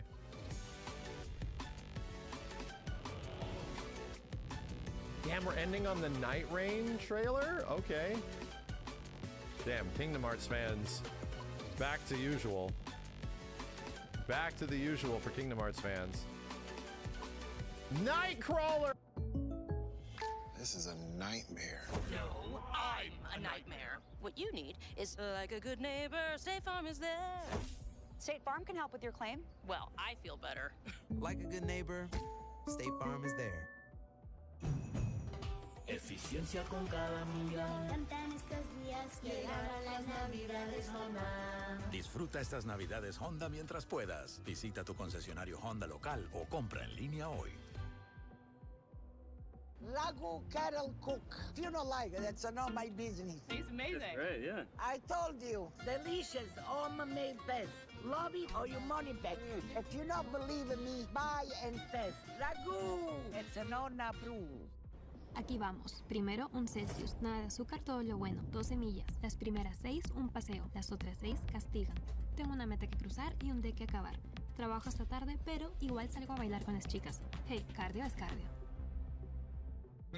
Whopper, Whopper, Whopper, Wednesday, $3.99. Whopper on Wednesday, $3.99. Wait, what did you say? For real? Seriously? FBK, have it your way. Oh, hey there. I scheduled you a workout later, plan next week's trip, and left chicken off the grocery list since April is vegan now. Did she watch that one movie again? Wow, look at my style. I know you ain't seen it like this in the world. On something was nice, but yeah, it's not the most powerful of shows. Was it worth it? Well, it cost us literally nothing, so of course it was nice to have nothing, something over nothing, you know? But Night Rain DLC is a cool announcement. It's coming out way too early. The Tokon announcement is neat. It's also coming out way too early. Like, that thing is... they almost gave us no heads up. That shit is practically 3 weeks away. Hold on a second. Let me change all this stuff over here. Yeah, I mean... outside of, like, Night Rain and Tokon... Smile Bomb, thank you. I don't... Was there anything else that really was crazy? Not really. Like, Night Rain and Tokon was about it.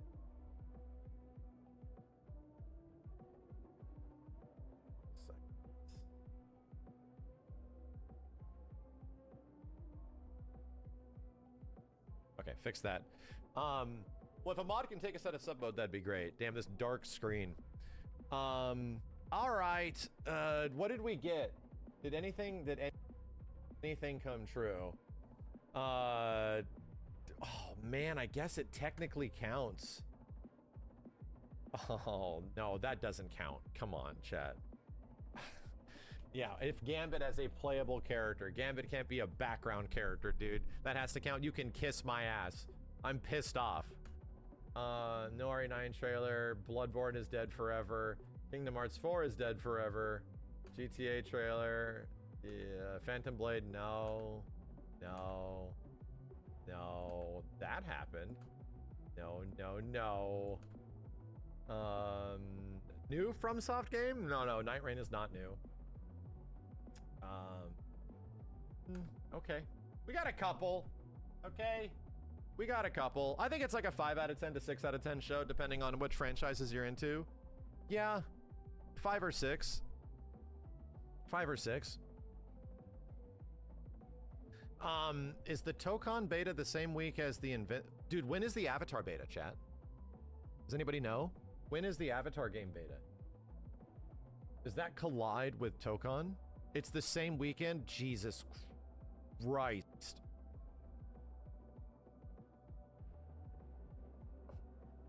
Jesus Christ. Avatar fighting game beta. December 5th to 7th. Invincible is in like a week. Yeah, it's in just over a week. Literally the same. Well, that's going to be a very busy weekend. I'm going to be cooked, bro. My ass is going to be triple roasted. Good God. Literally cooked. Choose wisely. I mean, I'll just have to jump between learning 2 brand new games practically. Jeez, dude. Let me gift this. Hold on. I owed you what? 65? 65. How about listening to ABBA's new song?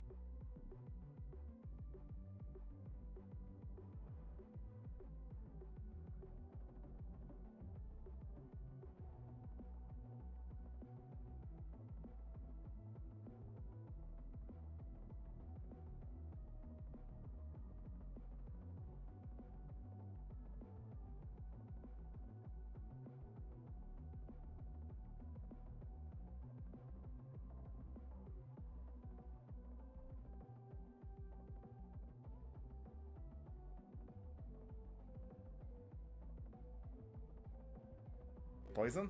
Thanks for the good luck.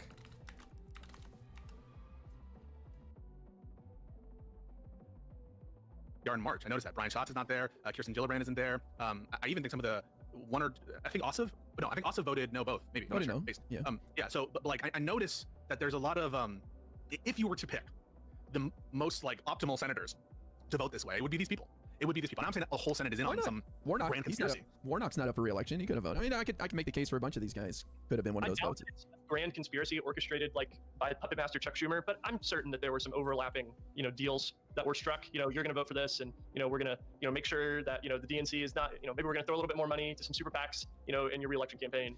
Well, I don't know. I just don't think that I don't know. I am almost certain that it was predetermined who was going to be. So the vote was strategic, but the messaging wasn't. I can't believe that, but it's stupid on the upside. Well, Democrats just can't do messaging because they don't control all the media platforms they have. Republicans can always be more aligned on messaging because they control all of their own media platforms, right? All of it is basically vertically aligned because it's all essentially in-house, really, the messaging is, and nobody's going to break from that messaging. The Democratic messaging is always going to be worse than the Republican messaging because the liberal media is not aligned at all on anything. Angus King said these guys weren't going to budge, and there was no moving them, the Republicans. There was no moving them any further. Nothing else would have helped. It was just going to make people suffer more. What if the Republicans actually vote yes on the ACA and claim the Dems were being silly for shutting down the government? Then the Democrats are going to say, why didn't you just do it before? Why do we have to be shut down for so long? Why'd you wait? Why'd we put this off? I think it's an easy one, I think. So what do you say to his argument? So why don't you agree with him? I'm just saying that's his reason, and I believe him. If he believes that, then I disagree, but I don't have all the facts in front of me. I don't know. I'm not a senator from Maine and listening to my constituents. I have no clue. But from my point of view, I think they could have kept fighting. I'm just saying, how do you respond to his argument? Do you think he just gave in, or he's... Well, I think Angus King is, first of all, he was against this in the first place. So yes, Angus King voted no. So when Angus King's like, wow, look at this amazing vote we got in the Republican-controlled Senate. Like, Angus King doesn't give a shit about this vote. He voted in favor of opening the government on the Republican package in the first vote. And so one is, I think, and he's even like laughing when he says, I think it's 50-50 that this eventually passes the Democrat-written bill. And he chuckles through it because he can't actually, like, it's so preposterous, that notion. So first of all, Angus King's, his own determinations, I think, are questionable. But on the issue of whether the Republicans would have ultimately bend it, I'm not sure they would have. But that's why you pick an issue that's so important. I don't know. I could be over-indexing. Just as one comment. Maybe Trump has said more. Well, hey, we need to take care of Americans in America. Lost her way. Would be. Taylor Greene was actually sincere when she said that she's pretty strong on the Epstein files too, right? Yeah, but like I know Epstein files are a big deal online, but broadly for the political voting class, I'm not sure if it's as big of a deal. But the price is going up. That's a ubiquitously felt on both sides, every state. That's a huge deal. So for Marjorie Taylor Greene to talk a lot about Epstein files, like, okay, sure, like, whatever. For her to say that Trump is failing on affordability, that's a big claim, and that cuts to the very core of what Trump is supposedly trying to alleviate. He's making all the opposite claims. He's saying costs have gone down, and we're doing tariffs, and we're doing everything else, and this is all a lie, whatever. So for MTG to come out and contradict him on the affordability thing, and then for him to, like, very lightly kind of say, well, she's lost her way. She's a nice woman. She's lost her way. I don't know. That's crazy. she was all about being America first, something that Trump ran on and then immediately proved that he wasn't serious about. So Representative Marjorie Taylor Greene has been hammering both the Trump administration and the Republican Party, in particular Republican members of Congress, for a few weeks now, actually several weeks now. And today, as you just saw, President Donald Trump decided to hit back. Cenk, 2 cents? Yeah, I love this fight. And, you know, mainstream media is getting something monumentally wrong about it, which is they're saying, oh, is Marjorie Taylor Greene less MAGA now that she's opposing Trump? No. Oh, my God. Don't do it. He's like, no, she's even more MAGA. This is truly what MAGA was always about. MAGA was always the populist reflection of us on the right, when they just wanted to make the country better for everyone. I'm just kidding. Oh, I think that they're completely missing what's happening for MAGA online. She's more MAGA, not less. I'll talk about why. But more MAGA in a way that I like. Right? What I mean by that is, typically when we thought of MAGA, we thought of, you know, the people marching in Charlottesville saying the Jews will not replace us, right? No, that's not what we're talking about. We're talking about actual, hey, we need to take care of Americans in America. There are a lot. If they need me to write the script for you guys, I can do it. If you guys are bored of, I don't know if they try to like pre-bowl it or if they actually have other writers, I can do all of it for you guys.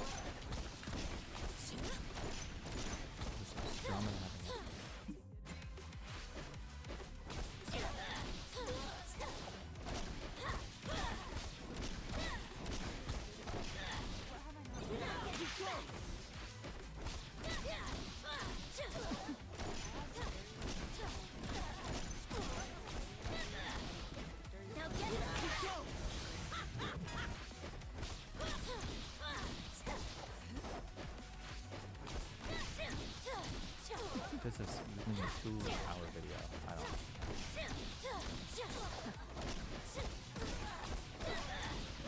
Now get back.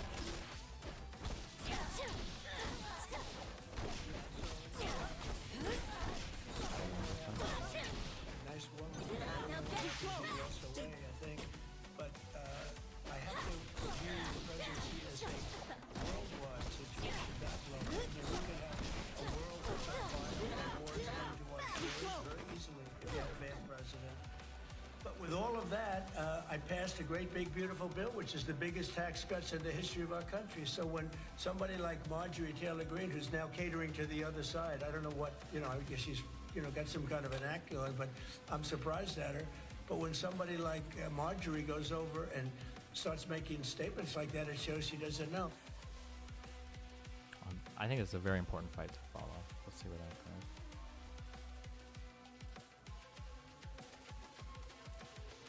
There was some meme drama that I didn't read about because I've been traveling. I don't know what happened, but supposedly she wanted to run for senator and Trump told her no, but I don't know why. I don't know what that means or what was going on there, but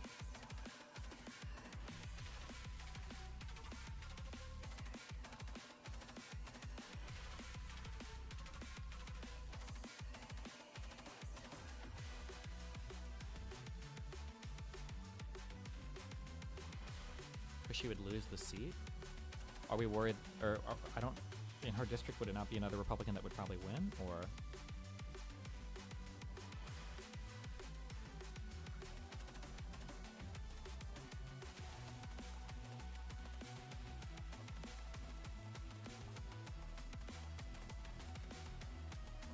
Oh, because she wouldn't win the election.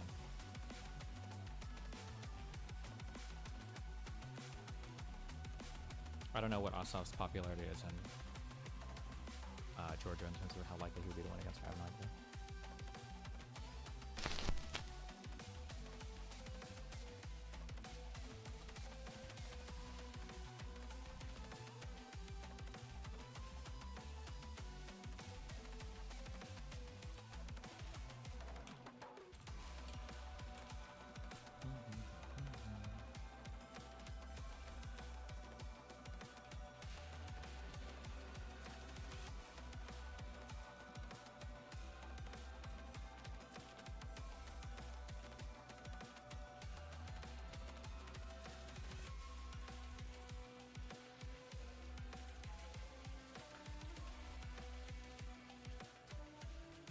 Finish my list.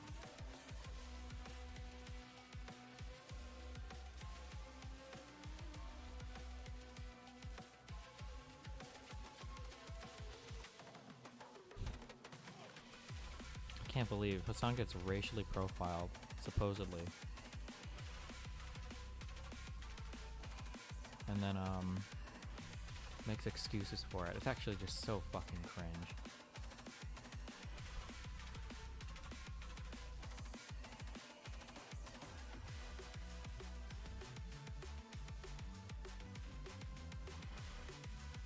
Roger, you seen this? Oh, yeah. Yeah.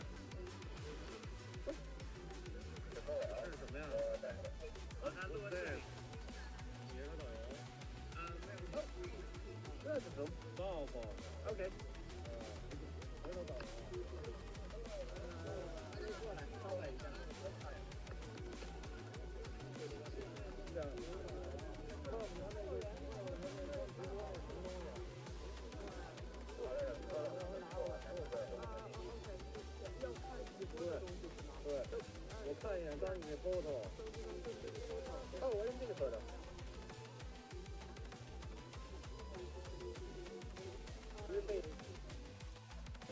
They're not on your phone? On there, but my own okay, they're not on your phone or something? Is this guy like recording his old TV in a dark room in a pitch black? What the fuck is this recording? Waiting for Will to get out of the bathroom now? Yeah. Which I wonder if there's a line up the bathroom.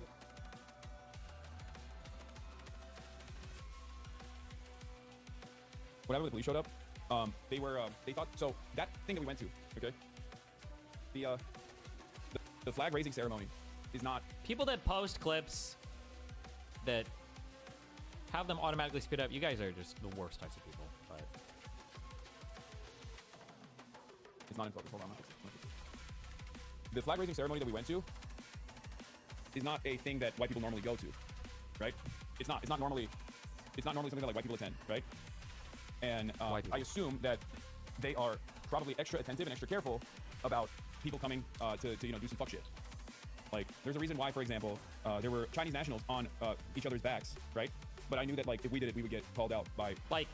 Imagine if Israel did this to Palestinians. Imagine when American police do this, or if American police did this to black people, right? All of that would be horrible. Also, keep in mind, we're not even talking about, by the way, we're not even talking about like crimes or rioting or violence or anything else. We're just talking about pure political censorship. That's it. The fuck shit that Hassan's talking about isn't rioting, throwing stones at people. It's just pure political censorship. That's crazy. Cops. Because like by and large, especially like the government is aware of like how they are perceived. Or how much like the anti-Chinese propaganda exists out there, and I think the older people are also aware of it as well. But I think the younger populations in China are, ironically enough, less aware. Like the younger normies are less aware of the animosity that exists, which shouldn't exist at all, obviously, but unfortunately does, and it's almost entirely one-sided, entirely designed by America. But yeah, we're white, so as foreigners in China at this like national event rather than an international one, where as you guys noticed, like they didn't have any like foreigners there at all. He thought he saw something on the phone. He thought he saw something on the phone, like he thought we were like making a mockery, you know what I mean? Making a mockery. So the police detained us and went through our electronic devices. Crazy, crazy, crazy how this guy cried like a baby bitch and was supported by so many people for being stopped for 15 minutes at TSA, but makes a full excuse for political propaganda being done in China where his devices get searched. They didn't realize that we were swagged out white boys who love China. Are you being careful with your words? No, I'm just telling you like it is. Like they thought they were being extra attentive to make sure that no one is making fun of Mao or anything like that, or the ceremony, and that's what they were. That's what it was. It's normal for police to take close to the corners to make sure that white people don't do stupid shit. Yeah, it's just it's a cultural difference, and also they just don't want anyone to pull a fucking Logan Paul or anything like that. How was it resolved? What do you mean? We just like talked to them. We were like, no, that's not. We're not doing that at all. We're just here to experience the event.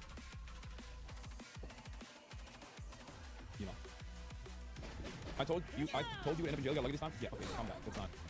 You're being ridiculous.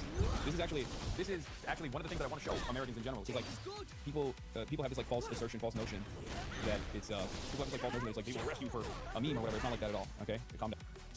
But they literally detained you looking for bad memes, and you said it was okay. We weren't making fun of Mao. We weren't making fun of their political leaders. This yellow coat was a coincidence. I wasn't actually dressed up like Winnie the Pooh. What are you talking about? Yeah. It's funny because like I've dealt with cops at this point all around the world, as you guys know. So as far as like cops that I've dealt with all around the world, European cops in France, American cops, European cops in other European countries, and even Japanese cops as well, I will say that it's not even remotely up there. The further west you go, the worse cops get, the more aggressive they get. America being the worst one out of all of them. I'm sorry, my geography sucks. How much further west is Japan from China?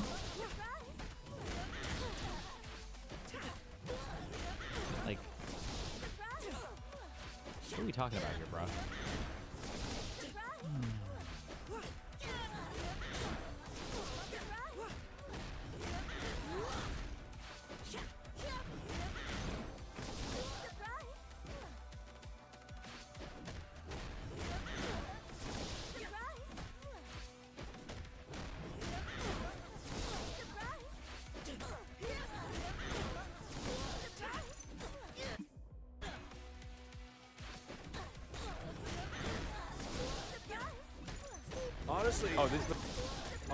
This place is good. So, Honestly, I think. Shout out. How you doing? Hey, what's going on, man? Hey, peace. Happy New Year. Happy New Year. You too. Hey, Cap. This is the quintessential white boy American take, by the way. And I just want you to know, I know you don't see these guys online, but when there are people who live in like fucking Iran or in some fuck country with some fuck government with some fuck police, and they see American white guys complaining about how brutal and authoritarian and dictatorial and crazy and evil American police are. We're white. Hassan, when a U.S. cop wishes him Happy New Year, ACAP. Hassan, when a Chinese cop detains him and searches his name for 10 minutes over a meme, or searches his phone for 10 minutes over a meme, they were just being extra attentive to make sure they weren't making fun of Mao. It's completely understandable since we're white.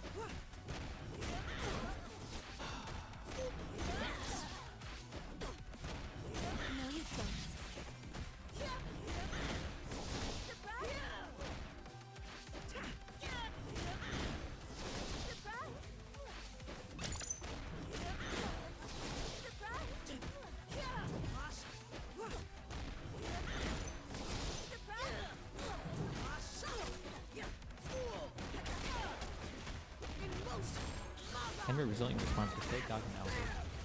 Were the documents not fake?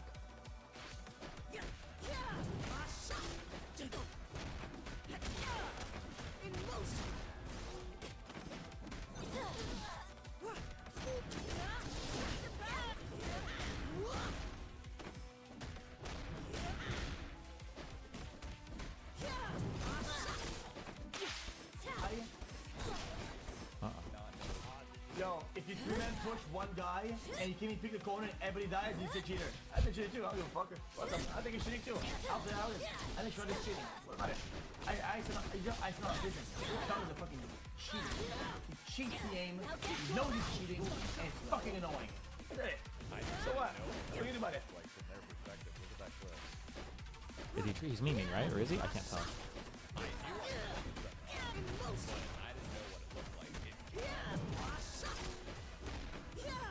He's memeing, right? Because they got owned, right? So you call him a cheater, which you should do, by the way. If you're a real true gamer, you have an obligation to call people cheaters when they're out there. What are you going to do otherwise? That's obvious, okay, to the true gamers.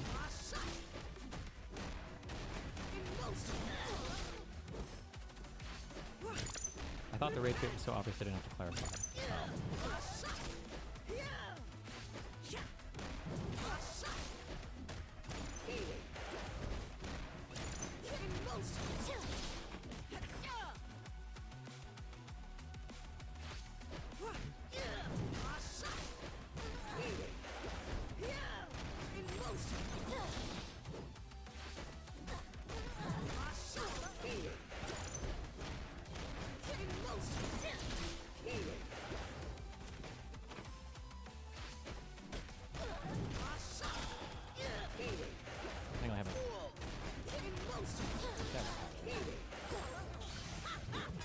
Probably going to the airport early. First thing because I needed kitchen.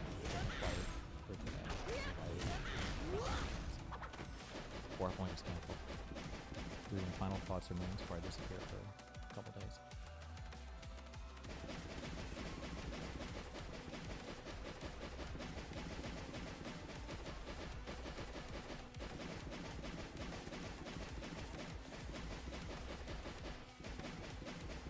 Introducing iPhone Pocket, a beautiful way to wear and carry an iPhone.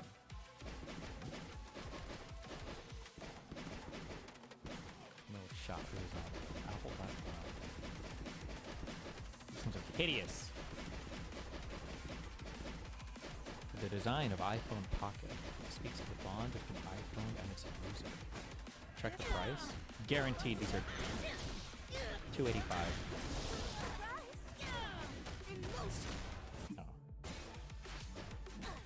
The long strap is $230. These look like normal, just a knitted whatever thing.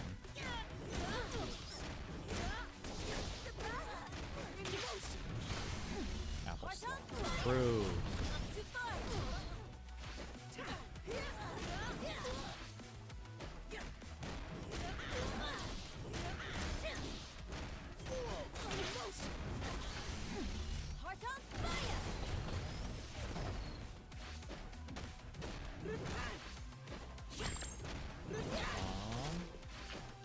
Imagine if any of you wanted tickets, you would already have them. I'll be at UCI. Shia, Darius.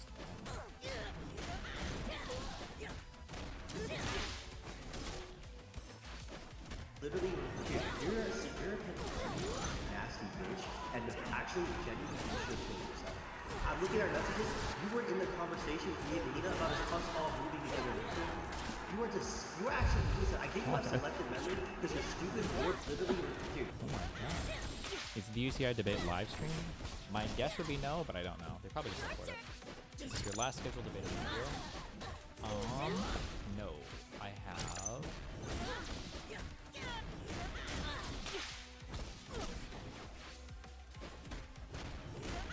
Conversation I'm having with someone really good beginning of this week.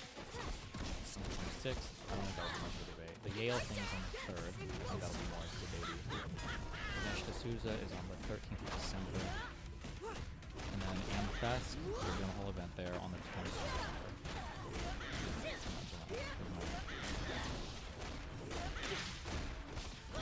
And he was was like not even like out of fucking grad school or whatever at the time. Like you were just being fucking weird as shit. Like you were like.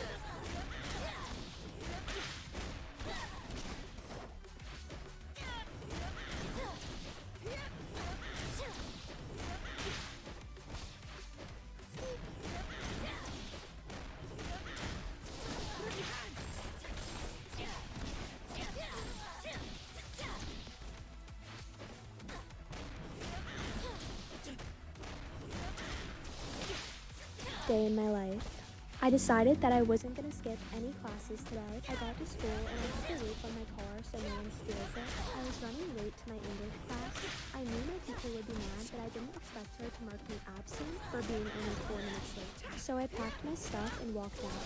She kept asking where I was going, but I ignored her. Then we went to the guidance office and successfully dropped her class. Then we got Starbucks because we had like 45 minutes until our next class. And we both didn't eat breakfast, so we decided to walk to the dining hall. We didn't see this do not enter sign and we set off a loud alarm. Oopsies. We got in a little bit of trouble, but they just let us go. Then we made it to our computer class. The teacher's so chill, I actually like him. I was locked in, but my sister was online shopping the whole time. After this class, we had 2 hours off, so we decided to go home. We usually go shopping, but my sister didn't like her outfit, so she wanted to change. I tried racing another McLaren, but he didn't want to smoke. Then we made it back home, and after half an hour of relaxing, we had to start going back to school.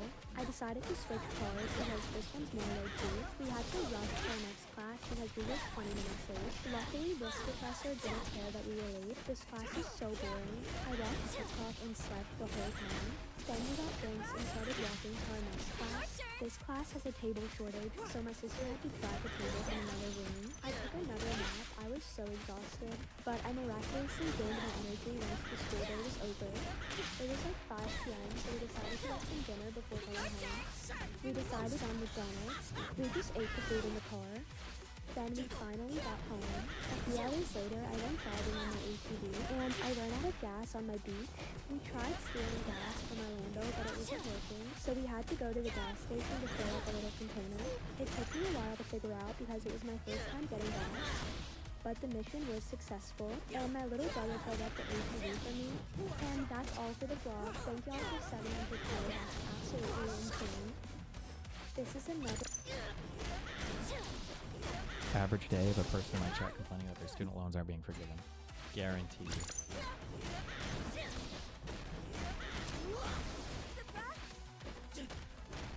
Okay. We're going to capture the option. Together.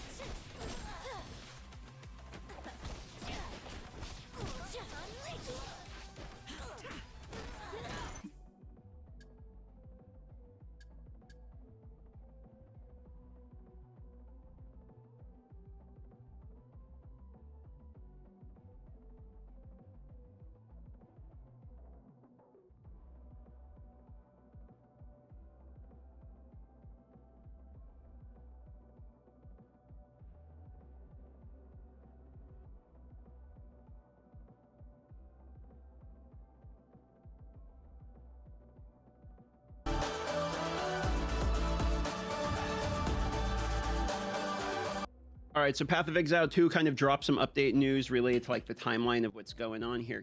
It's been out for the 3rd month now, so typically we're on 4-month cycles is the way it goes. Now, what do they say? Well, now we're in the 3rd month of the Rise of the Abyssal League and Path of Exile 2. You may be wondering when to expect the next big release. We're on track with our 4-month release schedule, and we're currently planning to launch the 0.4 content update in early December. Reveal the reveal live stream and release date very soon, so keep an eye on the news. The ongoing Rise of the Abyssal League will end in a few weeks. After that, your characters and their items will be migrated to Standard or Hardcore Early Access League. There will not be any wipes, so once migration is complete, you can play your character in the Standard Hardcore Early Access League. We can't wait to show you what we've been working on. Stay tuned. Now, a couple things here. First thing, what have they been working on? We know what they've been working on. They've already said 2 things. Number 1, Druid. I've seen the Druid in person when I was down there. It is pretty fucking awesome. If they nail it, what they were working on, I think you guys are going to love it. I'm not going to do any spoilers or anything, plus I'm not allowed to anyway, but it looks really cool. So if they nail the Druid, 0.4 is going to be, that's going to be a pretty big selling point for 0.4. Number 2, we know that the focus of the 0.4 update is in-game. So 0.3 actually, in a way, sort of added this. We're going to the other classes, because obviously...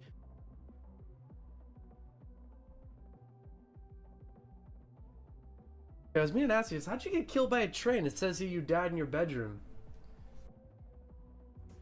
Let's start.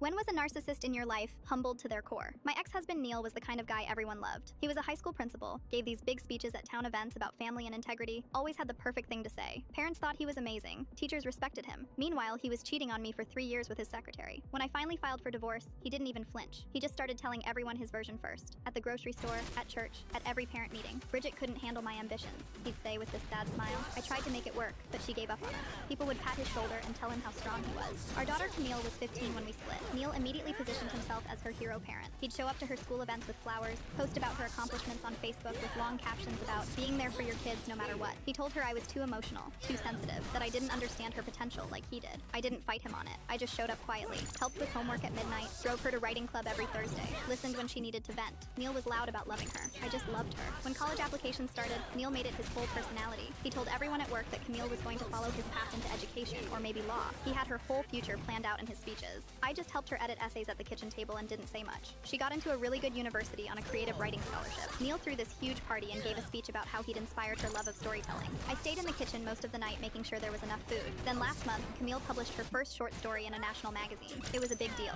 The magazine sent copies to our town library. Everyone read it. It was called The Man Who Needed Everyone to Clap. It was about a father figure who smiled perfectly in public and said all the right things. But behind closed doors, he told his daughter her mom was broken, who cheated but made himself the victim, who needed constant applause for doing basic parent stuff, who gave speeches about values he didn't actually live by. She didn't use Neil's name, but she described his office, his favorite phrases, the way he'd rehearse his concerned parent face in the mirror before school events. The secretary, he said, was just a friend. My phone started buzzing that afternoon. People from church, parents from school, everyone had read it, everyone knew. Neil showed up at my house that evening. I'd never seen him look like that. His face was red, his hands were shaking. He wasn't wearing his principal smile. Did you tell her to write that? He asked, his voice cracked. Did you feed her those lies about me? I went inside and grabbed the magazine copy I'd bought, walked back and handed it to him. I didn't tell her anything, I said. You inspired her, like you always wanted to. He just stood there on my porch holding that magazine. For once in his life, Neil had absolutely nothing to say. No speech prepared, no way to spin it. His daughter had told the truth in a way thousands of people would read, and he couldn't charm his way out of it. He tried calling Camille that night. She didn't answer. He texted her some long thing about misunderstandings.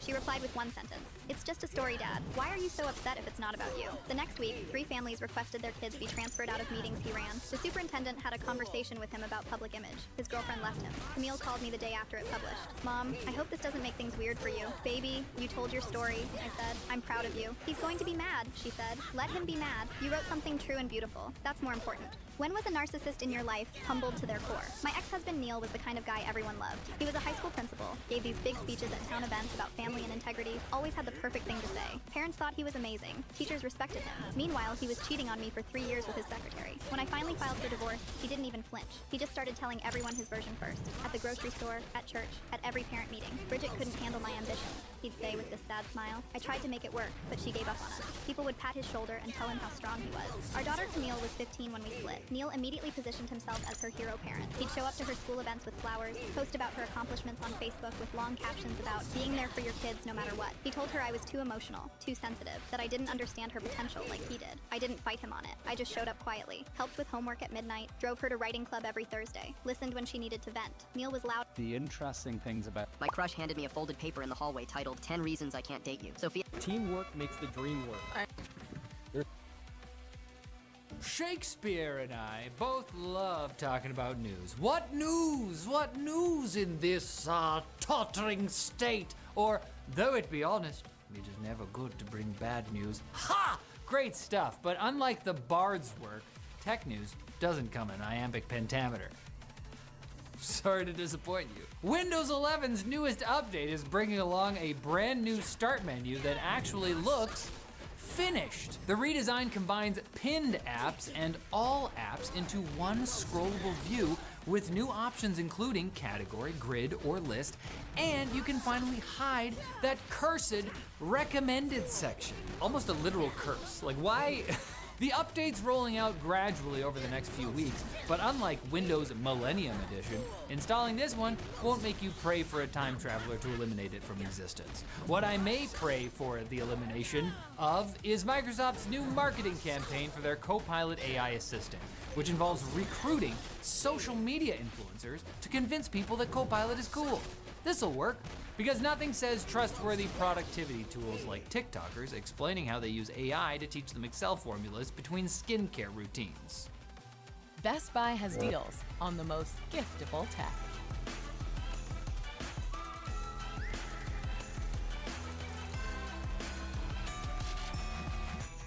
The savings end soon.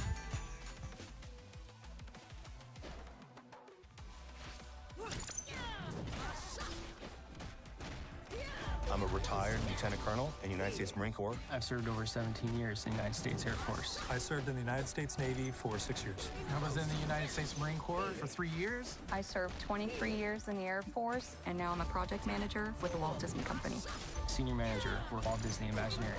Engineering services at Magic Kingdom. Product development at Marvel Games. Vice president, sports marketing at ESPN.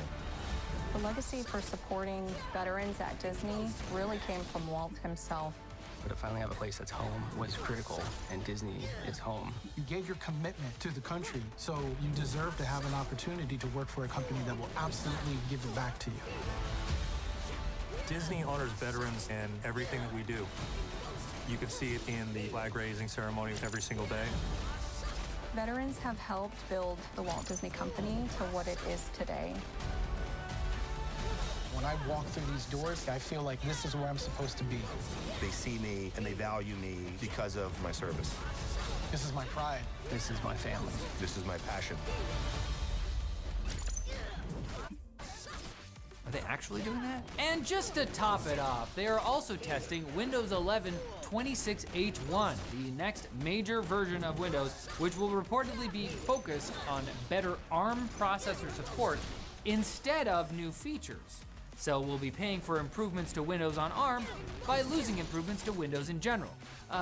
So yeah, new look, new marketing strategy, new hardware support, same indecipherable tactics. I think Microsoft may be entering its influencer era. What's next? Miko's OnlyFans? You're like, who's Miko? Exactly. Leaked benchmarks for AMD's unannounced Ryzen 7 9700X3D CPU have proven to be fake. On Reddit, user A Canadian Boy explained that basically he and his friends altered what his system reported for a CPU, taking an overclocked 9700X and renaming it to 9700X3D before running it through Passmark. I am still processing the fact that Canadians would just go on the internet and tell lies. That's not... At least they came clean about it, in true Canadian fashion. Anyway, those benchmarks were then spotted and written about by tech news outlets. And as pointed out on Reddit, this is a good example of why fans and tech journalists shouldn't trust one-off online benchmarks. If you want a story about an unreleased AMD CPU that you can put a bit more faith in, Micro Center is already selling a pre-built gaming PC featuring the unreleased Ryzen 5 7500 X3D. The build is $100 less than a similar PC with the officially released Ryzen 5 7600 X3D, with the only real difference being a slight clock speed drop. If Micro Center makes a Reddit post admitting they faked those pre-built PC listings with their buddies on the weekend, I am gonna be livid. This happens to me all the time. Disney-owned channels have gone dark on YouTube TV as the two sides debate terms for a new content distribution contract. Google has claimed that Disney is attempting to increase prices for users of Google's live TV over the internet service, while Disney asserts that Google is pursuing special treatment at below market pricing. It's not fair. In the midst of the heated battle between two greedy, gargantuan companies, Disney streamed College Game Day for free on Twitter, which seems smart because college football fans are intense, and surveys say YouTube TV subscribers are already becoming increasingly irate over the blackout. Ah yes, the age-old solution of throwing money at your problems. That solved nothing. Don't worry about it. I won't, and you won't have to worry about your business management needs with our sponsor, Odoo, the business management software with a full suite of integrated apps. My pal approached me with a novelty hat business idea, and it sounded neat, but I was overwhelmed by all the different aspects of business management. Luckily, Odoo brings them all together on one user-friendly and customizable platform. On Odoo, there's an app for everything our burgeoning business needs. There's apps for sales, inventory, accounting, invoicing, and loads of others, but for now, my pal and I only need the project app to effectively project manage and prioritize the first stages of our new business. And because we only need the one app, Odoo's free.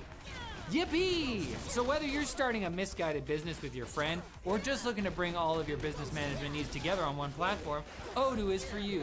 And you can try a 15-day free trial or book a demo by using our link below. In A Midsummer Night's Dream, Puck says he can put a girdle around the earth in 40 minutes. The quick bits can do it way faster, which is impressive, but does nothing to explain why we're putting girdles on things. SanDisk is reportedly hiking flash memory prices by up to 50% as AI demand sends NAND costs skyrocketing and manufacturers cash in on the craze. Suppliers like Transcend and InnoDisk are pausing shipments to rework pricing, while consumers brace for pricier SSDs and memory cards. So if you were eyeing that 4 terabyte drive for your Steam library, good luck. At this rate, backing up your files won't be about data safety. It'll be about diversifying your investment portfolio, more like.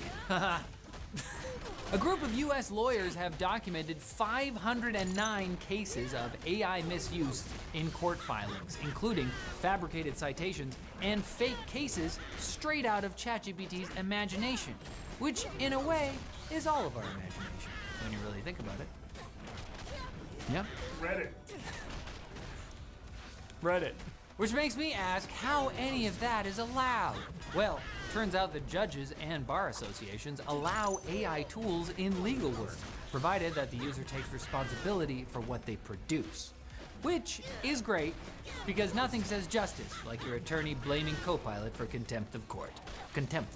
That's even worse. The UK's National Cybersecurity Centre is probing whether Chinese-made Yutong electric buses on British roads can be remotely disabled after Norway parked one in a mine and discovered that some models could, in theory, be shut down remotely by Yutong. Cybersecurity fears are an ongoing conversation with modern vehicles being able to receive remote updates, but remote shutdown is definitely a newer concern. The next Speed movie is gonna be nuts.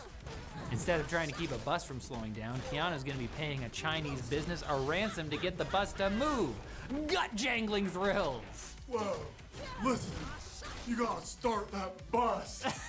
And Death Stranding 2's latest collab is somehow entirely real. Kojima Productions and DNSys are working on a limited run of real exoskeletons based on the in-game counterparts. Designed with Yoji Shinkawa, the Z1 Exoskeleton Pro Death Stranding 2 edition boosts your walking power by 50%, tracks battery life through special lights from the game, and comes out just in time for Christmas, blurring the line between cosplay and physiotherapy. Do they have Christmas in Death Stranding? Ghost Christmas. I think Kojima may have taken the walking simulator memes a little too seriously and decided to give us some real-life DLC. See, I think if I was wearing this exoskeleton, I could have beaten Sammy in that race. We gotta get this thing in. Shakespeare's Henry VI was the real-life DLC for Henry V, but our revels now are ended. So come back on Wednesday for more tech news and probably some work from my second favorite storyteller, Michael Bay. That's a lie. That's Lee Raybon. Lee Raybon. Now and again, he gets in over his head. FX is The Lowdown. Now streaming on Hulu.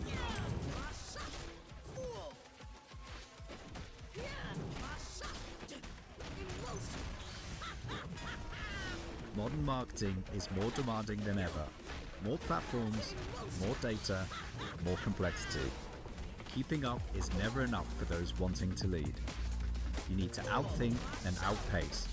But the old ways no longer work. Fragmented data, siloed teams, more effort for less return. It's time to redefine the line between ordinary and extraordinary. Discover the difference between what works and work that wins. Because when media, tech, creative, and data work together, you get seamless solutions, smarter decisions, and a measurable impact. With campaigns that turn heads and results that turn profit. That's how your business grows, accelerates, and thrives. Outperform targets, outperform expectations, outperform marketing.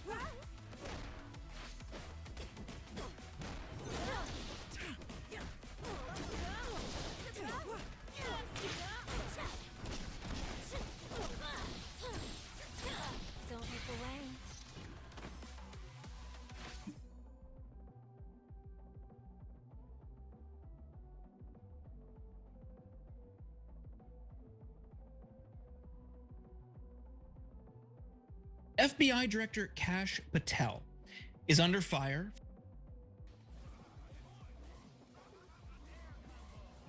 Wow. I wonder if the reference for a lot of these animes came directly from Tokon. Did he just drink and throw a bottle on the floor like he was Frank West? He is! I know Cable. I know Cable's in. Cali Kings has been sharing with us Cable stuff for quite some time. And he looks mad good. What is this Dimitri music? It's too happy. Damn. It looks okay. Doing his wonky ass Darkstalkers animations here. Dimitri has some very comical ass animations in Darkstalkers. He's like the coolest looking dude, and all of a sudden you're looking at him move around and the bitch is goofy. Like he's mad goofy. That's super. All right.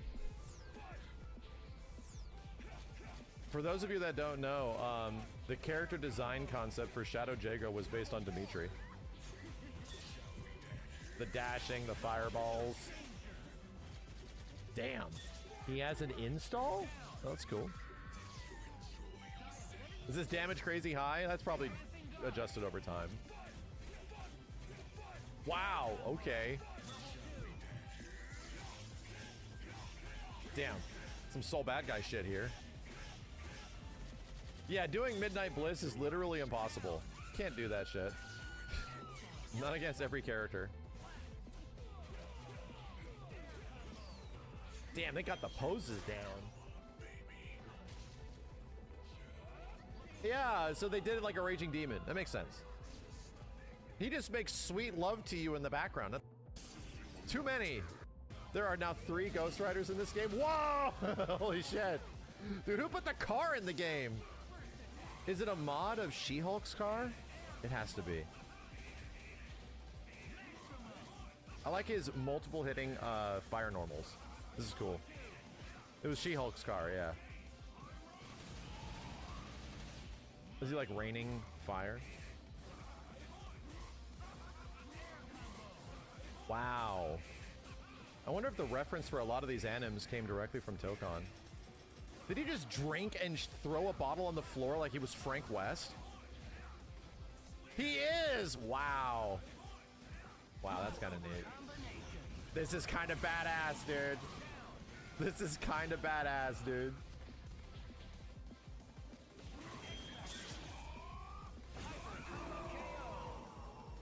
Neat. Okay. Get different channel lineups for every TV lover in your household in one.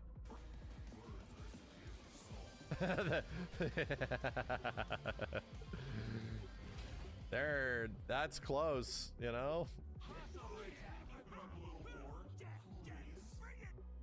No, man. No, brother.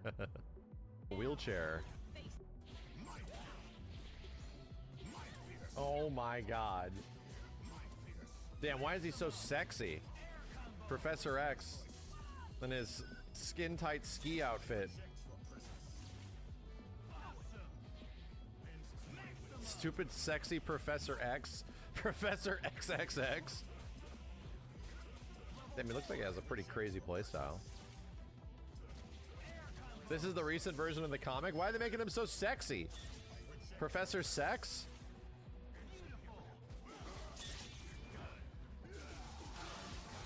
Oh, bitch has a Phoenix mode?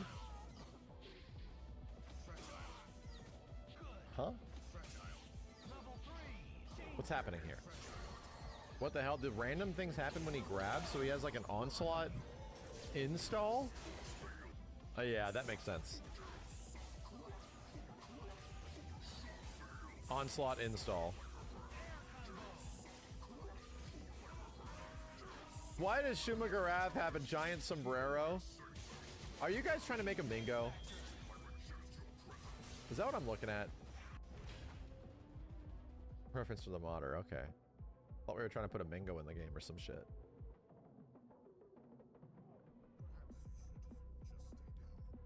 Animated this bitch and... Dude, what the hell? He made the beam wiggle? These guys don't have dev tools, bro. Oh my god, this has to scale. You piece of shit, there's no way. No, this is terrible. This is terrible. He's gonna be as threatening as he is in Marvel 2. Oh, it scales. Okay, thank god. Okay. Wow, that was cool. Dude, the gun sounds sick. Damn! His son? Or his godson? Who the fuck? What is the relationship here? No, Cyclops is his dad? This is his dad. Yeah. It's normal. Normal weird shit. Dude, the model looks crazy! Wow! Wow. It's a whole family. And you thought Cable wasn't in this game. Wow. He looks really good, dude. We have to have a night where we mess around with Cable. What? What the hell? That's right. Yoon was also in the game before. Is it the same modder that worked on Jury? What in the hell? Dudley as a Marvel character is not what I would think. Wow. So I'm guessing you guys were able to animation import from either Street Fighter 4 or Street Fighter Cross Tekken? Right? I'm assuming... I'm just assuming that the animations got imported.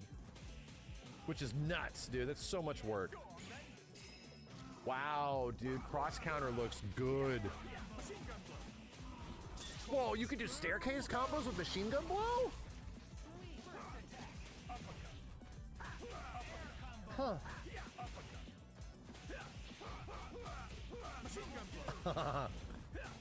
Oh no, he looks fun.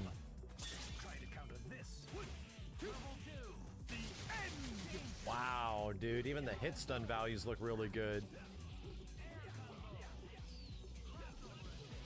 Oh, tell me Down Heavy is an OTG. Wow.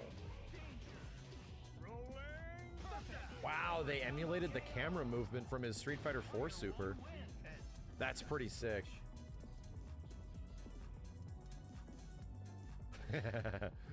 Little gaunt.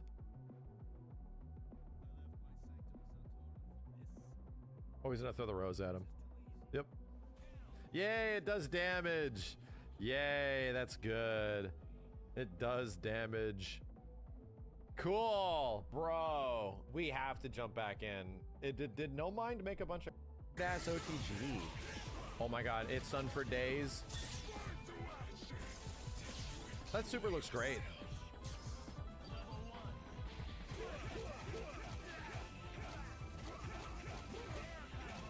Dude, these little air cancel combos, these rejumps look neat.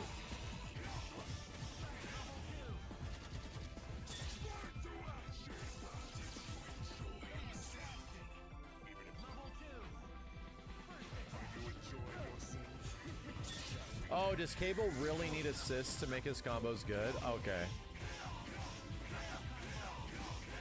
That's fair because that is also extremely Marvel 2-ish. You know, outside of Hyper Viper Beam stuff.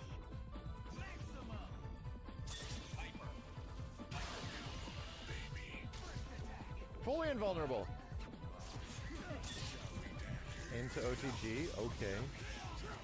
I like the texture on his install. Looks neat.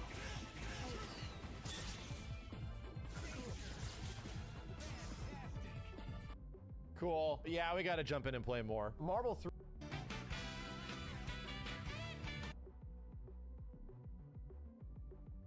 You're gonna scare it off.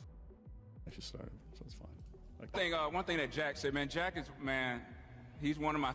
My wife's lies sent me to prison for her son. DNA test revealed another man as the father. Now I'm executing my revenge. Be me, 34-year-old former military. Turned private security after 8 years in Marines. Did 3 combat tours overseas. Switched to private sector for better money. Always wanted to give my family stability. Always been the provider type. Hit the gym 5 days a week since I was 17. Own my house. Drive regular cars. Invest my money instead of wasting it on designer crap. Met Olivia when I was 25. Was transitioning out of military at the time. She worked as receptionist at dentist's office. Seemed sweet and down to earth back then. came from middle-class families, had some college debt and health pay off, appeared to have normal, reasonable life goals. Boy, was I wrong about everything. You know those movie moments where everything goes slow motion? When characters' whole world falls apart? Yeah, that's not how it happens. Reality hits way harder and way faster. It was a Tuesday. Remember, because Tuesdays were always my longest days. 14-hour executive packages for paranoid tech CEO. Guy thought everyone was out to get him. I'd been wearing 25 LB tactical vest all day and 95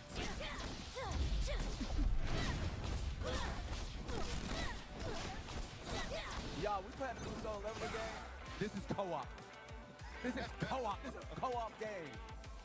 Obviously, I'm leading the team, so get behind me. I bet. Go ahead. No! Back up! I'm knocked out! What? My shoulders were on fire. All I wanted was hot shower and maybe an hour with Lily. Lily's my 4-year-old daughter. Wanted to see her before bedtime. Even stopped at overpriced Thai place Olivia loved. Dropped $75 on her favorite dishes. Pad Thai with extra peanut sauce. Funny how you remember these useless details. She'd been distant for months, barely talking to me, always on her phone, but I was still trying to make things work. Military taught me never to give up, right? Walk through door at 8:45 p.m. There's Olivia, sprawled on our $3,000 leather couch that I paid. Scrolling through Instagram like it's her full-time job. Doesn't even look up when I put Thai food on her. I want a divorce, just like that. 4 words. Didn't even put her phone down. 7 years together, 5 years married, a daughter we both adored. She couldn't even give me basic respect of eye contact. While destroying our family, I stood there like an idiot, still in tactical pants with something solo. Thai food getting cold on table. What? You heard me? Still scrolling? I've already talked to a lawyer. Here's what's going to happen. Then she finally looks up. I see this expression like she's enjoying this. Lists off demands like she's ordering at Starbucks. The house. The one I bought with military savings. The Audi that I paid. Primary custody, Lily. $3,400 a month in child support. Keep in mind, I was already paying $2,600 mortgage, both car payments, $620 for her Audi, $340 for my Toyota, Lily's private preschool, $1,500 per month, ballet classes, $180 per month, all utilities, all groceries, her gym membership, $165 per month for some fancy women's only place, her self-care expenses, weekly manicures, monthly massages, hair appointments costing more than my car payment. You're basically asking for everything, I said. Trying to keep voice level? 8 years of military discipline helps keep your cool, even when your world's imploding. She just shrugged, finally putting phone down. That's what my lawyer says I can get. Oh, and I want to adjust custody schedule. Every other weekend for you should be enough. Every other weekend, I lost it there. Not violently, never been that guy, but couldn't hold back anymore. Are you kidding me? I'm the one who takes her to school every morning. I'm the one who stays up with her when she's sick. I'm the one who taught her to swim. Who reads her stories? Who takes her to the park every weekend while you're at yoga class? Olivia just picked phone back up, completely unbothered. Yeah, well, the courts usually favor the mother. My lawyer says it's pretty standard. That's when I noticed something else. Lily wasn't home. It was 9:00 p.m. on a Tuesday. Our 4-year-old wasn't in bed. Where's Lily? At my mom's. I figured this conversation might get emotional. She'd planned this whole thing. Probably had script ready for weeks. There I was, still holding stupid Thai food bag, thinking I could fix whatever was wrong in our marriage. I set food down, my appetite completely gone. How long have you been planning this? She gave me smirk that made my blood boil. Long enough to know what I'm entitled to. Entitled? That word hit me like punch to gut. After everything I'd done, everything I'd sacrificed, she felt entitled to life I'd built. I need some air, I said, turning to leave. Couldn't stand being in same room with her anymore. Don't forget to pick up your things from master bedroom, she called after me. I've moved them to guest room. Spent that night driving around city, trying to make sense of what happened. Phone kept buzzing with texts from Olivia, each one more demanding than last. When will you be back? We need to discuss details. My lawyer wants to meet Monday. Be available. I expect you to be civil about this. Lily doesn't need to see Daddy having meltdown. That last one nearly made me drive car off-road, using Lily as weapon already. That's when I knew this wouldn't be clean break. Next few weeks were blur of lawyer meetings. Paperwork everywhere. Watching Olivia systematically dismantle life we'd built. She moved into guest room, started going out more than ever. Every time I asked about Lily, always, she's at mom's or she's having playdate. First meeting with my lawyer, Thomas, was wake-up call. He'd been recommended by old military buddy who'd gone through similar situation. Look, Thomas said, leafing through initial paperwork Olivia's lawyer sent. I'm not going to sugarcoat this. The demands she's making are excessive, but not unheard of. California family courts tend to favor mothers unless there's clear evidence of unfitness. But I'm the primary caregiver, I insisted. I'm the one who's there for Lily day in and day out. Olivia's barely home 3 nights a week. With all her classes and girls' nights, Thomas sighed, taking off his glasses. Do you have documentation of that? Calendars, text messages, witness statements? I didn't, like an idiot, never thought I'd need to keep receipts on my own marriage. Start documenting everything now, Thomas advised. Every time she leaves Lily with someone else. Every time she breaks commitment. Every penny you spend on household. Listen, paying $14.99 a month for a streaming app and $9.99 a month for a music app and $12.99 for a fitness app and more money for a bunch of other apps, that really adds up. So why not get YouTube Premium? We're going to need all of it. Meanwhile, Olivia was painting a very different picture. For anyone who would listen, according to her, I was controlling military type, who never gave her freedom and used money to keep her dependent. The absolute opposite of reality. But her friends ate it up. Even some mutual friends started looking at me differently. The first custody exchange after temporary schedule. Man, that's burned into my memory forever. Be me, I guess. Olivia pulls up in my Audi. Still can't believe I was paying for that thing. Wearing $230 Lululemon leggings. Some designer workout top. Lily runs to me second she sees me. Hadn't been allowed to see her for almost 2 weeks at that point. Olivia just stands there tapping foot, like we're inconveniencing her. Here's her bag, she says, practically throwing it at me. I've packed her medicine for her allergies. Don't forget to give it to her exactly at 8:90 a.m. and 8:00 p.m. And she needs to be in bed by 8:30. No sugar after 6, no screen time after 7, and make sure she does her ballet stretches. I just stared at her. I'd been handling Lily's medicine schedule for past 2 years, because Olivia couldn't deal with stress of remembering it. I was one who figured out her allergy triggers, who found right doctor, who set up whole routine. Anything else you want to explain to me about my own daughter? I asked. She just gave me this look, like I was some hired help she had to explain things to. Just make sure she's ready by 6 p.m. on Sunday. I have yoga at 7, that yoga class she was always running off to. Yeah, we'll get to that later. Weekends with Lily were both heaven and hell. Heaven because I got to be with my little girl. Hell because I knew they were numbered. Every moment felt precious and terrifying at same time. We'd build pillow forts in my new apartment. A depressing 1-bedroom that cost way too much, because I needed to stay in Lily's school district. We'd bake cookies, watch Disney movies, go to park, trying to pack whole weeks worth of love and attention into 48 hours. Lily would ask about my day, tell me about her friends at school, show me new ballet moves she was learning. She seemed okay on surface, but I could tell something was off. She was quieter than usual, clingier, would wake up in middle of night asking if I was still there. Daddy, why don't I see you every day anymore? Lily asked one night, as I was tucking her in. Broke my heart. What do you tell a 4-year-old? That mommy's turned into someone we don't recognize? That daddy's trying his best, but system's rigged? Sometimes grown-ups need to live in different houses, I said, trying to keep voice steady. But I love you more than anything in whole world. You know that, right? She nodded, hugging her stuffed elephant, the one I got her when she was born. I love you too, Daddy. Can you read me another story? I read her 3 more stories that night. Would have read 100 if she'd asked. The drop-offs were always worst. Lily would cling to me, crying, begging to stay longer. Olivia would stand there checking watch, acting like we were causing huge inconvenience. She does this every time, Olivia would say, rolling her eyes. You're making it worse by dragging it out. Just go already. I started noticing changes in Lily after she'd been with Olivia. She'd come back with expensive new toys, but wearing same clothes I'd sent her in, now dirty or stained. Her hair would be tangled, like no one had bothered to brush it. She'd be exhausted, cranky from lack of sleep.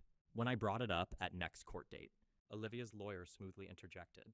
Your Honor, Mr. Clark is clearly trying to weaponize normal childhood behaviors. Against my client, children get dirty, they play hard. Ms. Clark is providing excellent care, while also trying to rebuild her life. After years of being financially controlled, The judge nodded sympathetically at Olivia, who had magically produced tears right on cue. I was learning fast that perception meant everything in family court, and Olivia was master at manipulating perceptions. Each court appearance chipped away more of my rights. Temporary custody arrangement became semi-permanent. My child support payments increased. Olivia's demands grew more outlandish. She needed more money for Lily's activities that I was never informed about, for educational supplies I never saw, for medical expenses, despite Lily being on my insurance. Through it all, I kept showing up, kept fighting, kept trying to be Dad Lily deserved, even as systems seemed determined to reduce me to nothing more than paycheck. While all this was going down, I was still trying to keep career together. Executive protection isn't like regular security work. You can't check out mentally. One mistake and someone could get hurt. Or worse,